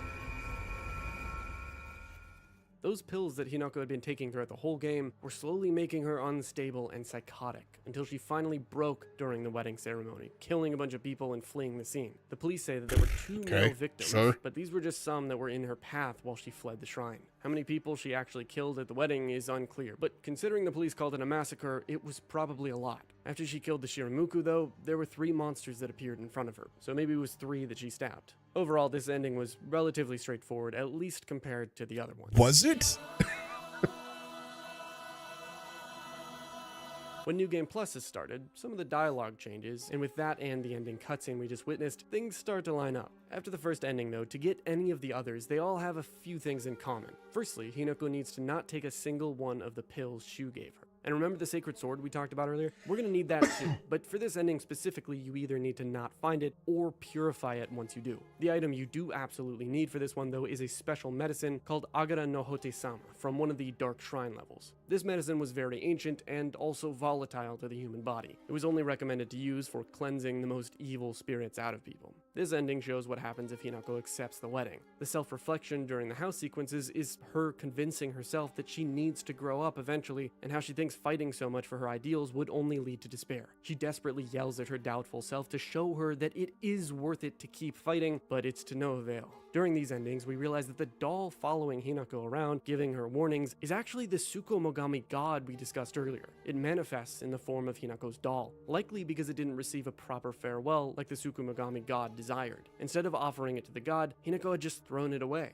Once Hinako makes it to the shrine in this ending, she talks to her sister again, like before, and Junko comforts her. We see the doll appear on her shoulder, and right after, the sister disappears. The fox Hinako appears, and they strike each other, but the doubtful Hinako becomes possessed by something. The fox Hinako drinks the cleansing medicine mentioned before, cleansing the doubt of the marriage once and for all. But then Shu appears and expresses his feelings, telling her he doesn't want her to get married, before confessing his love. He tells her about the pills he gave her, how they made her reflect on herself, but that they're extremely dangerous. Basically, he tried to make Hinako unmarriable. He feels horrible about what he did, and then the Tsukumogami god appears, enveloping and becoming part of him. Hinako fights the god, and while she does, she and Shu talk about their past. Once defeated, Shu becomes free of the god's grasp. The 3 of them all come to terms with what's to come, and the ending seems pretty okay until we get to the scene where it really emphasizes what's happening. We see Kotoyuki and Hinako standing on the steps to the shrine right before they head into the wedding. Once they walk into the hall, we see Hinako's peeled off face sitting on the steps below with a voice of its own.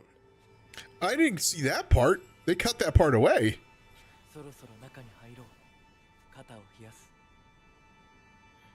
In the last video.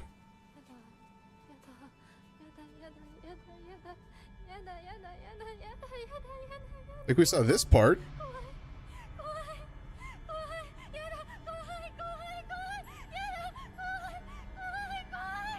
I think it like stopped here.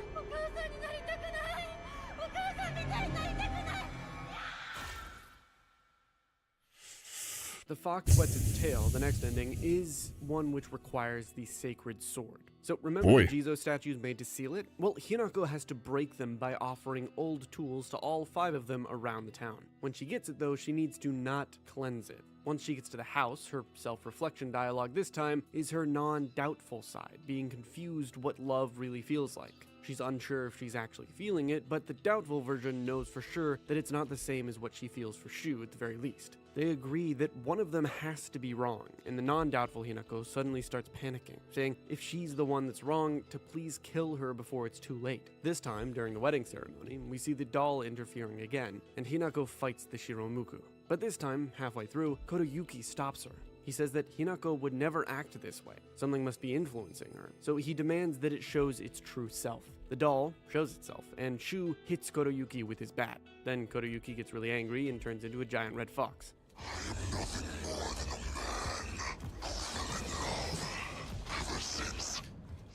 Really sick design. Really sick.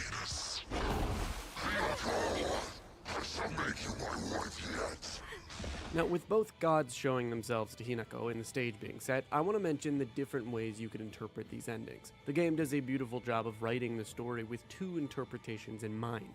You could take the more literal route and believe that all these visuals and dialogue are just metaphors and parallels drawn to what's happening in the real world, or we could take the route that appeals way more to the religious and folklore of Ebisukuoka. Specifically the idea that Hinako is actually speaking to gods and that they're influencing everything. The way you can think about it is with a scale between the Tsukumogami and Inari. In the original ending, the scale is tipped more on the Tsukumogami side. Since it's angry about its followers being stolen, it would make sense that it would want to sabotage the clan most closely tied to the Inari. With the Fox wedding ending though, the scales would be tipped more in Inari's favor. The Fox got what it wanted, which was to marry Hinako, and she even fought off the Tsukumogami herself. In the ending we were just watching, The Fox Wets Its Tail, Hinako fights Kotoyuki and the red parts of his fur start to slowly come off, turning more orange. The 2 of them argue during the fight, and eventually there's no more red left. He accepts defeat and begins to heavily self-reflect, realizing that maybe getting married isn't the best idea. He tells them that the 2 can leave since he would take care of things from here. Shu realizes that Kotoyuki was someone they used to play Space Wars with when they were kids. To interpret this literally, Kotoyuki is showing his true self to Hinako as they argue. The red tint of his fur represents Hinako slowly getting through to him before he finally realizes. After Hinako and Shu leave the wedding, they tell each other that they look weird in the wedding attire that they're wearing, yet from what we can see in game, they're wearing school uniforms. Clearly, we're not seeing the truth, at least visually. For the more religious ways of interpreting this, though, the scale would be more tipped in the Tsukumogami side. The sacred sword that Hinako used to get this ending still has the will and animosity of the defeated Taira clan, and it clearly assisted her. The ending seems alright, but if we really wanted the perfect ending for Hinako, it would have to be an ending free of any divine influence entirely. To get the true ending, the sacred sword has to be found and cleansed at a shrine near Shu's house. But the water in that shrine has nothing special about it, so how do we cleanse it? Well, in the same place that Agura no Hote-sama is found, there's actually a puzzle that turns the water of the shrine red. Previously at this shrine, the people that prayed here thought that the red water held the same qualities that the Agura no Hote-sama did, and they would use it accordingly. Once the water is changed to red in-game, Hinako can bring the sacred sword there and cleanse it of all the hatred and animosity held within. Secondly, the brooch that Kotoyuki gave Hinako, marking her as his own, has to be offered to another statue. Once Hinako makes it to the house, we get an extra sentimental cutscene of her talking to her mom. Her mom tells her the true story of why her dad was suffering. His best friend, he saw like a brother, stole all of his money and ran off. She says how she's not as helpless as Hinako thinks, and that her dad is very different when it's just the 2 of them. The self-reflection cutscene in Hinako's room this time is her dad getting on his knees and deeply apologizing to Hinako with every fiber of his being. The doubtful Hinako watches herself getting angry at the father, not forgiving him or listening at all, but the other one steps in and says to hear him out. She says that even though they may never truly forgive him for the pain he caused them, he's still family. For whatever reason, bro thought that to be a good father, he needed to make his children fear him. He weeps and apologizes, saying that he hoped the way he acted didn't teach her to fear men. And he says he knows that Kotoyuki can give her a much better life. He also mentions he liked Shu. He thinks he's a good man and always thought they could build a happy home together.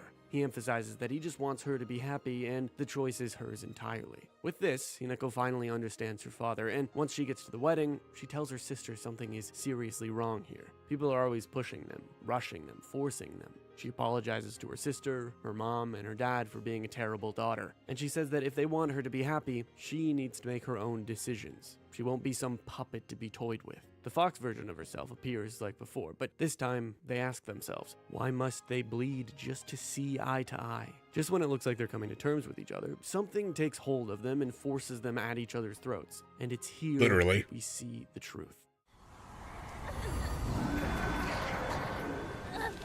For eons, all this rage and spite festered within me, and to this day smolder yet. You insignificant wretch. Such rubbish means nothing to me. Because he can just do that. Kotoyuki. Once in a blue moon, humankind produces an extraordinary girl who is blessed with divine power. Upon her birth, a spell is placed on our clan's successor that stirs within him a desperate desire to go and seek out that extraordinary girl and make her his wife. What are you? In the past, we relied on our cunning, seducing our brides with clever deceits. But this generation's heir...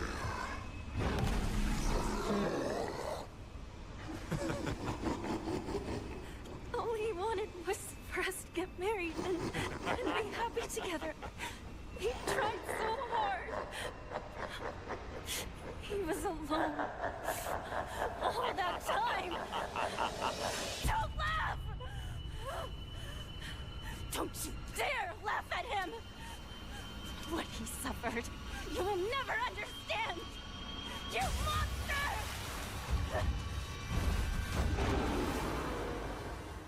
Hinako fights against the gods influencing. These the are different cool versions, visuals, swapping I will back say. and forth between them. Very, very Dark Souls, though. No matter what we choose in the end, we will face it. And if we don't agonize over that decision, then it won't matter what we choose.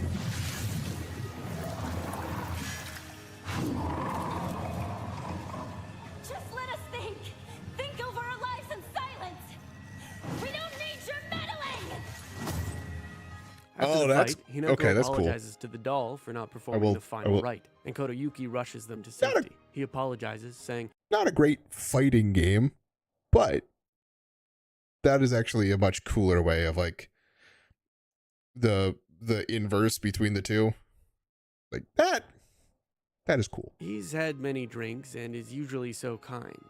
He tells them he needs time to think it over as well. He wants to know for sure that his love for them is not the mere whim of a spell. The literal interpretation of this is that the Tsukumogami is Hinako's most negative emotions, her self-doubt and past trauma. It's why the Tsukumogami enveloped Shu after he confessed to giving her those pills in the other ending. Since they had cleansed the doubtful Hinako with the medicine, it had to latch onto whatever strong negative emotions it could in that moment, and the giant fox would be Kotoyuki's grandfather. Hinako battles both of them through and through until she's able to finally think for herself clearly, without the influence of others. The things Kotoyuki says after heavily reinforce this, and the spell he's talking about could just as easily be the arranged marriage itself, or just the idea of marrying Hinako coming from other people. The religious way, on the other hand, would be the fact that these gods are entirely real and are the core perpetrators of what's happening. Inari has possessed the grandfather and to an extent Kotoyuki. It's likely the Tsukumogami is angry with Hinako because she didn't perform the proper ritual when getting rid of her doll. But it's also taking advantage of her negative emotions that had been piling up within her for so long, and using those to its advantage, trying to sabotage the god that stole its followers. Because of Hinako's divine blood, Inari fell in love with her at first sight, casting a spell on Kotoyuki and spiriting Hinako away to become its bride. It said that gods would sometimes marry humans, and most people found it odd or unspeakable, but some say they would do it to strengthen the bond they had with humanity. When Kodayuki was bit by the fox as a child, it's possible that this is when Inari's influence or spell really started to take control of him. As we can read, it seemed like he was possessed when he went to the emergency room after. With the scale metaphor, this ending would obviously have both of the gods out of the equation entirely, leaving only one thing on the scale, that being Hinako herself. As the name of the ending implies, Ebisuguoka is now silent. Hinako can now think freely with her newfound mental clarity, whether it be due to the absence of divine influence or not letting her negative emotions, as well as other people, dictate what she does with her life. Kodayuki gives Hinako, both sides of her, a hug. It then fades to white, and she gets a letter from him saying how he wants to try and enjoy the things a little more, since he wasn't able to experience his childhood to the fullest because of his strict mother. Then we see the two versions of Hinako talking to each other, except they're no longer doubtful and non-doubtful like they had been described earlier. Now, the fox version is the part of Hinako that wants to deeply love someone, to be so passionate that she might even propose to Kodayuki one day when she's ready. The other part is her more independent side, and emphasizes how she wants to pour her heart into something as well, but she's not sure what it is yet. It no longer feels like some kind of alien trying to take over her body. The two of them sit on top of a torii gate with a view of the town, and Hinako has finally come to terms with all of herself.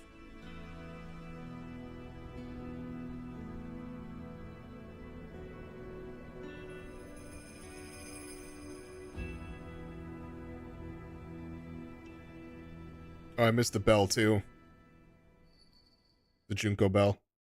Alright, now real quick, speaking of Hinako's doubts, I do want to briefly cover the monsters of the game and what they represent. We can assume the flesh doll looking ones are Hinako's fear of being controlled like a doll, a mere creature that's destined to just take the abuse given to it. The pregnant belly monster likely is from her fear of becoming pregnant, since she visited her sister in the hospital and saw her throwing up, looking way more aged and sick. I mean, the monster literally vomits on you, so I'm pretty sure this is where it came from. The weird faceless monster that gets on all fours and licks her face once it grabs her is how she sees a certain type of men. Greedily staring eyes, acting all chummy with her. It's all repulsive, and what's more, it never bothers with guys. The big fleshy monster with the giant knife is, of course, her dad, and the scarecrow likely represents the personas or masks that she or other people have put on. And last, the big clump of dolls seems like an amalgamation of lost childhood innocence from young girls when they come of age, at least according to the way Hinako describes it in her journal. Yay! Now, for the last ending, we have the less serious one. This plays into the game the kids played together and their obsession with aliens growing up. Around the town, there's a series of objects and radio dialogue relating to a great space invasion movie. And once you find all of them, we see this old cartoon of the four friends hanging out together. They came to the conclusion that all the fog and everything was the aliens coming, replacing everyone with aliens in disguise. The Shiramuku comes into frame, and apparently it's an alien-seeking robot that Sakuko made to hunt down the imposters. They start exclaiming to each other that they aren't aliens and that they can prove it by telling embarrassing stories of each other. Hinako's parents come to pick her up, saying the aliens got taken care of by the neighborhood watch, and her mom says that she's making Hinako's favorite food for dinner. I'll make your favorite Hamburg steak. Mother, I told you that's Junko's favorite. Yuck, yuck, yuck, yuck. Oh, her parents are aliens, okay. This ending was really funny and a nice change of scenery compared to what we had to experience earlier. Oh my god, please don't remind me. Oh! There are a couple of things that aren't very clear about Silent Hill F. The most obvious one being, what is actually real? This question being as unclear as it is pretty much the reason I decided to have multiple interpretations for the story. You could almost explain all of the religious parts of the game simply due to the fact that she's been taking the White Claudia medication. But every ending except the first one, she doesn't take the medication at all. It actually locks you out from getting the other endings if you do. A second question I have is regarding how Hinako's mom had cancer and her father went into some debt because of it. It's entirely possible that the story the mom told about his best friend stealing his money and running off was all a lie to cover up the fact that they went into debt because she had cancer. When Hinako finds the letter from her uncle meant for her dad describing this event, Hinako sounds very confused, so it leads me to believe that this may be the case. And the most important question of all, what does the F stand for? It stands for fuck, because this game fucking slaps! How did you enjoy Silent Hill F? Did I leave anything out? I don't know about the slaps part. I don't know about the slaps part. But I will say, the fuck is, probably accurate.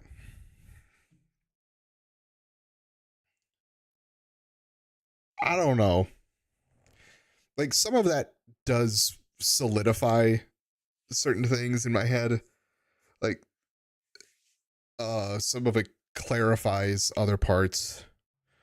I don't know if it makes it any better, but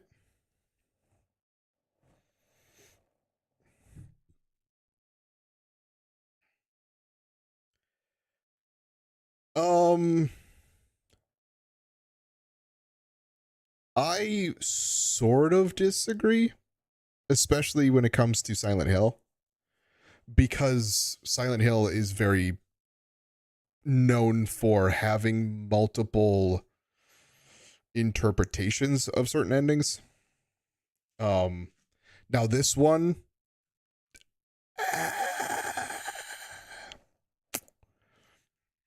yeah. If that's your intent, if your intent is to also, or is to like be clear with it, and then you didn't do a good job. But I would like, especially if it's an isolated story, to be able to explain what was going on. And I sort of can with this one. But I also can't in certain ways either. Well, I never actually changed the category. Oops. Oh well. So it's how do I want to formulate this?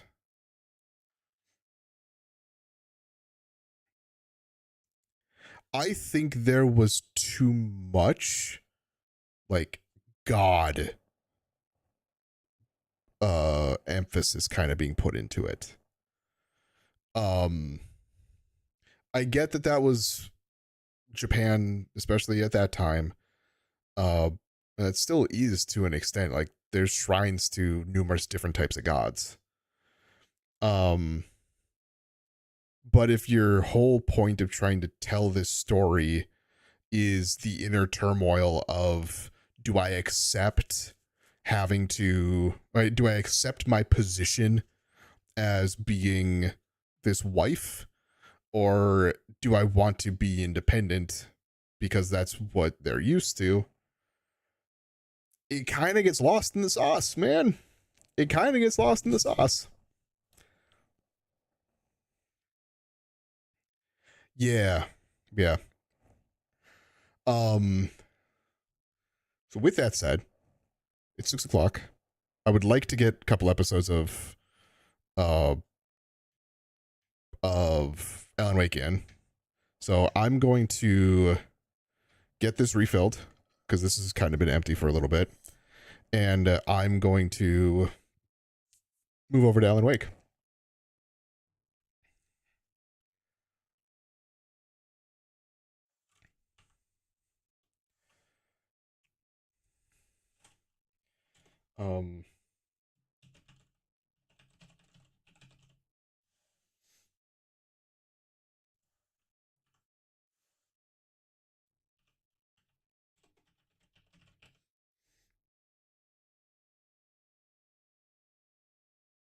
Okay.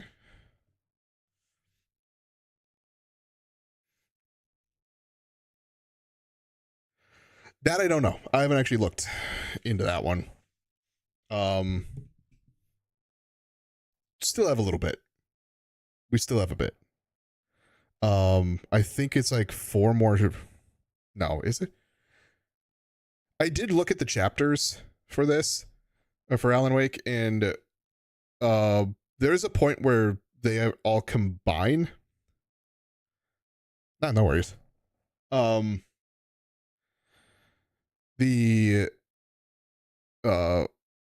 So it's not going to be as like split up.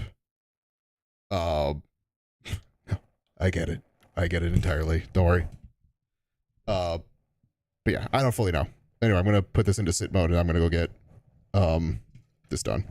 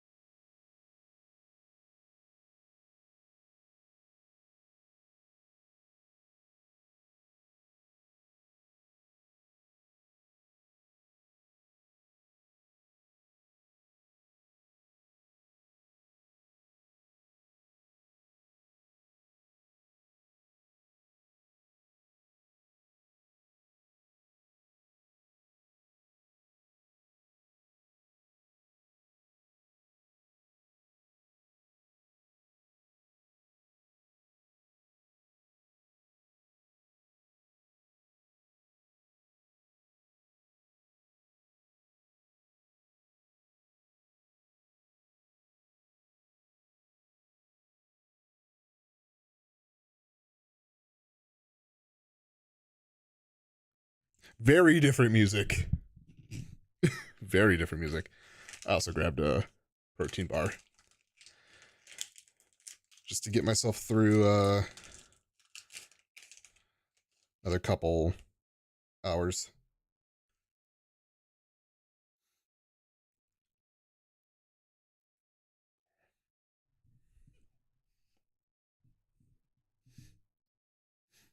I don't even know if this is, it says complete soundtrack. I don't know if this is actually, I know it's got Old Gods in here. Like, these feel like the chapter endings.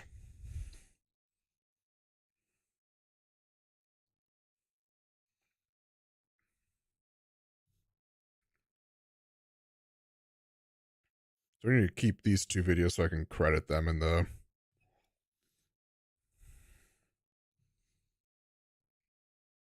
actual uploads.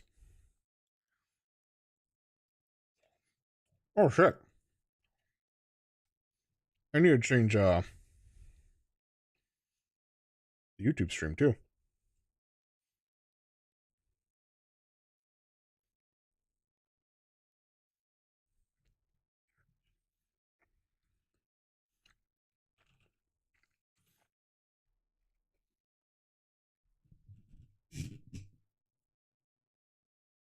Oh yeah. This is 100% it's a good song, but it's 100% part of the credits.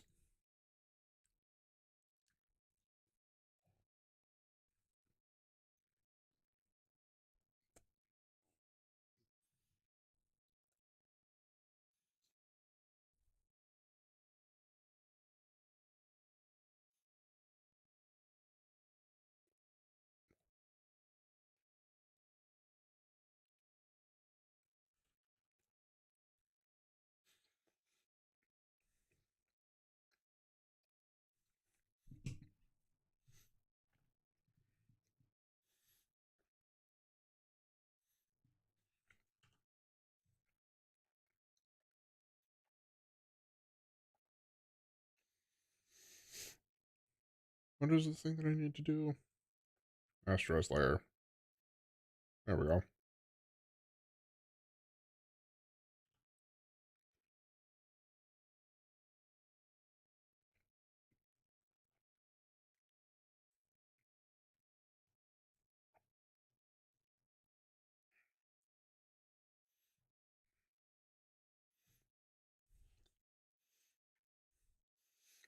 Export as.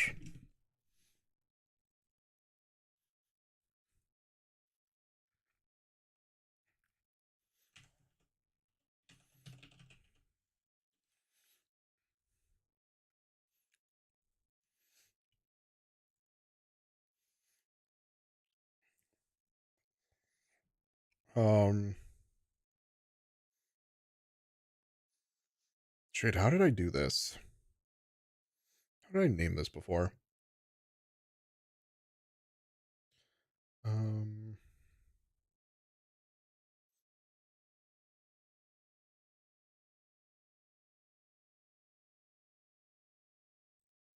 I've done a split.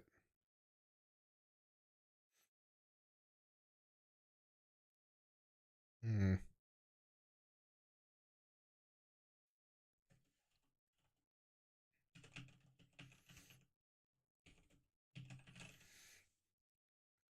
This is stream 7 of Alan Wake.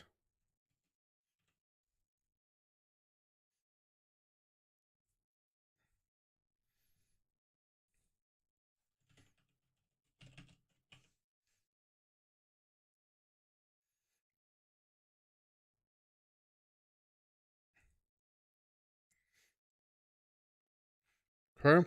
I think that's been fixed.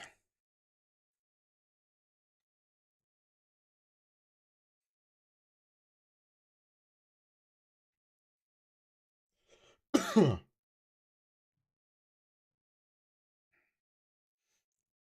get rid of you. Actually, I could just undo all this.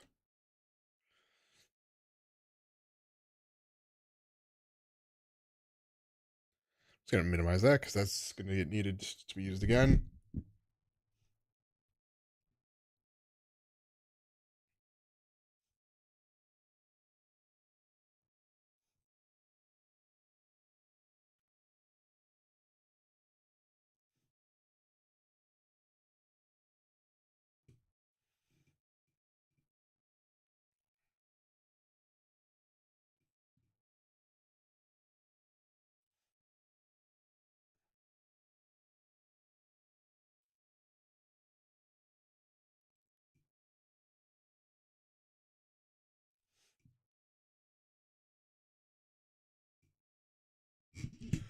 Okay.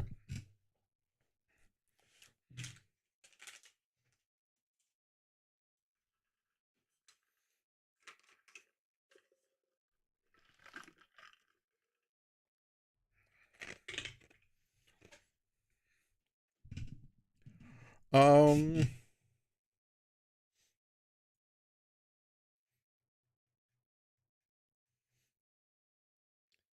Oh, what was it under? There we go.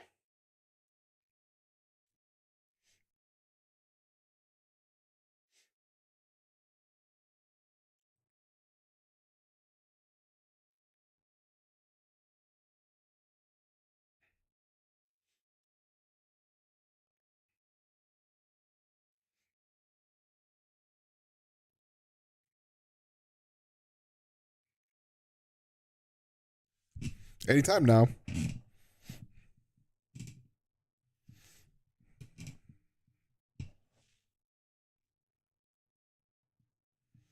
Come on.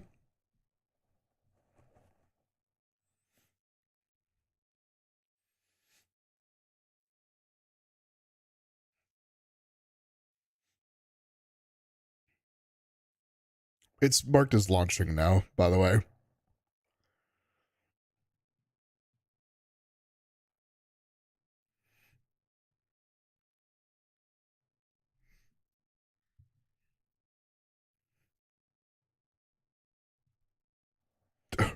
Hello?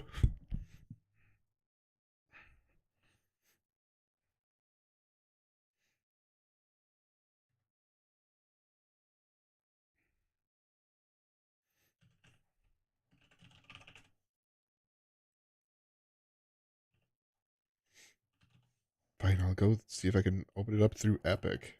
The actual launcher.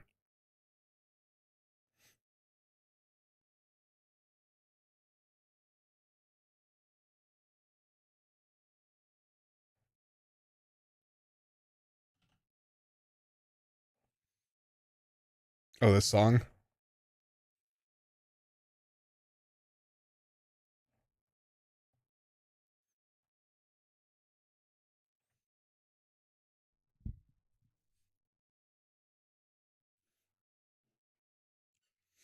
Sign in failed.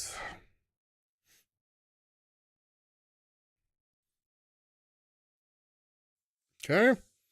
Has an update.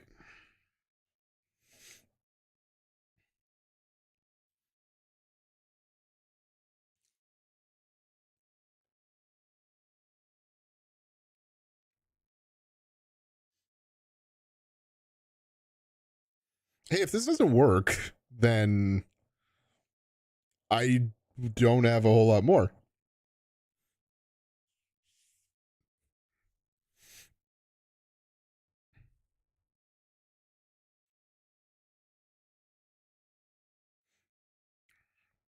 So I was planning on making some food in a slow cooker that Minnie had sent over as for a recipe.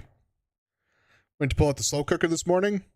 I don't know if it happened during the demo or something. The glass lid is broken. Like it's cracked entirely.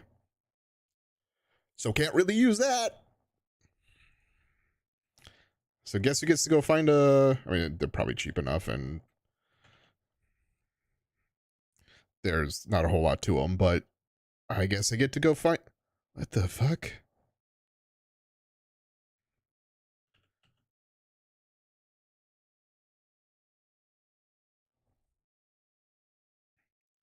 Okay.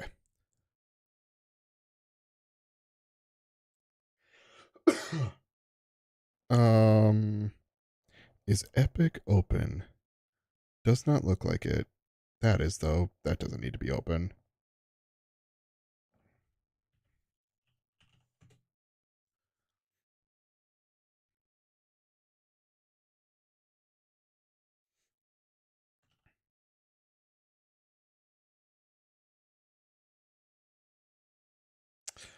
Well...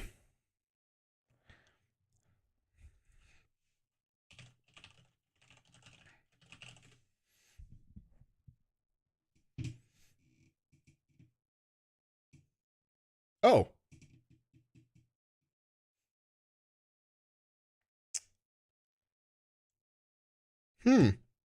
There's a partial outage with Epic.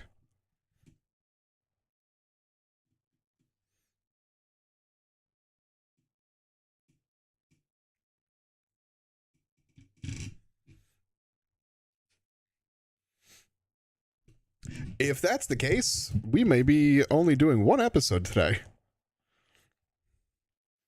Because I'm not going to try and figure out something else to play. Truly.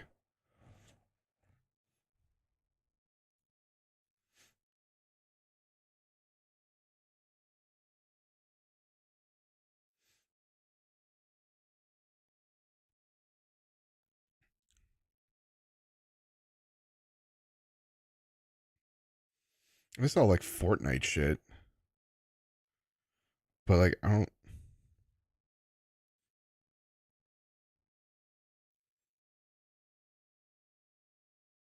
Epic Games Store login is on a partial outage, which is probably what I'm dealing with here. Rocket League I don't care about. Fall Guys I don't care about. Fortnite I don't care about. Everything else is marked as operational. So yeah, it's probably the login. 10 p.m. UTC. It's happening since 4 o'clock or something like that.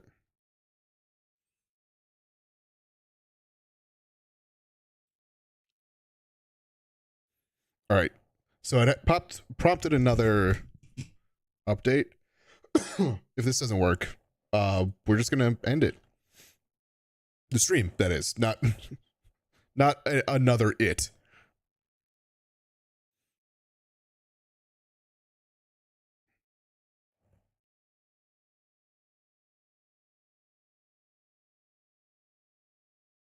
Sign in failed. Okay. Well, I guess we're getting one episode today, which thankfully we finished Silent Hill. But Epic Games is not running. I can't log in. Unless, okay, there's one other thing. One other possibility. And that is trouble signing in. I would like to. They had an offline mode that was listed. Sign in later?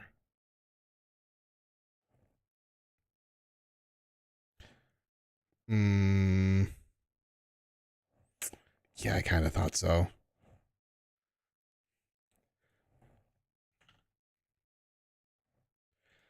It still requires me to log in.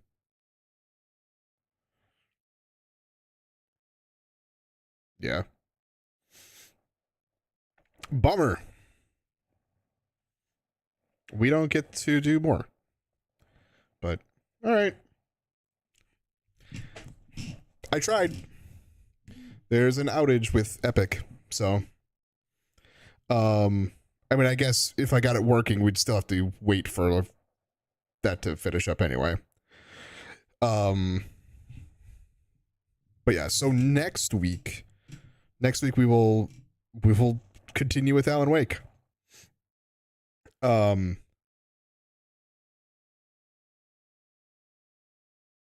That higher singer sounds like the singer from the Ghost in the Shell opening, kind of, which I really like that song. But so yeah, I guess we are at that point where it's just like, I don't know, I can't really do much. I mean, I could play something else. I'm like, it's not like I'm out of things to play, but it doesn't make sense to play something else.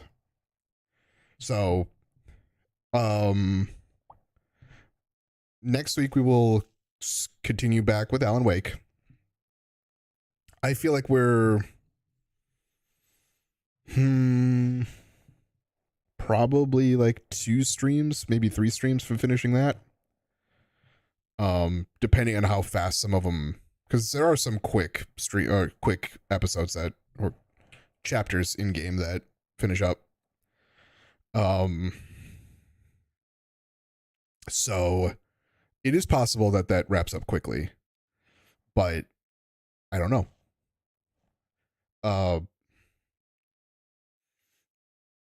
Yeah, today's just gonna be, it's just been fucked.